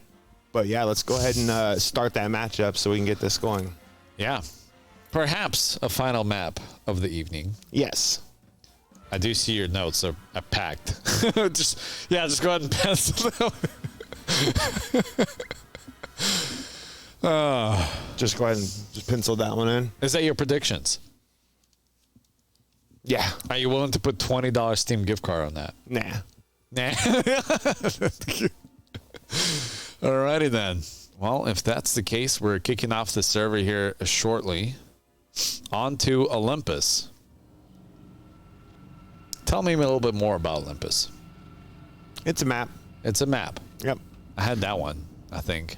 No, this is this map's been around for a little bit. Probably the third map iteration brought into the game.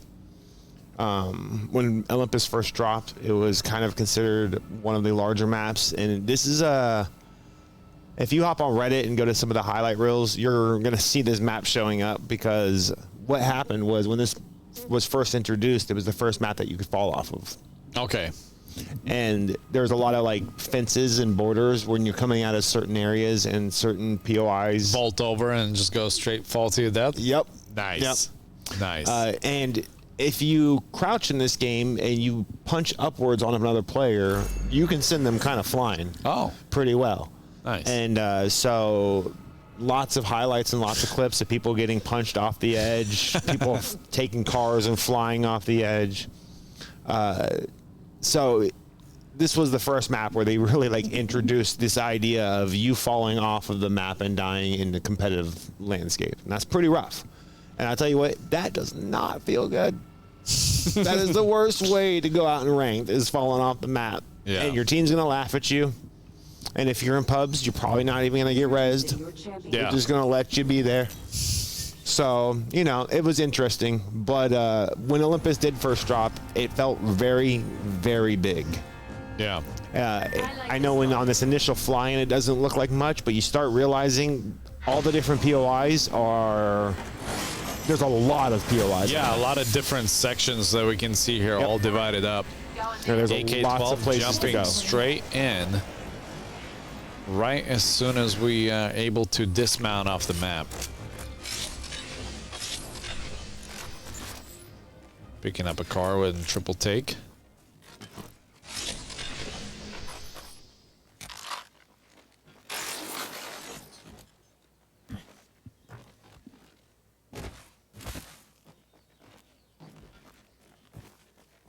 G7 Scout here.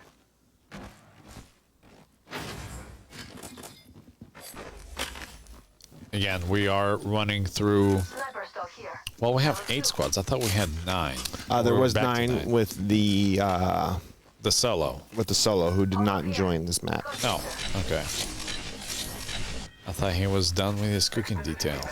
Well, you know, that probably doesn't have the same oomph for every game.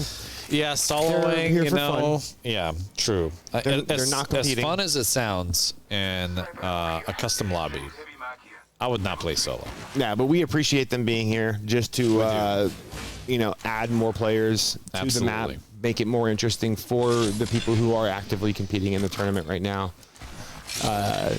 You know, I will say we started off this season with 14 teams active. Yeah. And unfortunately, just a lot of teams fell off over the season. It's always a drop off. Looks like McNasty will pick one up on Wooly there. Yep, putting 1 point on the board for Fat and the Furious almost immediately. Less than 3 minutes into the match. And I don't know if that was a solo that they just picked up or if that was a team of elimination. If we could bring up the match summary real quick. Wooly is part of Eskimos. Yeah. So Eskimos have been eliminated. Yeah, Eskimos is out early by Fat and Furious. Yeah, yeah. So definitely a good start for Fat and the Furious. Not such a good start for Team Eskimos. But yeah, like you were saying, you know, we obviously always anticipate a drop-off in number of teams continuing to participate as we get further and further in between the weeks. And we have discussed this before. As we know, it is a commitment. We expect some teams to miss a couple of weeks throughout that 7-week period.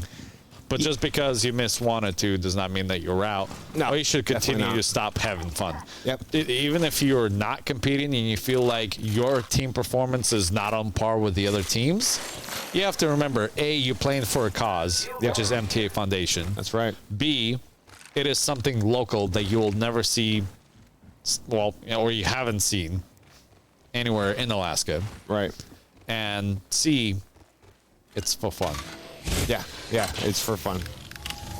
You know, I do feel a lot of teams, they do reach a point where they pretty much are no longer competing for a prize. You know, they've either fallen so far behind in the point standings, or they've lost so many of their games that more or less they are out of it when it comes to prizing. But in some situations, we have teams that they don't care. They were never here for the prizes to begin with. Share Force One being a perfect example, where one of their quotes was, you know, as long as we place top 10, that's a number one placement for us. Yeah. And I think that's the mentality that everyone should have. I love it. And we're tuning in with the Chair Force One right now as we speak, actually watching Nina running down the green tarp here. Yeah, but I think if you came into this tournament each season with the attitude of I'm here to win or lose, money, yeah, if you come in that's with the wrong attitude, mentality. Yeah, that's not why you should be here. You're here because it's something local. It's you being basically bigger than what you anticipate yourself to be, I guess.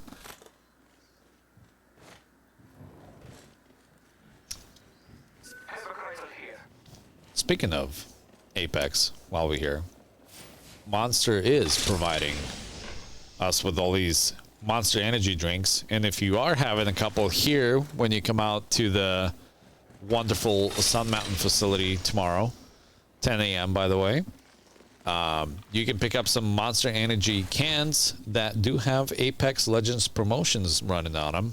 You can redeem these cans for a points, and then you can convert those points for Apex Legends skins. So definitely check it out. There should be a button down below the channel with a Monster Energy logo. Again, shout out to Monster for sponsoring this gaming event.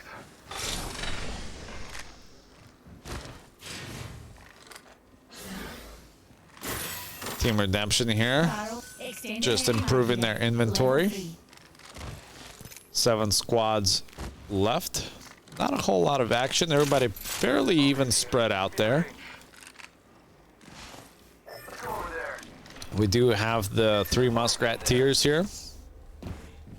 Cali Special, Diablo, and Shizo.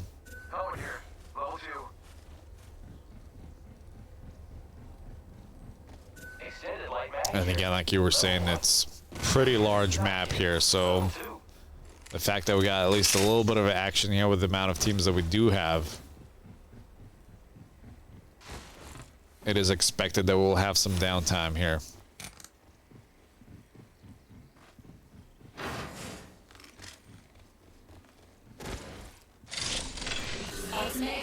Make a beeline there, cuzzies. Spotted what we signs for call.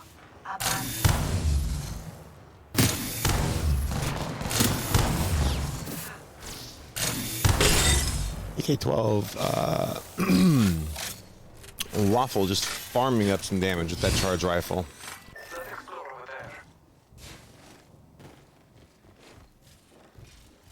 Over here at the house is pretty popular drop spot. Sometimes it can be really, really strong on the loot table. Other times it awkwardly just has no loot in it. But the interesting point about this POI is when you rotate off of it, you've really exposed yourself in almost every direction. Not a whole lot of places you can go. Not so bad. You can move down towards the gardens and the garden towers. But the garden towers usually got some people hanging out at them. Or you can go the opposite direction towards the, I believe it's called like the Broken Dome or the big purple shield on the map. But it's about the only 2 directions out of this area without putting yourself way outside the zone or having a really awkward rotate. This is the garden towers that I was just referencing. Where Team Redemption taking some pop shots here.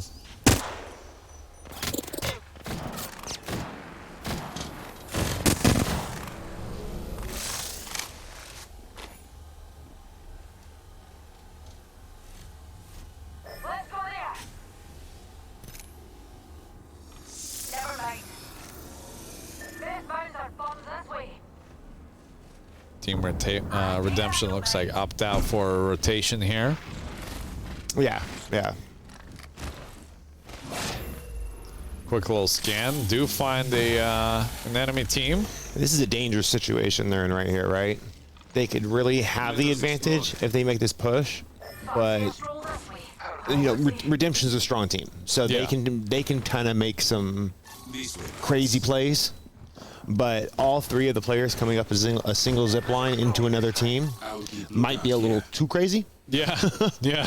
They might find themselves really, and it looks like they agreed on it. Yeah, they opted not to do that after all. I kind of thought that was about to be their play, which would have been very interesting, super aggressive, and very entertaining for us. But maybe not the best play for them.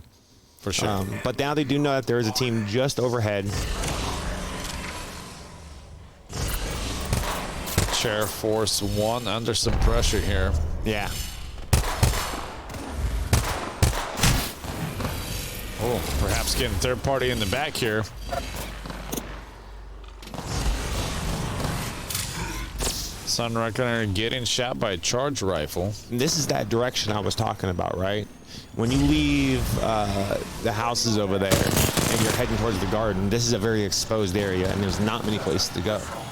And so many times, even myself, taking this high point, trying to shoot down on the gardens and get third party, just like Chair Force 1's experiencing right now. Yeah, definitely getting shot from all the angles here by multiple teams.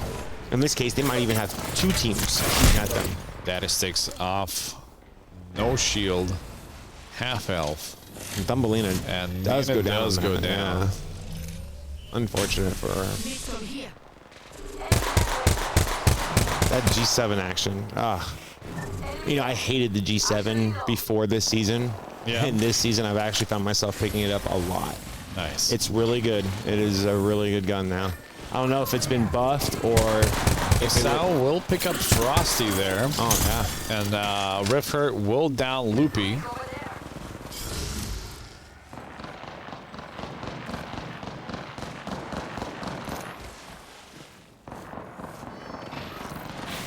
Not bad at all. Redemption making a good rotation. It did they did manage to get up on the high ground. Somehow Redemption and Chair Force 1 passed right by each other. I think Redemption actually went around and came up the backside to get up into the high ground. But where they're pinging at right now, they're actually looking at Chair Force 1 right now, putting in quite a bit of G7 damage again. Yeah. I mean, I don't know if it's just they made the gun more stable. Yeah. But I think that's what it is, and I think that's why I've been able to pick it up and not hate it, because they've made it more stable. I don't know if it's actually doing more damage, if they buffed it to that type just of a regard. Bit more precise. Yeah, but it just feels good now. And for a light ammo marksman gun, like there's a lot light ammo's pretty easy to find typically. Yeah. There's lots of it on the map. Yeah, I don't know. It's just felt really good this season. They're riding in style. Enemy tried them. Now we have three teams in this exact area right now, all kind of huddled up, pretty tight to each other, all kind of playing right around the garden and the estates. And took a little taxi, maybe an Uber. Someone called me an Uber. So they're going to go ahead into the zone. Yeah, and they came into the garden towers here, which is where we just saw Chair Force 1 shooting down into. Mm-hmm. And it's interesting because the way they just rotated down is the same way Redemption just rotated up. like quite literally, both teams, they didn't cross paths because Redemption probably made that rotation 2 minutes earlier. But TMRT now is sitting out on the lip between estates and the gardens, and I'm actually not sure where Chair Force 1 got off to. They might actually be eliminated. He's getting down here. Diablo is down. Callous Fishing trying to rotate out, has to jump off. Nice grab on the rope. It's a nice hop. TMRT just trying to stay in it. They're going to try and probably get the res on Diablo here. They should actually be able to get this res off fairly safely. Did they grab the card? Oh, he's still up. He hasn't been. Is he? Yeah, I he thought was he still was up already. Oh wait, I think he was just looting Diablo's box. I think you were right. So yeah, I think you're right. They're not going to be able to get that up. Yeah, it might be a little bit too spicy now to try to get any reses in. Yeah, yeah. And I don't believe there's even a res point available within any of the safe zone. Now you see Sears big ult there. That's a tough one to say. See Sears, but that ult it's so strong. You know, you see how large that dome is, and when that dome is activated, you see everybody in it.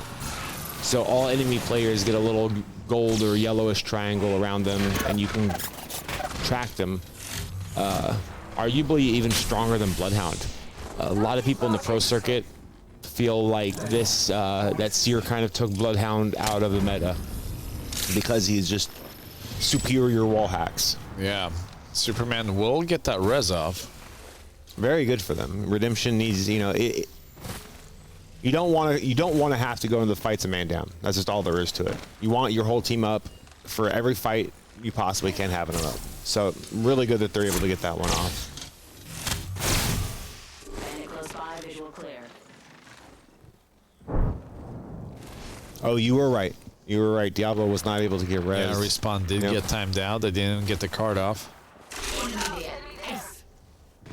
Back with AK-12 here. That so far have been pretty quiet this game. Picked up 1 assist. Yeah. Have put out some good damage. This has been a very good game. They're all the teams are kind of playing around this lip that's and in they're between all the states just and the doing gardens. laps around each other, and like one team gets damaged and like rotates out, another team steps in, damages the one that was doing damage, and they have to rotate out and heal up. Yeah, it's true. It's a one big circle. It's been pretty good though. I mean, hey, I've seen this rotation before. Yeah, recognizable. Isn't it? I know this place. Hey, we were just here. I've actually like, wait, what team is this now? Like we were just following a team. Yeah, up that on was the lip. Redemption. Now AK-12 is following their steps. Yep. It'd be funny if you're playing Bloodhound to see all the tracks. Wait a minute. Yeah. Are those mine or theirs? kind of funny. Pretty good. So we're pulling into second to last zone. There's another one of those places where I was saying you can fall off the map here, right? Yeah. Just down below them, there's like this egg-shaped oval, and it actually has a zip line that goes directly over it. Yeah. But the center of that is a no-go. I think I know which one you're talking about. Yeah, we looked at it. We've jumped the cars over it. Yeah. You know, you get on a car, you hit that turbo, and you jump over the whole gap. Right there. There it is. Looks like a little football stadium down there, kind of. But I think that was the big... One player out in the open. Some good opening damage with that G7 by really good Monkey. Yep. 4 squads remaining as Riff Hurt will pick up Cali's special. Team's playing really solid right now. If we can get an overview production right after this fight. Yeah, I believe... I know we have Redemption, AK-12. AK-12, I believe, have picked up... Furious. 3 Muskrat Tears, I believe. That's the other team still up? No, I think they just went down. I saw them get a kill there. Fat and Furious going to town. We'll pick up Gold Buckle from Team Redemption. Yeah. Kind of a dangerous place for the teams to be in. Not a lot of cover on these blocks. Not a lot of armor on the Rebel here. Yeah, here's...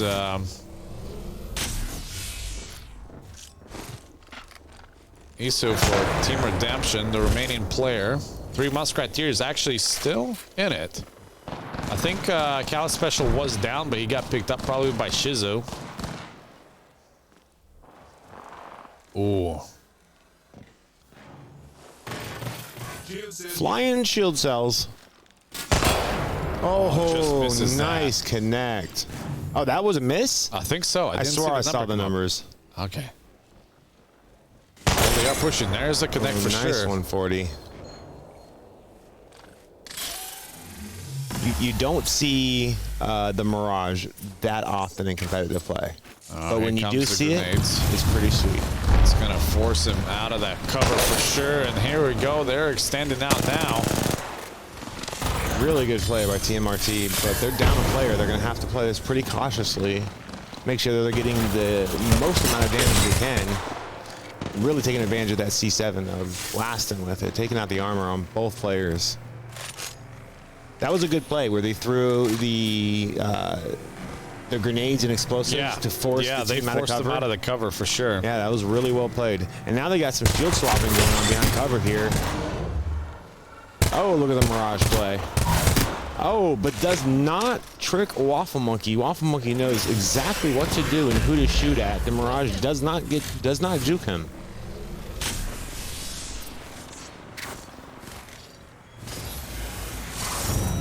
Oh, team was outside the zone and not able to secure, but you know who was able to secure? Let me check your notes. Well, you should have placed that $20 Steam gift card on there. Should have took the dub. Definitely congratulations to AK-12 for picking up that. AK-12 is showing that they came here to win. Yeah, definitely. Yep. They came into the night ahead on points. They were ahead on points ending the season. They have only not taken first place 2 or 3 times. Yeah. And during the open season, they recorded probably 2, if not all 3 of their games were first place wins. Yeah. Almost every single night. So big shout out to AK-12 for really showing up, really showing that they have the skills and the games. And we got one more. Yeah, one more game. Picked up 7 there. 3 Muskrat tiers. Picked up 1 finished second. Fat and Furious with a 6. Redemption with a 4. 2.5 men at 1. Closing up with Share Force 1, 49ers, and Eskimos that were eliminated earlier on in that drop. Yeah. You could argue that the battle here is really for second. Yeah. I think so. But still, great job to all the teams. Yeah, really good. This is definitely something new and unique to some of the teams, I'm sure. Yeah. So it definitely changes up the play style quite dramatically. And we saw a lot of rotations coming in and just very different play style from what we normally would see in the pug. Yep. But very good. Very good. So we're going to hop into that 5th match or 6th match because that first match on our board was a warm-up match. We'll just call it 5th match. But it is the 5th match or 5th competitive match of the night and most likely our final match of the night. After this match, we will probably take a short break to tally up all the points from the night. Definitely. And then we will come back. Quick maths? Yeah, absolutely. It'll probably be fairly quick. Yeah. But then we'll come back and we will be announcing the 1st, 2nd, and 3rd place winners of Apex Legends. And some MVPs. Yeah, absolutely. But don't go nowhere. I think we need to take a short break right now. Yeah, let's take one. Awesome. So we're going to cut away for probably 3 to 5 minutes. Quick Teams will commercial get into break. the last game, and we'll be in good place. All right, sounds good. Don't go anywhere. More gift cards? Yes.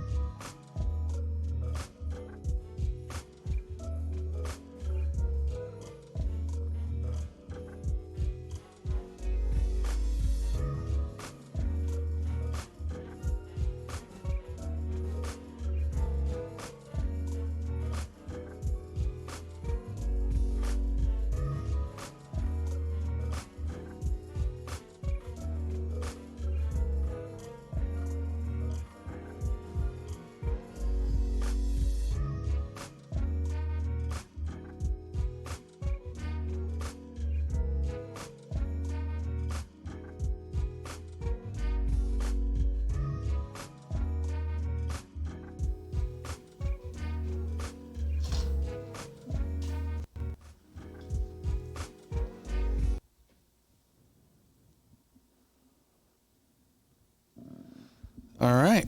Well, we're back. Bobby's jumping in. We're sprinting back to the desk, trying to get everything knocked out last minute. We even take over production and everything. We'll just run it all from the studio right here. We got a wire. We're just gonna make it happen, okay? Yeah. We're just gonna make this happen. So we do want to run one more matchup. One more. I'll be the primary caster for this one, as Bobby here will try to tally up all of the points ahead of time for us before we finish up the final match. So we do, looks like, have most of the teams are, everyone is ready. You want to hear something interesting, though? Tell me. Somebody is like, peace. We're done for the night. Well, not peacing out, but there is some straight toxicity happening in Discord right now. Oh, really? There are some accusations of racism being taking place. I'll screenshot it, give it to me, and then... so we might just be banning people. It happened before. We so far have banned 3 people this season. It would be awful if you were about to win money and get banned in the last match of the game. Hey. What are you... This was addressed... in week 1. We're adults. And it was addressed throughout every single week. Yeah, most of us are adults. There are some children. Yeah. And therefore, we expect it to be a family-friendly environment. Absolutely. And there's zero tolerance for toxicity. Yeah. So if people can't, be mature enough to be smart in their comments to each other and their conversations to each other, it just will end up being their loss. Yeah. So, we have discussed this. It's been outlined in the rules. Yep. It has been outlined in the guidelines. So, and if we can get Riley to go ahead, or not yet. Not yet. So we're going to go ahead and start the match. This will be the final match of the night. The final Storm match Point? of Apex. Yep. I believe we're going to jump into Storm Point. I don't remember what I said it to. I honestly don't. Did it say? Huh? No, it is Storm Point. Good catch. Yeah. It says right on the screen, don't it? No, I just knew it. I'm so... yeah. Storm Point. Yep. Just a minute, and then we're going to switch to game. We can just switch it right here, too. Just click on game when we're ready. Oh, wait. Can I? Mouse. Oh, yeah. Oh, I got it, Riley. You don't even have to worry about it. Yep. Big money. Big money. Top quality production here. Yep. And we could have just did this the entire time. Nah, but what's the fun in that if we have people here? Good point. True. I can't argue that. Clutters the desk. There's already so much Monster and HyperX swag going on here. Yeah, well, it's good stuff. And thank you to Monster X and Monster X and HyperX. Wow. It's been a long day. Wow. Wow. Prop night reference. I got you. Well, Prop still. Night? Prop night? Prop night? Prop night? We had some good times. Updates. There's been some good times. We got to at Prop revisit Night. that. Yeah, absolutely. Definitely good times at Prop Night. But teams are hopping in. They should be jumping on to Storm Point, the 5th and final match. Yep. Of Apex. I think someone in production just fell off the stage. Chair. Same energy. Uh-oh. Hopefully everyone's okay. We don't need an insurance claim during this fine Apex tournament. That's a good question. Do you get insurance claim if you fall off the map in Apex? I don't know. Probably not. I don't think so. Well, character selection is currently going on. Again, we will have probably 8 teams here. Chair Force 1, 49ers, Fat and Furious, Redemption, 2.5 Men, Eskimos, the 3 Muskrat Tiers, and AK-12. Yep. Now, these are the teams that have, definitely been the most consistent throughout the season. Yeah. They've probably showed up almost every single week for the most part. It was really unfortunate for the amount of teams that we did have drop throughout the season, but it just happens. And we were talking about that earlier. Not a whole lot we can do about it. But as soon as there we are. There we are. And then we're going to hit this button here. And we gaming. There we are. So, like I said, Storm Point. I just realized we do need our observer here, so he can tally up the points. That was the whole point. Well, I'm caught up until this match, Okay. so it'll only take a minute. And You already caught up? Yeah, we're caught up right now. Dang, that was quick. Okay, I thought you only got like through maybe first 2. No. Quick maths here. I built a pretty decent spreadsheet for this one to keep it mostly automated. Nice. So we are following all the Eskimos who dropped in on, where are they at? They're out here. Mm-hmm. So they are on the C-Note Cave. Yep. Does that really say C-Note Cave? Yep. CE Note Cave. Wow, what a name. What a name. It is a good cave. Great loot. Great team. Eskimos is a great team. I've really enjoyed watching them play throughout the season.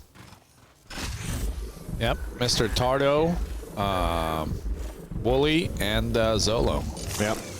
On that roster here. Picking up some loot. Not too much action here around them. Yeah, pretty safe place. There would definitely be probably at least one contesting team if this was a more populated map. Yeah. But with 9 teams, almost every team can safely drop somewhere uncontested, get some time to loot, and then like we've seen throughout the evening, it's not until the later circles when it kind of gets a little bit more on the active side. But definitely been an interesting game. I've said it before. I was saying it last night. After casting Apex, I will definitely be going home, logging in, and playing some games. Yeah. Like, it is just without a doubt. It's what I have to do. I have to feed the itch to play the game right now. Yeah. Just sitting here watching everyone play. And you'll have time to relax tomorrow in the morning because Mr. Pat Kratz, our Rocket League manager, is going to be here, so he'll be able to help out with casting. So you'll have some nice, pretty relaxing morning for a couple hours. Well, I'll sit in front of the computer. Yeah. And take it easy. And the Rocket League does have a great auto director too. I actually just pressed the button and just let it rip. And Rocket League has some great shoutcasting. So it's definitely something that chat wants to tune into. If you have any interest in Rocket League, you're definitely going to want to watch. If you don't have a strong interest in esports and you're really just here to support a family member or something, tune into Rocket League tomorrow. It's really easy to pick up and understand. Yeah, you'll be surprised Car, at how... ball, goal, done. Yeah, it's great. It is really good to watch. Yeah. Really a great game. Okay, well... Let's see if there's any action here close by with any other teams. 3 Muskrat Tiers. They are in a slightly different area, I believe. We This do is them. have Chair Force 1 here that might be getting pinched by Redemption and... This is Chair Force 1. Yeah, and so Redemption. Here's Redemption coming in to Command Center. We'll go ahead and hop in on one of them. And then we have the 3 Muskrat Tiers just to the north of them. Yeah. We'll most likely hear the fighting if there is an engagement here. Might be a third party incoming. Yeah. Bunker down. So, and this bunker, the Command Center, it's a hot spot. It is kind of in that center point of the map. It's really easy for teams to collapse on. It finds itself in, almost every ring. This is kind of on the edge of a safe zone, if not a safe space.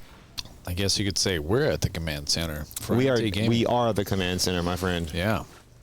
MTA Gaming, the command center for gaming in Alaska. Yeah. Right here at the MTA Sun Mountain Center. And hopefully we'll have some spectators tomorrow. Yeah, tomorrow, 10 o'clock in the morning, our doors will be open to anyone who have competed tonight in Apex Legends, League of Legends, anyone in our Discord community, or anyone that's really just interested in coming out here and checking it out. We'll have some Monster Energy drinks, some giveaways, and some swag to give out. Maybe you're not playing until evening, and you have your whole morning to come hang out. That's true. If you're playing like in Valorant, you can come in and grab a snacky and then go home with a handful of Monster. Yeah, absolutely. We have too many. That's Please come actually, help. that's smart. That is big. Come brain here, play. get some monsters, can't hold all this hype That's and then right. just walk out of here with like 10 monster cans. That's a good idea. And that way you have all that monster to get you all juiced up for your matches that evening. Yeah, true. Brilliant, my man. Brilliant. Big brain, 5-head plays. Absolutely.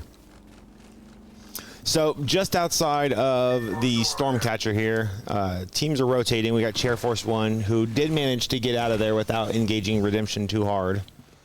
Or if they might have just missed each other. Yeah. There is a way out of the control center. If you go onto the higher floor, you can launch out, and it puts you right next to the Stormcatcher. And Redemption was coming in the lower floor. So Yeah. it was probably like that. One team was coming in, the other team was launching out simultaneously, and they just happened to miss each other. Yep, Nino will try to spot somebody out here for Chair Force 1 at the mountain lift. Yep, using that seer to its fullest potential, that passive is way too strong. Yeah. Yeah, I mean, I don't want to say too strong as in it needs a nerf, but it is definitely something there. If you're playing seer, you are hitting your right mouse button or you're hitting your ADS button pretty consistently, and it's giving you not necessarily vision, but an indication of if you have anyone within like a 30-yard zone of you. Definitely a strong ability. It's great when you're coming up on a building and you just want to get an idea if there's anyone in that building before you would potentially hear the footsteps. Yeah. Also, if you are kind of playing the bunker rat strat, it gives you a good idea of when people are coming in, which way they're coming at you from. Great opportunity to find people using that passive. Well, finding people. Let's take a look at the map, see if we have any action here close by between any of our teams. We do have, looks like, Fat and Furious, kind of close to 3 Muskrat Tears, perhaps. Yep, and they have spotted them. They're going to start taking shots at each other.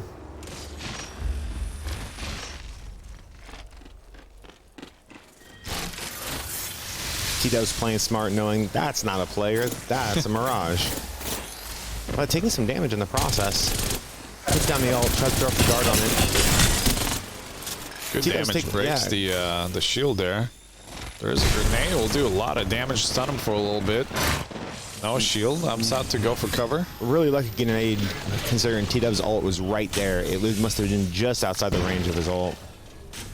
Or, nope, they were able to destroy the ult. That's what happened.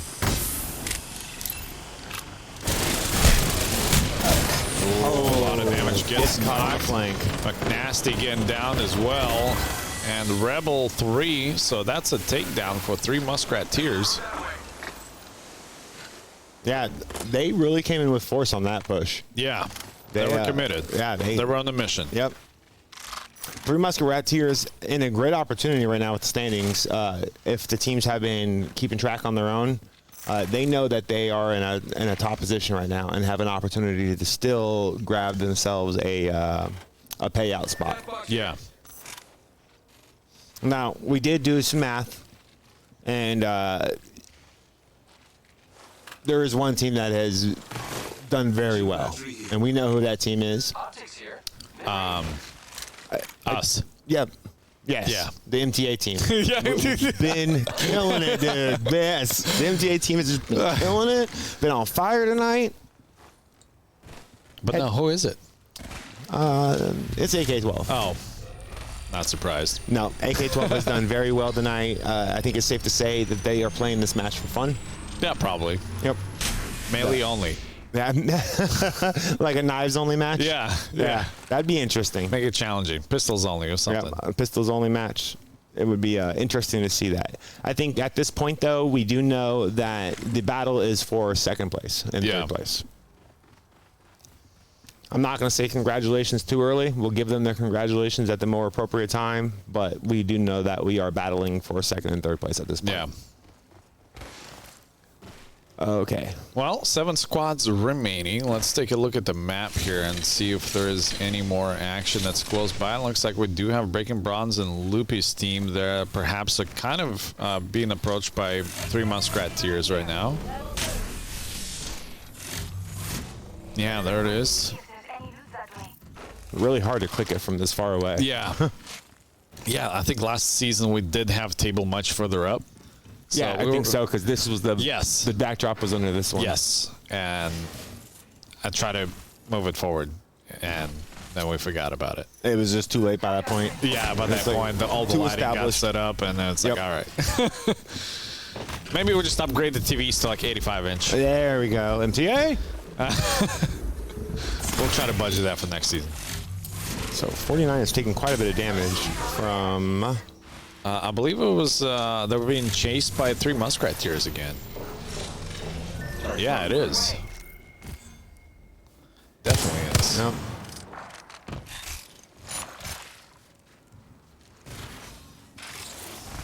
We're gonna go for the high ground, using that zip line to get up in that top tunnel. Knowing that 49ers are just down the hole here, or down on the back side of the crashed ship here.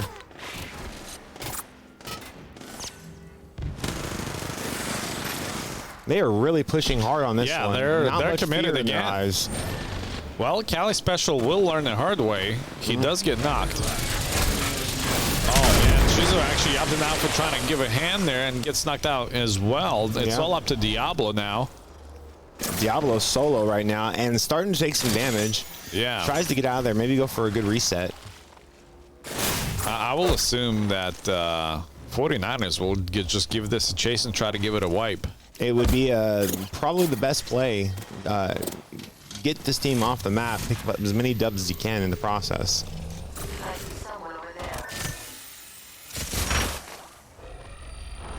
And we have another fight on the map, Eskimos. Yeah, Eskimos. It's all up to Wooly. And it does Yeah, look Rift like Terry Eskimos will were just get taken picked out. up by AK-12. Yeah, so Eskimos and Fat and the Furious both eliminated at this point.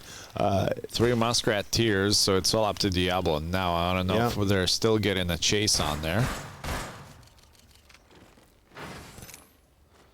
Looks like 3 muskrat tears may have. I'll still have to recover those banners too. It's a mid difficult one because even if he does get the banners, it's this is a tough res. I believe there's maybe 2 more res points that they'd be able to take advantage of. But either way, yeah, it's a mid difficult one to get that res off, even if he can get the banners. Does spot a player. Obviously not going to take a pop shot there. A pop shot would give away his position. Yeah. You know, I'm pretty sure he's on the mission at this point to try to recover those banners. So. Sure. But that timer is ticking. Yeah, about a little bit past the halfway point. Actually, no, quarter. About quarter remaining. He may not have enough time for this. 10 seconds to recover. It looks like he's just going to go ahead and get out of there and try and get zoned before it collapses. Maybe not a bad play. You know, hard to say whether or not the recovery mission was doable at all.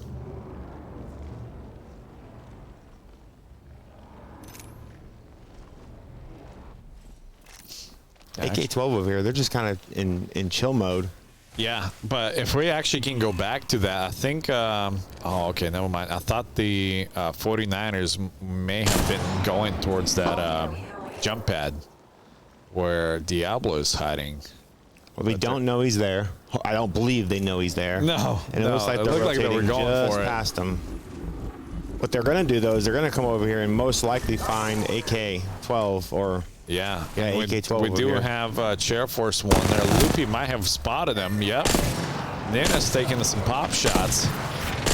Not much armor on Thumbelina here, so she has to be in play carefully on this. Yeah, I'm pretty sure this means you're on cleaning duty for a month. Getting the res on Daddy Sticks. Good move. Loopy and the 49ers turned around here knowing that Chair Force 1 was pushing up behind them. Now, they're either turning around to be defensive so they don't get shot in the back, or they're going to hard engage this. Yeah, it looks like they we're about might to be. find out. Oh, yeah, they do spot him. Which one is which? They're all mirages.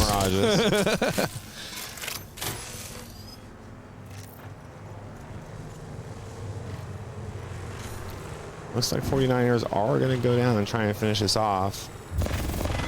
Yeah, picking up a double there. That's a wipe onto Chair Force 1 by 49ers.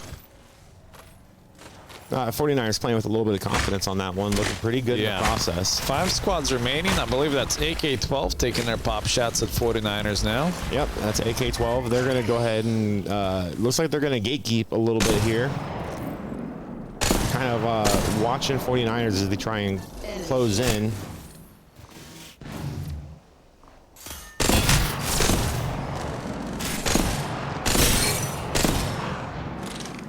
Getting a lot of damage with that longbow. Really putting in the work. Love to see it. And we're going to go into this free cam mode. Forgive me, I am not super comfortable with the free cam, but it's a nice view though. We're having some fun. Custom lobbies. We're getting a lot of tools with this. Yeah. Look at this push. All 3 players kind of evenly spread out. Wayful Monkey will open up an engagement there on the left. Yep. Riffers has his own engagement there on the right. One of the players does jump out of there. Yeah, gets out of there as quickly as possible, he said. But I believe that does split up their teams into 2. Yeah, Breaking Bronze is over there by himself, and looks like AK-12 may have realized that, and they're going to try to gank on it. Is he down below, I think? No, he's outside the map. Oh, okay, yeah. Yeah, he's way out there. He is booking it into the zone. So he's sitting in this heat shield over here. Not sure if he's going to try and go back in the same direction or try and go around. He could potentially make it around if he has a lot of HP. But this zone at this point is taken hard. So that's a difficult play. He's going to have to get back in the zone, which is already starting to collapse on him. First person. Kind of in a dangerous place. Give me first person. Hang on, I got to remember how.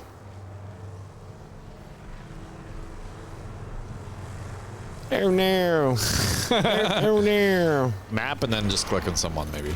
Let's do that. There we go. 49ers here inside the building. With AK-12, I believe these are 2 remaining players. It looks like Breaking Bronze does go down outside of that zone there, so AK-12 will pick it up. They're able to clean up 49ers, who was having a really good game there, I will say. Yeah, until they split up. Yeah. Yeah, that pressure from AK-12 definitely caused some errors, perhaps. Diablo's still here. Yep. Still with us, the remaining player for 3 Muskrat tiers. Holding it down for a squad. Does have 3 kills and an assist on the board. So this placement can definitely be, impactful to their standing. Placement points being one of the ways to earn some of the most points on these custom lobbies with so few players. Not really able to pick up a lot of points just through kills alone. Placement becomes quite vital. With first place on the map, picking up 12 points for the team alone. There we can turn the names off. Oh, you don't want to see the nameplates?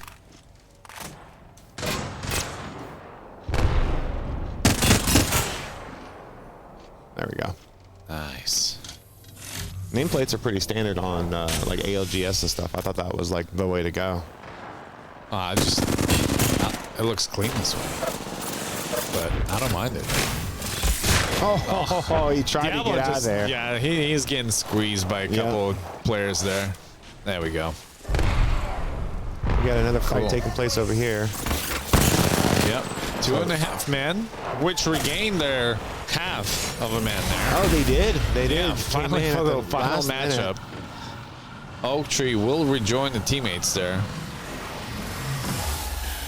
But they do have AK-12 coming right up on them from behind. Yeah, trying to pop off that Phoenix shield. Unfortunately, no time there. Gets taken out by Riffert.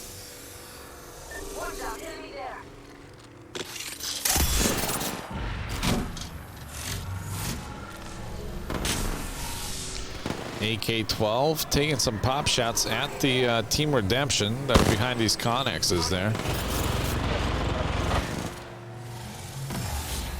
No grenades to play. Oh, nice shot. That's a double, I think. Yeah, Superman is very low, and there we go. There we go. AK-12 takes all matches 5 tonight. matches. Yeah. Congratulations, AK-12. You guys really put in the work and really played well. The big question was, can you show up as well in the private lobbies as you showed up in the public lobbies throughout the season? And AK-12 showing that they absolutely can. Yeah. So good job to them. Good job to all the teams. Everyone played really well. I have to say, the matches tonight were a great time to watch. Yeah. It was really, really entertaining. For sure. Yeah. But that does it for us. That is all 5 matches. Yeah. So we're going to go ahead and take a little break to tally up the scores. We'll be back in about 5 minutes to announce our first, second, and third place for Apex Legends. Yeah, for quick little season shout 2. out to the sponsors, maybe perhaps a giveaway or two, and then we'll call it up for the night. Again, huge shout out to all the teams that have participated. Congratulations for sticking around, first of all, and your commitment for being here. You are making this community happen. You are helping the MTA gaming efforts, the foundation, and you are really helping this tournament grow. So, yeah, thank you for your time. Not just, them having a great time, but also us as well. I am unable to click on the match three. There we go. You got it. Nice. Well, we'll take a little break, and we'll come right back. Yeah, Don't we go will come anywhere. right back. Don't go nowhere. Production, if you wouldn't mind muting our mics, that would be great.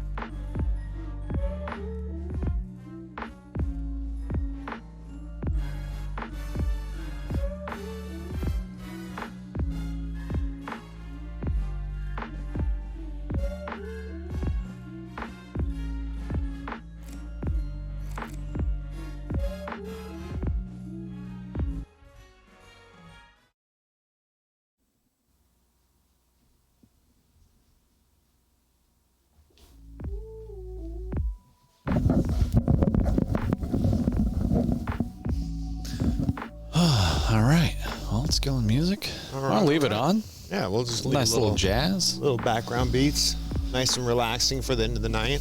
Mm-hmm. Not bad. Well, that wraps up Apex Legends. Yeah, and League of Legends. And League of Legends. What a busy day today. Yeah, what week a 7. busy day it was today. It was. Yeah, it was a little intense. A little beat. Well, the good thing is this is gonna conclude our night. Yeah. Until tomorrow morning. Yeah, 10 a.m. 10 a.m. where we are back running Rocket League, then Hearthstone, and then Valorant. Yep. What a great weekend. What a great weekend this is shaping up to be. But we have some winners to announce. We do. Yeah, for Apex Legends. Points are tallied. Now, we do have a caveat to this. We had to go back and review some chat logs. And there is some questionable chat logs at hand. So what's going to end up happening is we are announcing winners based off point standing alone. But upon further review by the TOs, there might be some changes. Yeah, again, I know a lot of people may have been pinging us, but there's only 2 of us. And you see what we're doing. So yeah, you know we're busy, and we understand some people's concerns or whatnot. So we try to get to it as fast as we can. Yeah. But yeah, like I said, we'll go through it, review it, maybe perhaps even chat with some neutral parties there and get their point of view on this, and then dish out any punishments that may be due. Yeah. Absolutely. As we've said it before, this is family-friendly stream and community. Just because we have to be professional on stream does not mean that does not go over to the community as well, into our Discord, and into your game servers as well. Yeah. So if you're talking smack and dropping inappropriate things, we had 2 teams banned last season. Yep. One for Rocket League, and they were permanent banned for life from MTA Gaming for their choice awards. And then we have had one community member that was permanent banned for their choice of username that they decided not to change. Yeah. Yep. So same thing. We have had, I think, 2 bans so far. It's been pretty laid back, but only 2 bans for this season for a couple of community members. It does happen. Sure. But, you know, some of these things are not for everyone. And if it's not, then you're not invited. Yeah. We want to harbor a fun environment. We want to harbor a positive community and community growth. And we are not here to support toxicity. We are not here to support players who think they're just better than everyone else. Not from a skill level in the game, but like from a I'm better than everybody personality. Players who just don't show any respect to any other teams, to the TOs. It's just, there's no room for it. We just don't have time to deal with that. And we just are not going to welcome players like that back. That's all there is to be said there. So,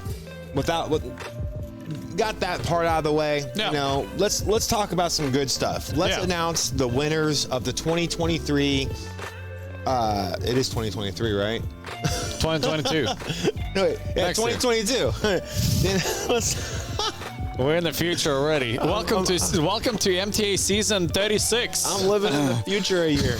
All right, let's announce the 2022 Apex Legends Season 2 winners. Yeah. Drum roll. First place goes to... I can guess. Can you guess? 12. Yeah.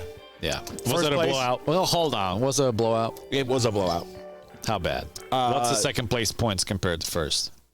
According to the points tally that I have right now, AK-12 came in at over 200 points total for the season, including seasonal adjustment. So that is post-seasonal adjustment coming into grand finals. So their points that carried over, and then plus grand final points, they are finishing right around just over 200 points. Our second place winner, the 3 Musketeers. Oh, nice. Yep. 3 Musketeers really showed up, really put on some phenomenal games. They were playing very smart in the last couple of maps. Yep. Yeah. Yep. They are 100 points below. Wow. AK-12 though. But hey, second place though. Yep. So AK-12 did very, very good in the open season. They really showed up. They placed high points consistently. There was a lot of talk about whether or not they were going to come and be able to still perform so well on the custom servers.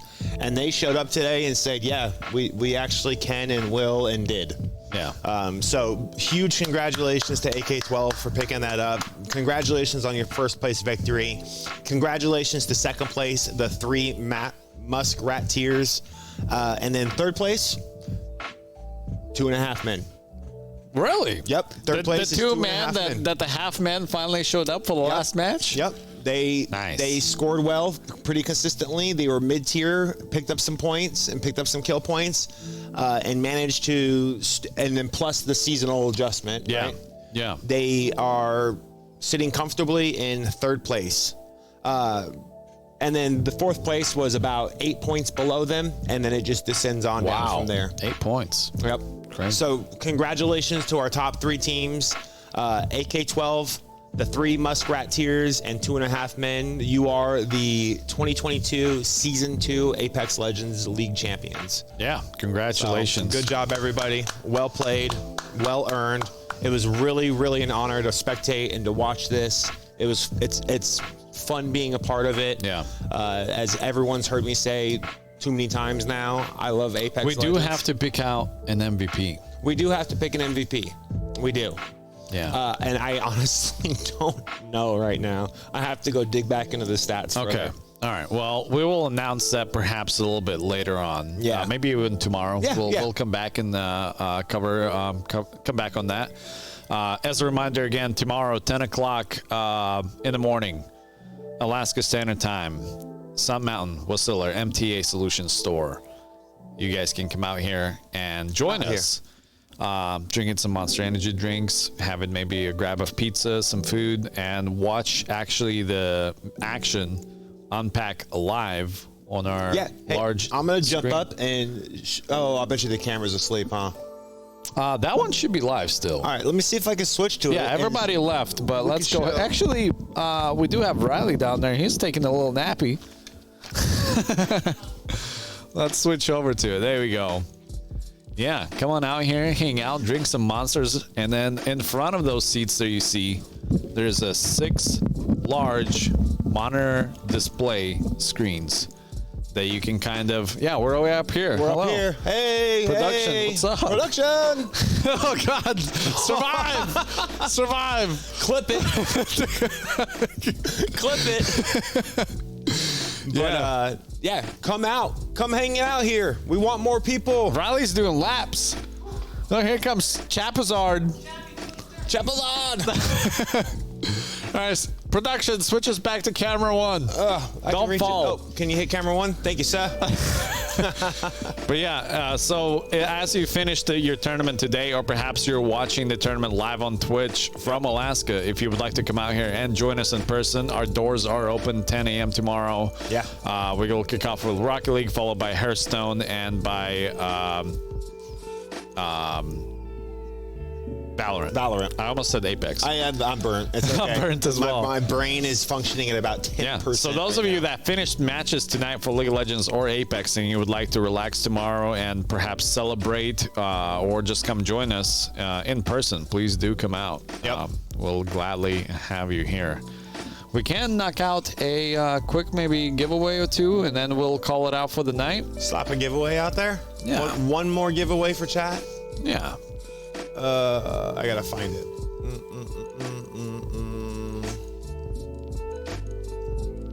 There it is. There it is. Looks like we gotta pick a winner from our last giveaway. Thumbelina already won once. Sorry, Thumbelina. Reno. We're gonna re-roll a Reno. All right.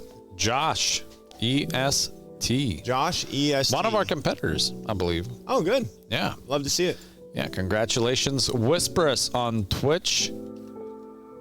MTA Gaming Live. Yeah, you got to whisper the direct message through the Twitch channel in order to claim that Steam gift card.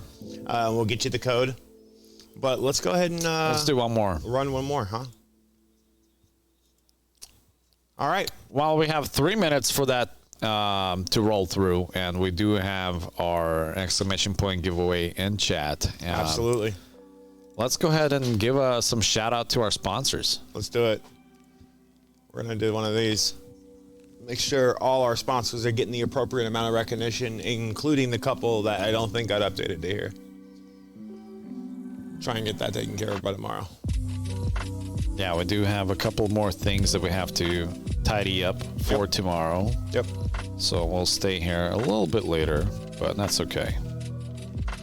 Again, so shout out to our elite sponsor, Monster Energy, that provided us with all of the drinks and a full giant-sized Monster fridge. Yeah, entire fridge. And some swag as well. Shout out to our platinum sponsors, HyperX, celebrating 20-year anniversary, Alapex, F-Secure, our cybersecurity specialists, Arctic Comic-Con. There's an event coming up 2023. Keep your eyes open for that. Yeah. Our gold sponsors, JSI, Trajectory, Wasilla Rotary, Fury, Zyxel, Upper One Studios, Subway, Sienna, and Comsoft. So many good companies. Yeah. Silver sponsors, Dorsey, Iron Dog, Rent-A-Geek, and Nomad Cinematics. And our bronze sponsor is Alaska Raceway. So, again, we just want to say thank you to all of our sponsors. Obviously, without their funding, we would not be able to fund the MTA Foundation, which goes right back to the Alaskan communities, supporting school projects, Girls Who Code, veteran orgs, senior services, scholarships, grants, just so much. So much. And obviously, big shout out, not just only to our sponsors, but to all of our players that are playing with us here today. Without you, we would not be able to host our tournaments. So definitely tell your friends, tell your loved ones, get them engaged, have them join our Discord, discord.gg/MTA Gaming. We applied for partnership too. Yeah. We can become part of Hype Squad. Hype. We get Hype Squad hoodies. I'm not sure what you just said. Hype Squad hoodies? Yeah. Sounds dirty.